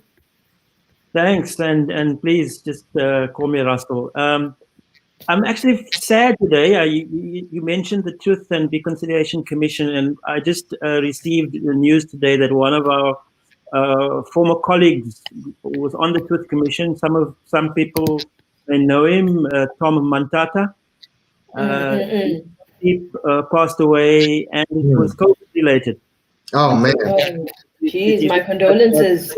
Just Russell. Condolences to anybody who knew Tom, a very, very gentle and highly principled person who will be sadly missed. It's a real loss. So I'm feeling very sad, but I'm also quite sort of excited because these were kinds of issues that we discussed, as you well can imagine, during the time that Tom and I were together at the Truth and Reconciliation Commission and later at the Human Rights Commission. So I feel it's a little bit of a tribute to Tom. That's how I want to see my participation here this afternoon.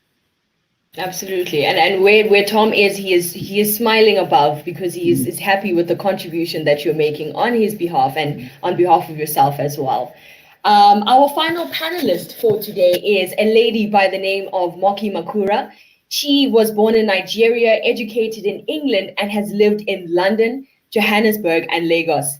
She is the executive director of Africa No Filter, a donor collaborative focused on shifting the African narrative.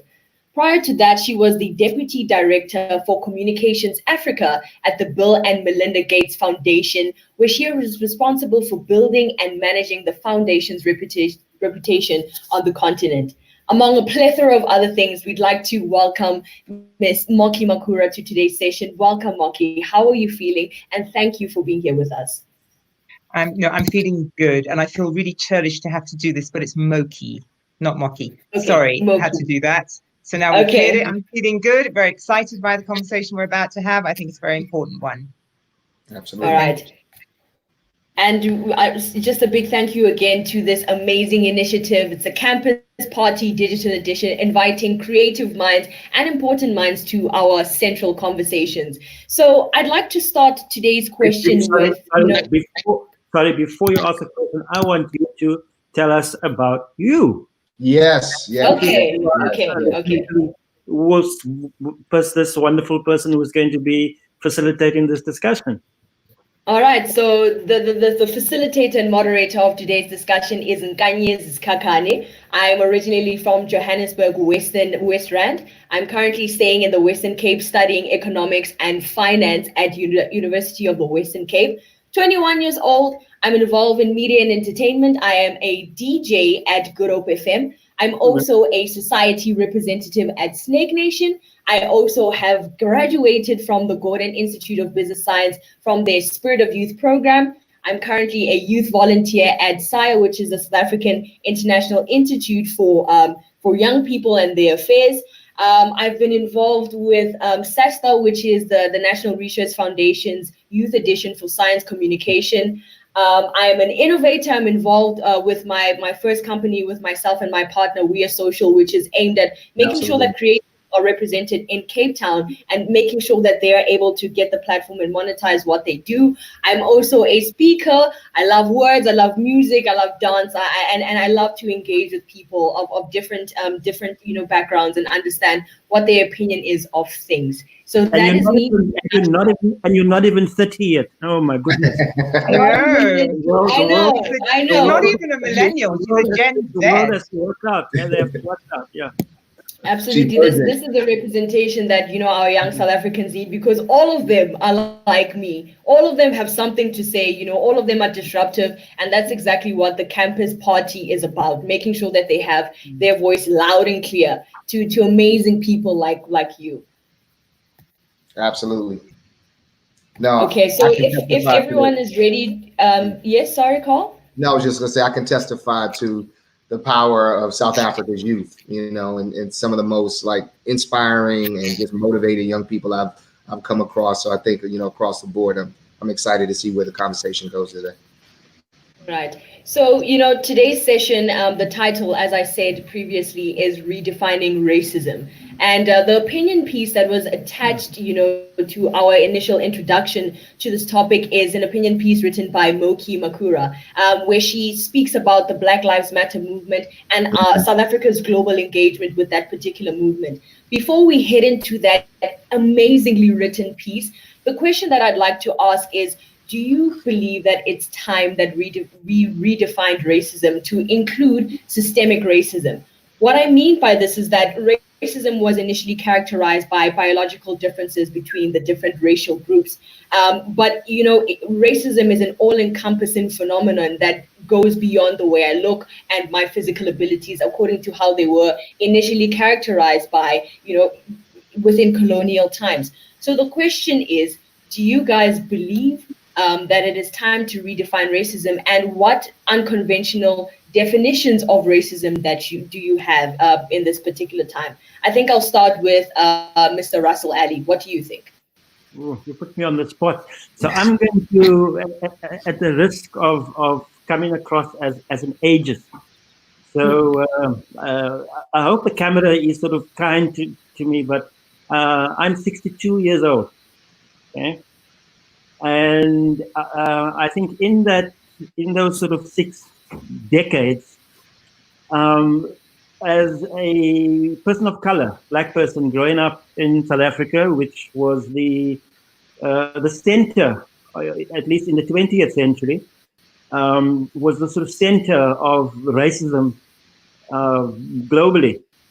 I think if we go back a sort of century, it probably would have been the United States of America before the abolition of slavery. and before that, the sort of colonial legacy of Britain. Mm-hmm. But the 6 decades that I've sort of been around, I've experienced this issue that has sort of been with us. It almost seems as if it's been around forever. It's a sort of perennial issue, you know, the color question. If you remember, even Du Bois in his opening in one of his works speaks about the color line as a defining question of our time. So I've seen how, from direct experience and also, I suppose, through an intellectual inquiry, the way in which our understanding of race and racism and our responses, how they've evolved and changed. And so what's interesting, I think, is that in all the sort of iterations or the evolution, it's very often been young people who've been at the forefront. So if I think about my own personal sort of journey, my first introduction or exposure to politics was through the Black Consciousness movement. Mm. And if you remember, that was the movement of Biko and Bani Patiane and others. But they were influenced, of course, also by the Black Panthers in the USA, Stokely Carmichael and others. But they were young people. You know, I mean, Biko, as you know, was murdered in his 30s. Absolutely. And if you look at the modern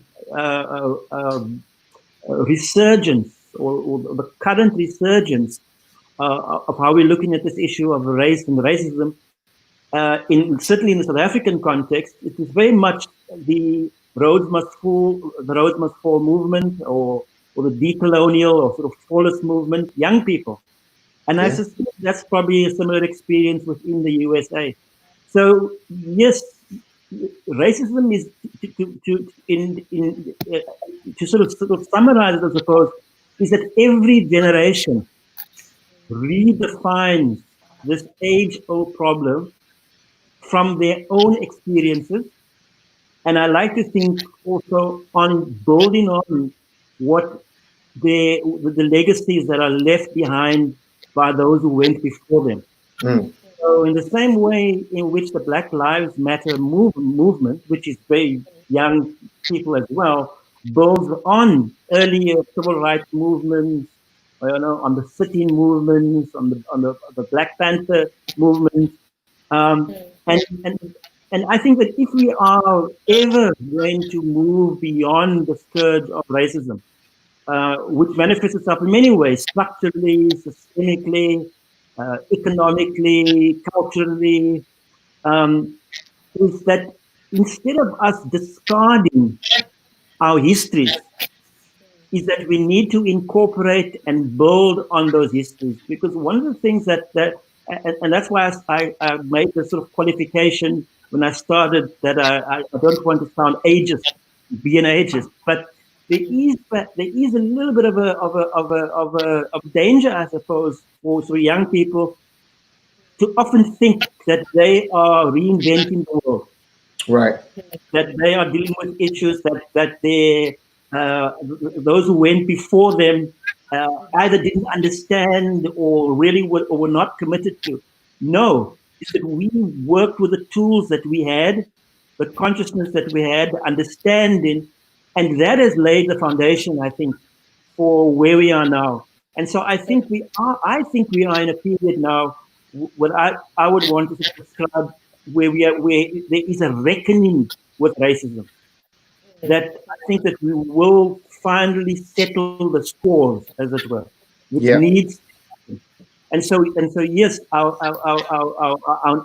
understanding matures, evolves, and what is really exciting about this particular phase that we're in is the intersectionality.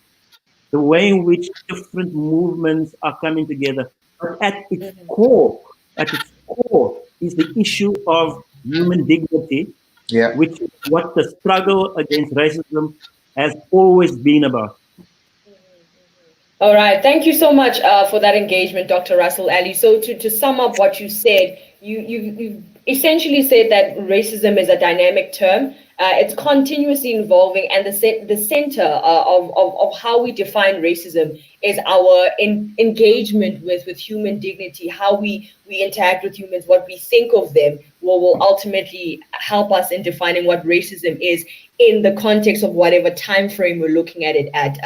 Which is really true. And I think, young people of today, young people such as myself, like to observe things in isolation because our only real tangible experience is what we have in front of us. We've got amazing social media, we've got phones, we've got an understanding of the way people write things, and sort of our only reach into the circumference of things is what we get from the media, which is something that we obviously need to touch on in just a little bit. But I wanted to direct a question to you, Mr. Carter, about the Black Lives Movement. What sort of truths about racism came out during the time of Black Lives Matter in America? What sort of truths came out that aren't completely visible to the rest of the world during that time? Carl is fine. Okay. Yeah. Well, I think a lot of things are really interesting about what's happening now. And so when you talk about building on previous movements, I think that, because of the internet and because we can see that these are actually citizen journalists that are fueling everything, right? And so that's something that as a movement hasn't been there before, right? And so even when you look at the civil rights movement, the previous movements, a lot of that imagery, a lot of the narrative is framed by traditional media. And so I think now you have this situation where, young people are often, behind these devices, behind the phones, who are capturing these moments, broadcasting them to the world. And I think, that is why it's different now than in previous movements, is that, there isn't as much control over the narrative as it used to be. Now, mind you, once traditional media gets a hold of it, then we lose control again. So it starts with citizen journalism, and we play these things out on social media, but ultimately we're not owning our platforms, which is why Snake Nation is about ownership and about, control of your narrative and economic and creative freedom, because those two things go together. Our ability to control our narrative is now more important than ever. And even from a Black Lives Matter standpoint, Black Lives Matter is actually a coalition. And so to the note on movement building and echoing, the Black consciousness movement being influenced by the Black Panther Party and the Black militant movement in America. But then you also have Arab Spring, and so did Arab Spring influence, Black Lives Matter? Totally, because we consume all of these movements as a global youth culture. Does Fees Must Fall, have a cousin in the Black Lives Matter movement before? Absolutely. Do the riots in '92 around Rodney King have an impact on what people are doing now? Absolutely, because now you can see people, and I've seen the videos online of people who were there in those riots, now talking to young people, 20-year gap or more, now talking to young people saying, look, I was here for this one, I was here for that one.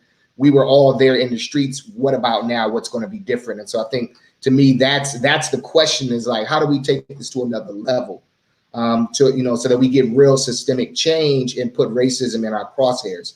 Because I agree, I think that just as, when you look at, the Me Too movement and how it systematically changed how women were treated in a variety of different ways, we have to look at racism in that same way, with everybody.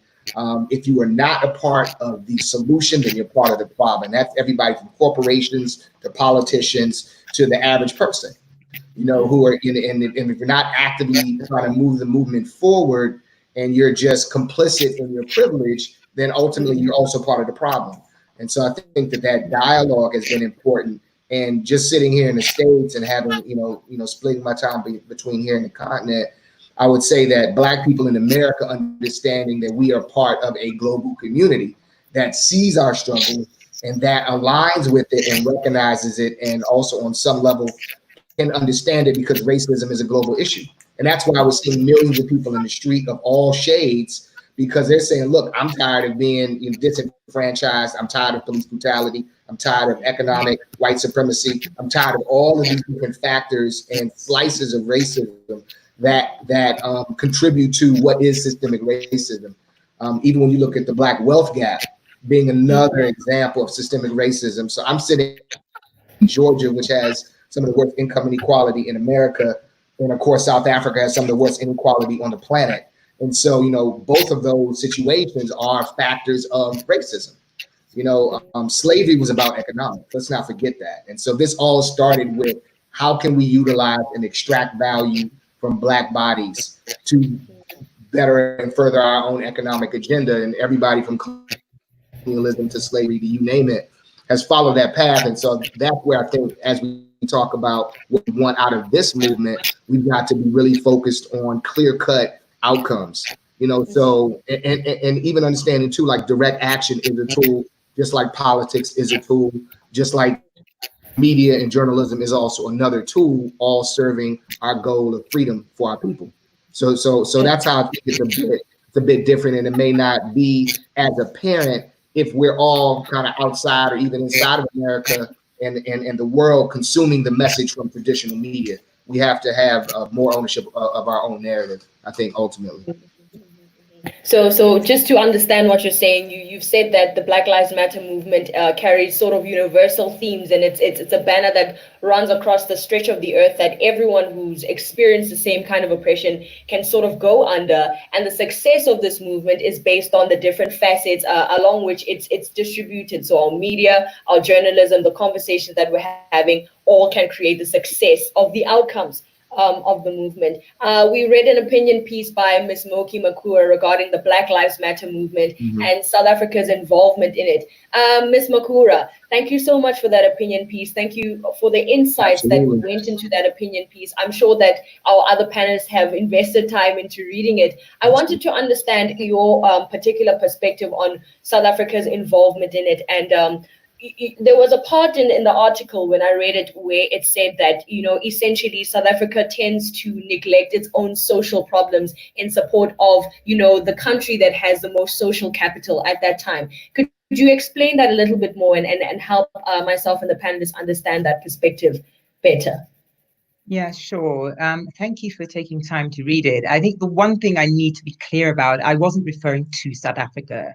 It was talking generally about the continent. And I felt that at the time when I wrote that piece, I was looking at what was in my view, which was like a bunch of young people who didn't seem that interested in some of the social justice issues that were happening right here on the continent, were very vocal, were tweeting, were joining the hashtag, seem to be joining what is a global movement, but it's predominantly and primarily a US-based movement, Black Lives Matter. It's become global, and I think there's a lot of reasons for it becoming global because of the time, because of COVID, because of people's frustration, because of George Floyd. There were a lot of reasons that triggered this moment. But the thing was that I felt that let's not let that be our only focus, and that let's learn from Black Lives Matter, because I think it's a phenomenal movement, the way it has become a global phenomenon, and the fact that I think we can learn a lot from it as Africans, not necessarily as South Africans, as Africans, because shortly after that, there were a number of things that happened that seemed to sort of escalate the whole racism issue in South Africa as a result of Black Lives Matter. So the whole piece was about this is what it should do, in that it should force us to look at some of the issues we have here, including racism, but there are a lot more. I mean, South Africa, for example, I think South Africa's been great around gender-based violence, but that was not happening in Nigeria, which as a result actually of Black Lives Matter, there started being some marches on gender-based violence. So that's exactly what I'm talking about. And that's exactly what I wanted to see happen. So it was not about South Africa, and it wasn't just about, we are ignoring what's going on here. I'm saying let's learn from what's happening in the Black Lives Matter movement and apply it to some of the injustices we're seeing here.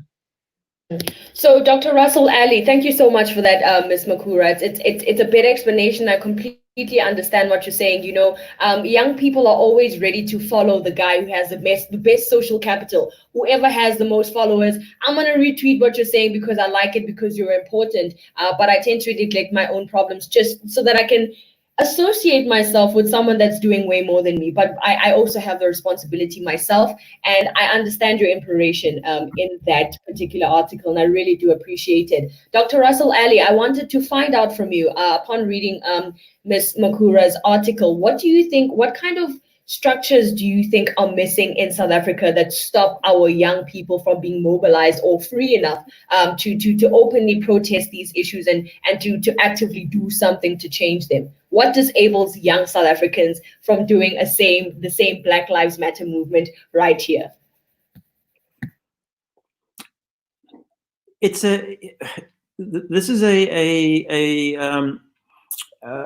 is not an easy discussion, and why I say it's not an easy discussion is because I'm always very careful of how I speak about or even to young people, because I remember my own youth and the way in which we rebelled against our elders, who we thought were not radical enough. And so every generation, as I said, really defines its own struggle for themselves. And that's how it should be, actually, because every generation is responsible for itself. That's what agency is. But with the benefit, as I said, of sort of experience, one of the things that and here I kind of I'm wading into perhaps treacherous waters, because you asked me, so you pays your money and you takes your chances, right? Absolutely. So you asked me. One of the things I think that that I find I wouldn't say disconcerting, but something that needs to be looked at in terms of the politics of young people today is the predominance of identity politics. Okay. In other words, it's that political mobilization often is around affinity, either LGBTI issues, LGBTQI issues, and often even within the LGBTQI movement, there's also identity issues, or around gender, or around issues of race. Now, I don't want to say that there is a hierarchy when it comes to issues of struggle. Because some people will have a kind of hierarchy, and they'll say, well, it should start with class, and then from class it should go to race, and from race it should go to gender, and then from gender it should go to sexuality, and that often that actually causes more divisions and fracturing.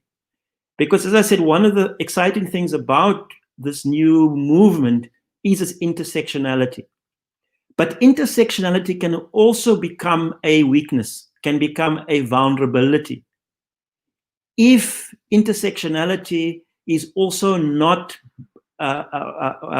brought together with broad-based alliances that build unity, that is based more on what's common and what's shared, as opposed to what differentiates or separates. And so that's one of the things that I think that young people in South Africa, I don't know, I can't speak for the USA experience directly, just from what I read, but I do get a sense that there is a real tension between what I want to call mass mobilization around issues and identity mobilization or identity issues. And if we can find a healthy tension as opposed to an unhealthy fracturing, I think that the movement will benefit enormously. But if this tendency for identity politics to become more and more predominant, and to some extent almost overshadow the mass mobilization, then the kind of power structures that we are really trying to transform or change, they the main beneficiaries. Absolutely, I agree with you, Dr. Russell. Some interesting thing that happened in South Africa during the time of Black Lives Matter was that on social media, I'm going to go into race. There were, colored boys and girls, colored young women and young men who said #Colored Lives Matter. And sort of, there was this uncomfortable experience in South Africa when we were all, uniting in support of the Black Lives Matter movement, where there was a side in South Africa that decided to differentiate itself from Black people. What is your opinion on that? Look, I think that we as South Africans should now be mature enough to understand that racism in South Africa, while it had certain common denominators, it also differentiated. And the reality is that Black South Africans under the apartheid system were far worse off, generally. That is not to say that coloreds or Indians were free and were not discriminated against. But there was differentiation, and it served the interests of those who were in power. The old divide and conquer approach, which was really the basis of colonialism and colonial conquest, and in fact was the experience as well of slavery, as people will tell you, that the so-called house slave and the garden slave and so amongst the oppressed, often there is a playing off of one group against another. And so I have sympathy often with this notion of people feeling that my oppression is not being taken seriously, and particularly people who want to identify as colored. You've heard the saying often that we were not white enough in the old South Africa, and now we're not Black enough in the new South Africa. And so one can understand that sense of frustration or alienation. But we have to recognize that under oppression, we were not oppressed the same, okay? We were oppressed differently. But what we need to make sure is that in a new democratic country and an anti-racist country, we should create opportunities for everybody. In other words, we should not replicate the divisions that kept us subjugated in the new society that we're trying to move forward to create. Absolutely, I totally agree with you. And one of the things that's important when you sort of come into the aspect of redefining racism is, being able to sit on the ground and understand the young people as they are. And one of the panelists, Mr. Carter, or Carl Carter, what he does is, he's involved in disruptive media and he's involved in a lot of societies that engage with young people. A question I have to you, Carl, is that you've spent time sort of with the youth of South Africa, particularly in Cape Town and also in America. What are some of the mental or psychological differences that Black people in South Africa have compared to those in America? What I'm basically trying to ask you is, how do they each feel about each other? Because sometimes the way we feel about each other and the way we feel about the racial group that we associate with ultimately determines how we're going to act about the situations that oppress us. So what are sort of like the differences between those two groups, and what do you think is missing in each of them?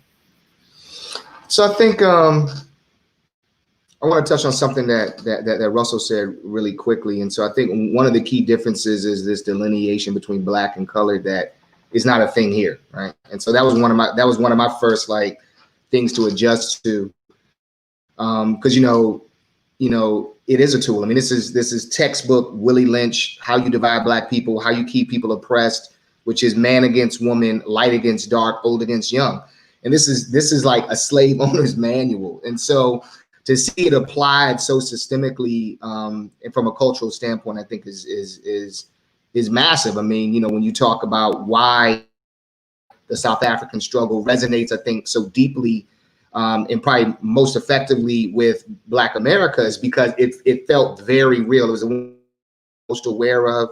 You know, Nelson Mandela was probably one of the most well-known African leaders that most Black people in America know about. And then, of course, we saw that the South African struggle very akin to the civil rights struggle. And so we recognize that flavor of oppression. And so I think that what I see in the young people are probably more commonalities than differences. You know, aside from, you know, from saying, well, I'm not Black, I'm colored, or you're not Black because you're lighter than me, which I just find ridiculous. Because where I'm from, light skin, dark skin, whatever, if you get pulled over, you're nervous as hell. So, you know, if like my color doesn't save me from, you know, going to jail or being oppressed or whatever that may be, then it doesn't matter, light or dark, we all kind of catch the same boot or knee to the neck, if you will. And so I think that to me is a construct that was unique to SA and is not a situation here. That being said, I think that, you know, to me, young people on the continent, and I'm gonna take a page out of Moki's book and not just focusing on SA, but talking about the continent because we travel Africa broadly. And so I would say that in my opinion, I find the young people there a lot more globally politically aware than young people in America. And I think once you leave America, you start to understand your impact and the sort of the long arm of our culture. And so I would say that oftentimes America is so insulated and we're so focused because it's a big country and we just lots of times don't think about ourselves. It's the only thing that's coming in.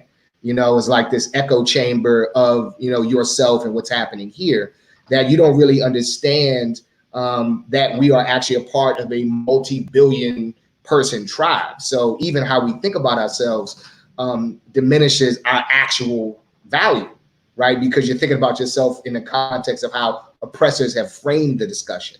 And so I think that, you know, young people on the continent, while even maybe separated by other things, understand that they are at home, number one, but they are part of a billion other people who look like them, you know, have, you know, similar, what's the difference in foods and music and so forth. Maybe some of the things that you hear kind of come up. Who has the best jollof rice, for example, you know, things like that, right? Which are fun prods, but at the end of the day, Africans know that they're African.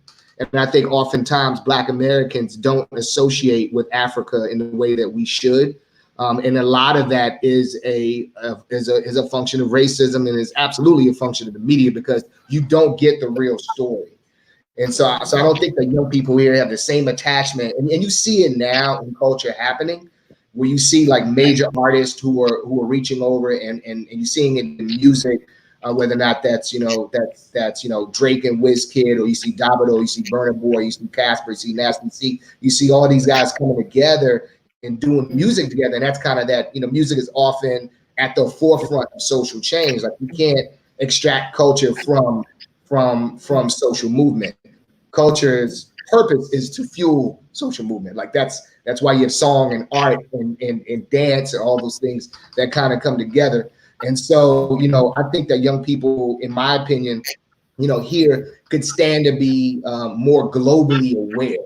That being said, well, you know, I agree with Russell as well, and that, you know, it's not our place. I'm in my 40s. It's not my place to say, well, young people should be moving in XYZ ways as it relates to their political movement, because I think we all have our own unique, you know, take on things that are a reflection of our upbringing, that reflection of our immediate reality. And so when I grew up, I was at the height of the crack era, and you know, I grew up in Washington D.C. when it was the murder capital of America in 10 square miles. So my understanding of racism and police brutality was all about the war on drugs, you know, and that's with the largely black police force, right? And so we saw mass incarceration. We saw those things that happened then and continue now as probably the biggest things that stuck out to us as like massive injustice. And then you had Rodney King, and then you had other things in the 90s, and then the Million Man March and so forth. So there has been this constant drumbeat every so often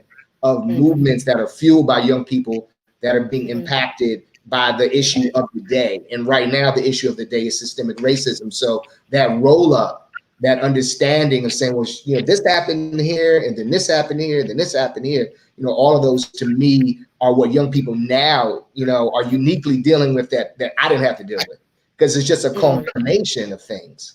You know, people are just tired of it. You know, so I actually am super excited to see not just people in the streets here, but people in the streets all over the world. And, you know, I referred to Arab Spring, and I wrote a little something about this, and just saying, like, look, like, we have to understand, like, we should be looking at how movements actually organically move. Like, what are the mechanics of a movement?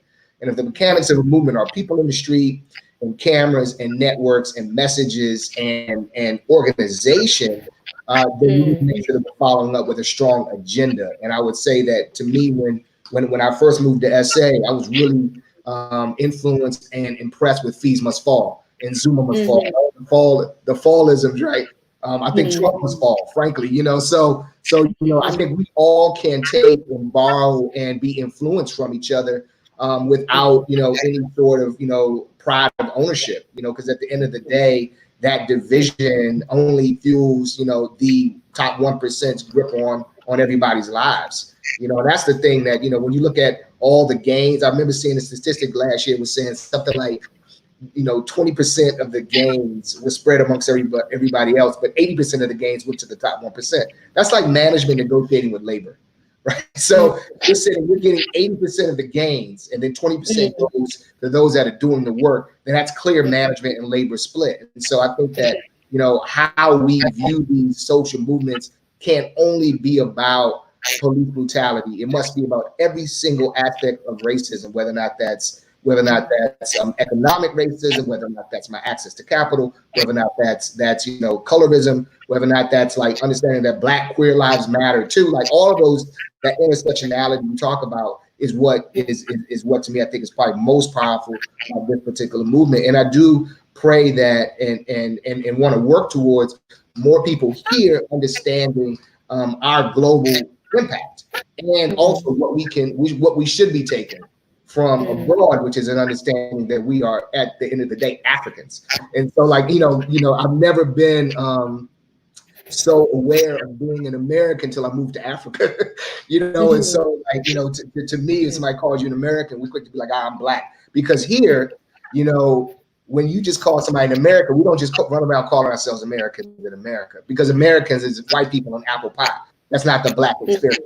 So that's why African American is important. Somebody saying, look, I'm Black, is a distinction that if you're not here, you don't really understand. So when you get there, it's just like, oh, you're an American. And it's like, and that's a rough one to take. So I do, you know, I do hope that we have more unity and more sort of global embracing of our collective power. Because I think that outside impact, like even the ability to say the UN should be looking at police brutality in America, and why is that not happening, right? Why is what's happening here not a global case? Why are our leaders not being put up from the ICC? These are things that we're not discussing that we should be, because it's America. And so America should not be above, you know, the scrutiny of the global community any more than, you know, any other country on this planet should be allowed to have human rights abuses. And that's what we're dealing with, is a human rights abuse based upon our race. And so, you know, I absolutely salute the young people in both here in the States and on the continent, because it's, you know, you have to be in the UK and throughout the diaspora, because, you know, this thing is, you know, just touching everybody. I have a friend in Amsterdam who was out at the Black Lives Matter movement, and what we don't even, and she really brought it home when she was like, this, you know, the Dutch perfected slavery. Like, we forget that. You know, so you go to Amsterdam, we have a great time, but like at the end of the day, the experiences of people in Amsterdam of color are also about that. So anyway. Absolutely. I think, all right. Thank you so much for that. It's an amazing analysis that you've given. And what I've taken from it is that the thing that dismantles our collective power as people of color is the fact that we disassociate from each other, and we like to make these different distinctions about, you know, I'm African American, you know, this is who I am. I don't necessarily associate with Africans completely. And the phenomenon that's sort of come from that is, you know, the surge of xenophobia. And I wanted to direct this question to Dr. Russell Ali and Ms. Moki Makura. what is your opinion of xenophobia in South Africa? Is it okay for us to be participating in these global movements amidst us being xenophobic and having these different xenophobic attacks? And how do you think we can move away from that at this particular time? I think we can start with you, Ms. Moki Makura. Yeah, thanks. It's funny, around the Black Lives Matter, shortly afterwards, there was a hashtag that trended on social media in South Africa, Nigerians must go, or Nigerians must fall. And that came out as a result of 2, I think, drug dealers who'd been caught and sentenced. And somebody posted that, you know, for you guys who've all been supporting Black Lives Matter, I'm amazed that these same people are now strongly supporting this Nigerians must go hashtag. Right. And it completely struck me that it was, you know, it was almost funny in that in one way, South Africans are, hey, we're with this movement, but right on our doorstep, there's this thing happening where it's hatred of other Africans, right? And it's really because of the narrative, the stories South Africans believe about other Africans that this stuff happens. So, you know, one of the things that, you know, Carl, you said was, you know, youth in America versus youth in Africa. We in Africa know more about the youth in America than we know about each other. You in Kenya, I'm sure you know more about American culture than you do about, let's say, Gambian culture, because there's certain nationalities like Nigerians, you know, that, you know, our music is listened to. I feel that knowledge and closeness of us as Africans, we don't have it. And I absolutely think it needs to happen. And I think it starts with the fact that we need to have an interest in each other. Because right now, we are watching and consuming a lot of content that does not necessarily come from here. So yes, we talk about Hollywood. Yes, we talk about, you know, I think the film industry in South Africa is amazing, but we watch a lot of US content. And one of the things, you know, I run this organization called Filter. And one of the things that we commissioned was a piece of research, which is done by a university in Southern California, that was looking at how America viewed Africa. And what was quite interesting, that all of the mentions on entertainment media, there was literally nothing. But when we were mentioned as Africa, so it wasn't a specific country, and it was always negative. The storylines were always negative. They were just not positive. And then most of the news came from actually news, and it was typically coverage of elections and violence and all of this bad stuff that happens in Africa. Because the thing is, Africans don't look at us. I mean, sorry, Americans don't look at us. We look at them. And that was the point of that research, that Americans didn't really care. I mean, I think people started thinking, where's Africa, when Trump said shithole countries? I think that was the moment that a lot of Americans are, there's a place that has shithole countries, you know? So I think basically what I'm saying is that we need to look to ourselves. That's the point I'm making. And we need to understand each other better. And we actually have to start having an interest in each other. And I think my time here in South Africa, I'm a Nigerian. I've been in South Africa probably over 20 years. I am still that Nigerian woman. If I'd lived in America for 20 years, you wouldn't even know where I was from. I'd be an African American by now. Right. So I think for me, it's very clear that there are issues. And I think, Russell, to the point you made about we shouldn't let the past, the way, you know, the constructs of the past, the coloreds and, you know, the blacks and the Indians, how we were separated, it shouldn't be happening today. Likewise, I'll say that the way South Africans were, Black South Africans were treated in the past under apartheid, that's what they're playing out on non-Africans who are here. Yeah. I'll leave it there. I would agree with that. Absolutely, Morgan. I can't sort of agree with you more. You know, remember that we're living through a very extraordinary time and through a global pandemic, COVID-19, which both exposes the benefits of globalization, but also the vulnerabilities. But I just want to use COVID as a bit of a sort of metaphor. If you one of the things that COVID has exposed is the fault lines globally, but it also exposes the fault lines within our own country, right? Who are people most vulnerable?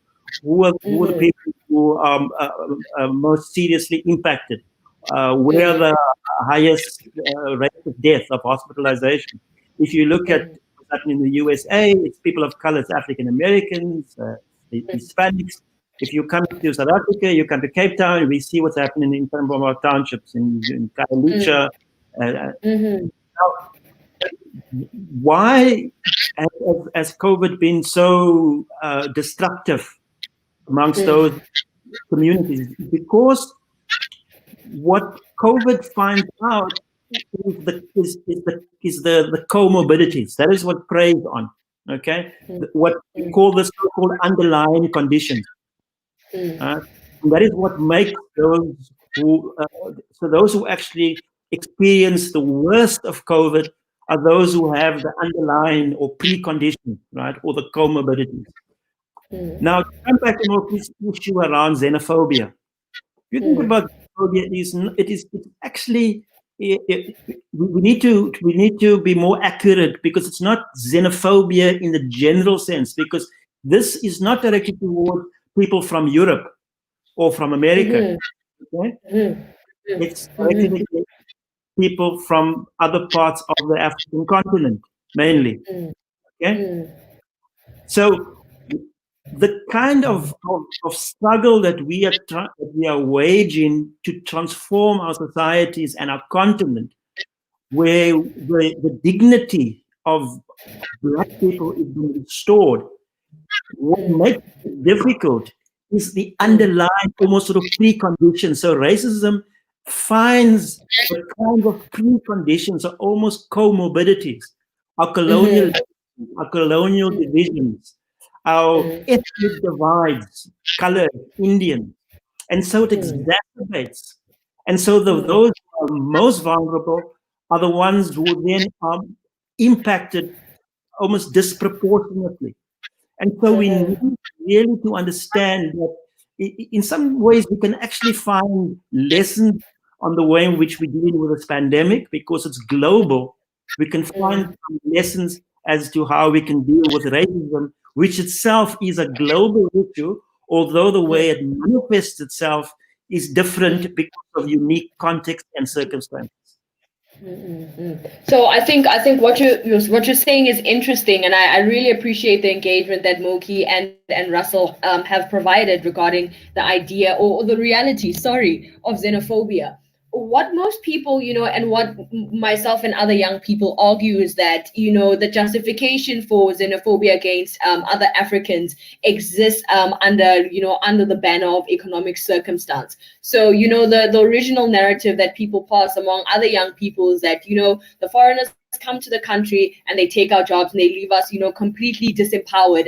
We're not allowed to have these shops because they're there. We can't do the shop because they are likely to do it better. I'm not getting equal access to employment opportunities because someone who is struggling more and is willing to fight more for these opportunities that I have access to is doing it better than me, and I don't want that kind of competition in my own country. So what the question is do you think xenophobia against other Africans is justified on an economic standpoint, considering the circumstances that Black South Africans have today? And this is an open question to any of the panelists. I want to just jump in on this one if I can, but no way. Because at the end of the day, let's look at the list of the richest people in South Africa. So if you really are revolutionaries and you really want to bang on the system and all this kind of stuff, if 7 or 8 of the 10 richest people in South Africa are white South Africans, then your issue is not with other people of color that come there to make a living. Your issue is with the people that continue to hoard resources at the top. That's the real issue, right? And so, and the same thing happens here, right? It's the same narrative where people say, well, it's for us, it's like, oh, it's the Mexicans. The Mexicans want your jobs, and so it's whoever, right? It's whoever it is that gets you looking at another person of color and not looking up. And that's the thing that we have to do. We have to look up. We have to be able to level up and say, wait a minute, this system is wrong. And I can tell you, I've experienced this. I know African Americans that have been in South Africa for 20 years and have horror stories about trying to do business with South Africans because they simply say, look, you're not my brother. And I started to say brother, cousins, not brothers. That's how it kind of feels yeah, we're Black, but yeah. And so maybe, we're not getting attacked xenophobically, but I think it surfaces in other ways. And country pride is fine, right? But when it starts to level up to violence, we're not doing anything but continuing to perpetuate a system that does not have our best interests at heart as Black people.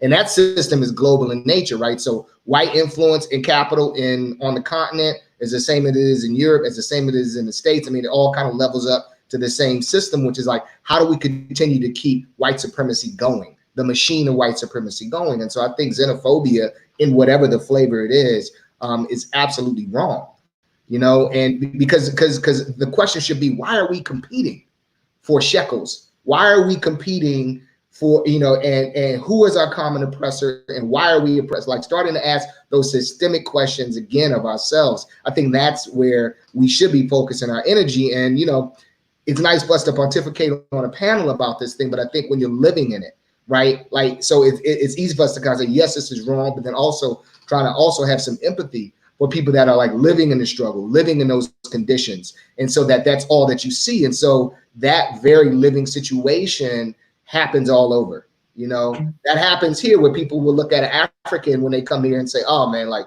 this African's here to do whatever, but you know, but there aren't enough, you know, it hasn't been given that same, you know, to Moki's point, like you could be here and there's a massive, you know, tons of Africans in America, right? Both ones that came here 400 years ago, the ones that came more recently, right? But you know, like oftentimes that xenophobia is pointed at Latinos, is pointed at Mexicans specifically, because the idea is like, well, they're here to take low-paying jobs. So the question is like, why are we all kind of scrambling for low-paying jobs? You know, that so is can I just interrupt, because it's a really good point. Sharon, who's behind the scenes, actually asked, I want to ask you that very same question that you asked us. Do you think xenophobia is justified on this economic argument?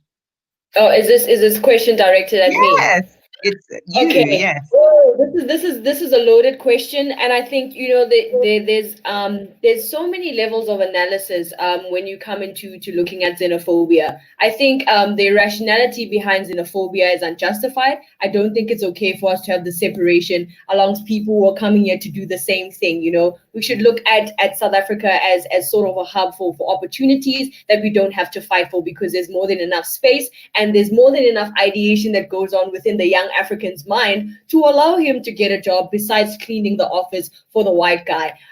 But you see, when it comes to the reactions that South Africans have towards other foreign African people in this country, I think, you know, we need to also start looking at certain realities. So, for example, there's this sort of idea that foreign nationals brings drug into the community, they bring prostitution into the community, they sort of have this identity attached to them that they keep on defiling South Africa and they need to go.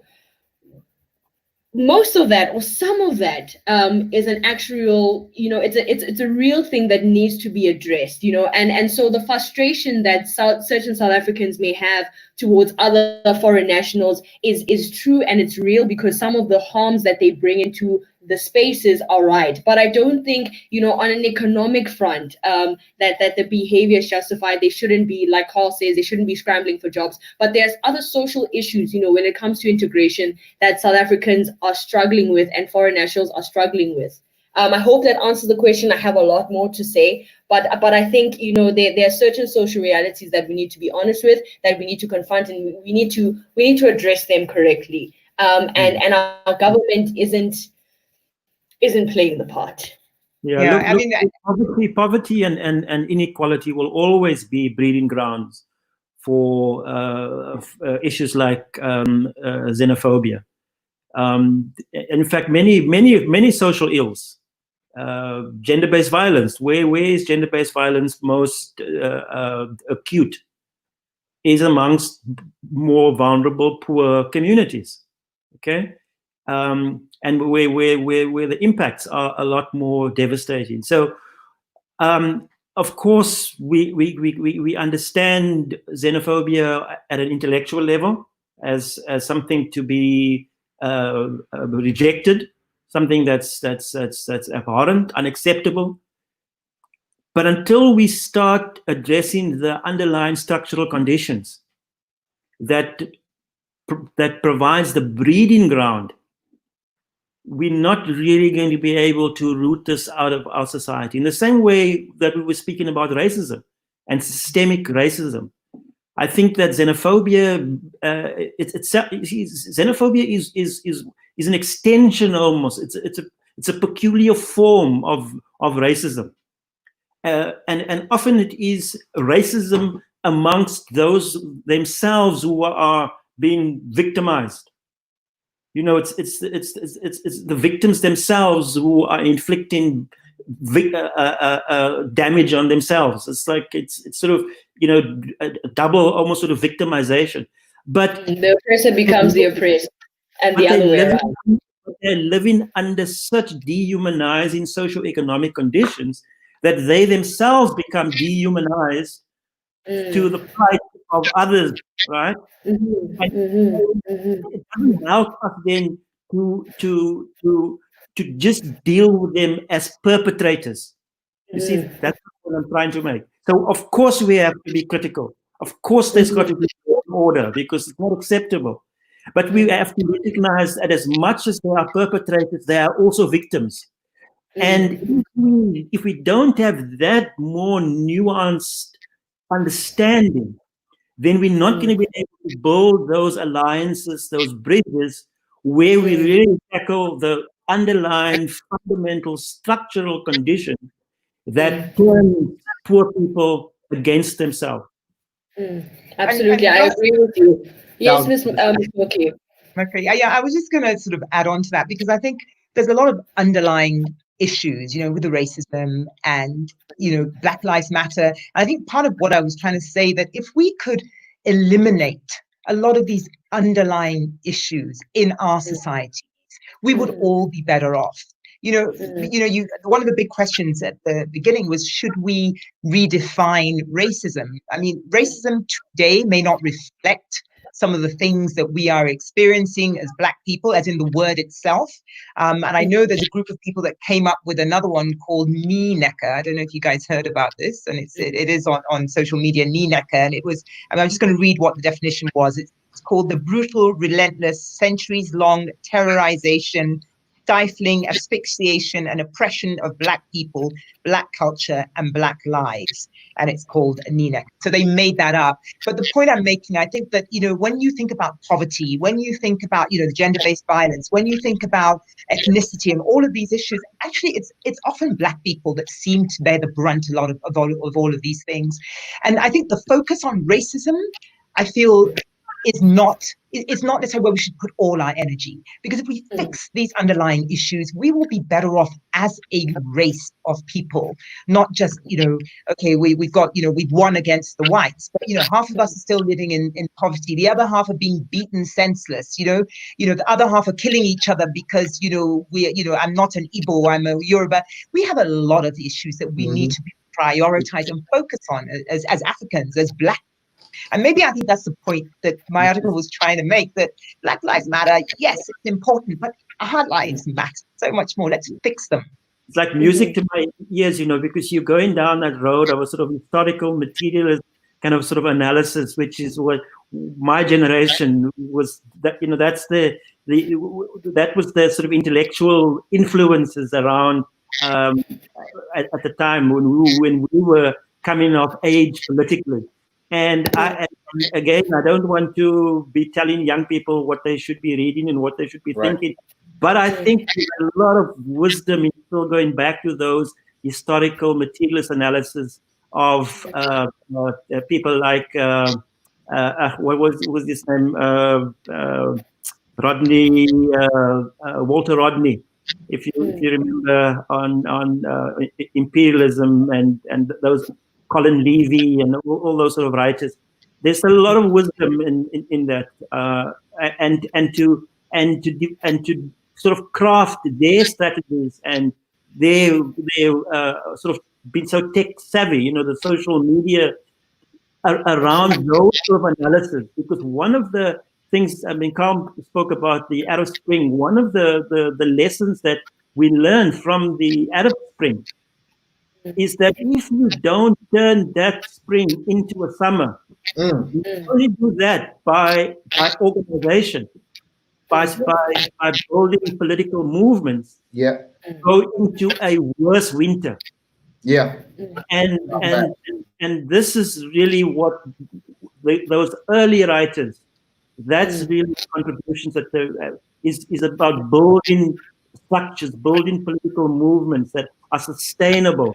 And that's really how societies move forward. So social media and Twitter and trending is wonderful, but it's not sustainable if there is no structure, an organization that holds it together moving forward.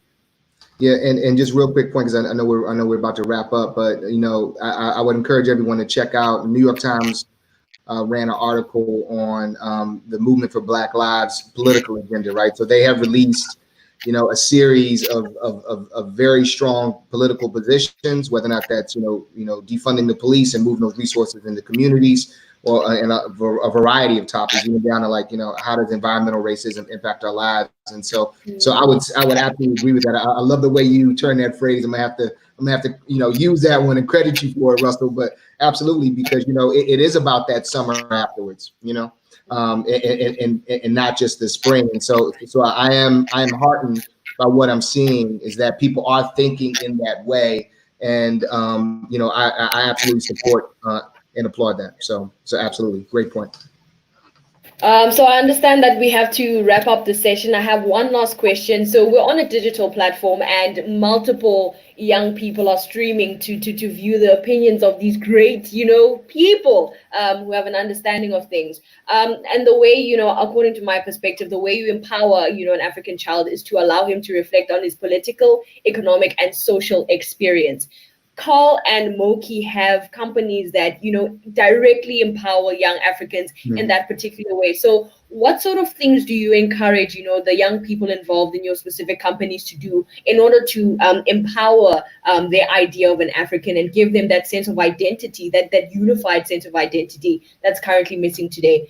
Moki, you can take this one, and then Carl, please. Wow, big question. Look, I feel young people need to use their voice. I think African culture is one where it's ageist. The older you are, the more you have an opinion. The younger you are, you shouldn't speak. I feel that this is a time for young people to use their voice and not wait to be invited. Because I feel, we get that a lot. Oh, but there's no young people represented. Young people, go and do your own. Do your own. Create your own moments where people listen to you. So just use your voice. That's what I would say. No, I feel like Moki is because we have very similar viewpoints. When I was reading up on all the incredible work that she's doing and her organization is doing, and so I absolutely believe like owning the narrative, being involved in the creative economy, not being satisfied with simply producing or creating on white-owned platforms. Like, how do we actually start to have our own platforms that we own, and more control of our narrative? That's a lot of what Snake Nation is about, and understanding and looking at the creative economy as a source that we rightfully should be pulling prosperity from. And so, I would definitely encourage that, because in times like this, our ability to earn a living while we say what we want to say is sort of the ethos and the bedrock of why Snake Nation exists. We absolutely 1000% believe that a Pan-African way forward is the way forward. A global viewpoint as Black people is a way forward. And so I would just encourage everybody to kind of leave the borders alone and just start to see ourselves as one people scattered all over the earth and move accordingly. And so that would be, my take on where I think young people should be not picking up on some of the lessons. I see he's okay. And we'd like to see many more of them come to the University of Cape Town. As well. We'd love to have them there as well, because they're the ones who the knowledge producers. Right, absolutely. Wow. All of them are knowledge producers, Black without borders. That is today's session on redefining racism. I think the central message that we've gathered from our panelists is the fact that once we remove all of the socioeconomic problems that we all face as humans, we'll sort of eradicate, the residue of racism in between these problems that we're having. It's been Carl Carter, Russell Ali, and Moki Makura who's been talking to us today. It's been stunning. I think we've all gathered a lot of understanding and knowledge on what we can do and how we can change our narrative and take control of our narrative as young Black people today. Campus Digital Party, it's been great. Thank you so much again. I'm not sure if we have any questions, but it's been lovely. And thank you, and for well done, great job. Nice meeting all of you. Thank you so much. The advantages of this new virtual world is you're actually meeting so many more people who you wouldn't have met otherwise. So absolutely, it's been a pleasure meeting you all. It really has. You guys are so amazing and so insightful. Thank you. Thank you so much. I learned a lot. Thank you. Bye. Peace.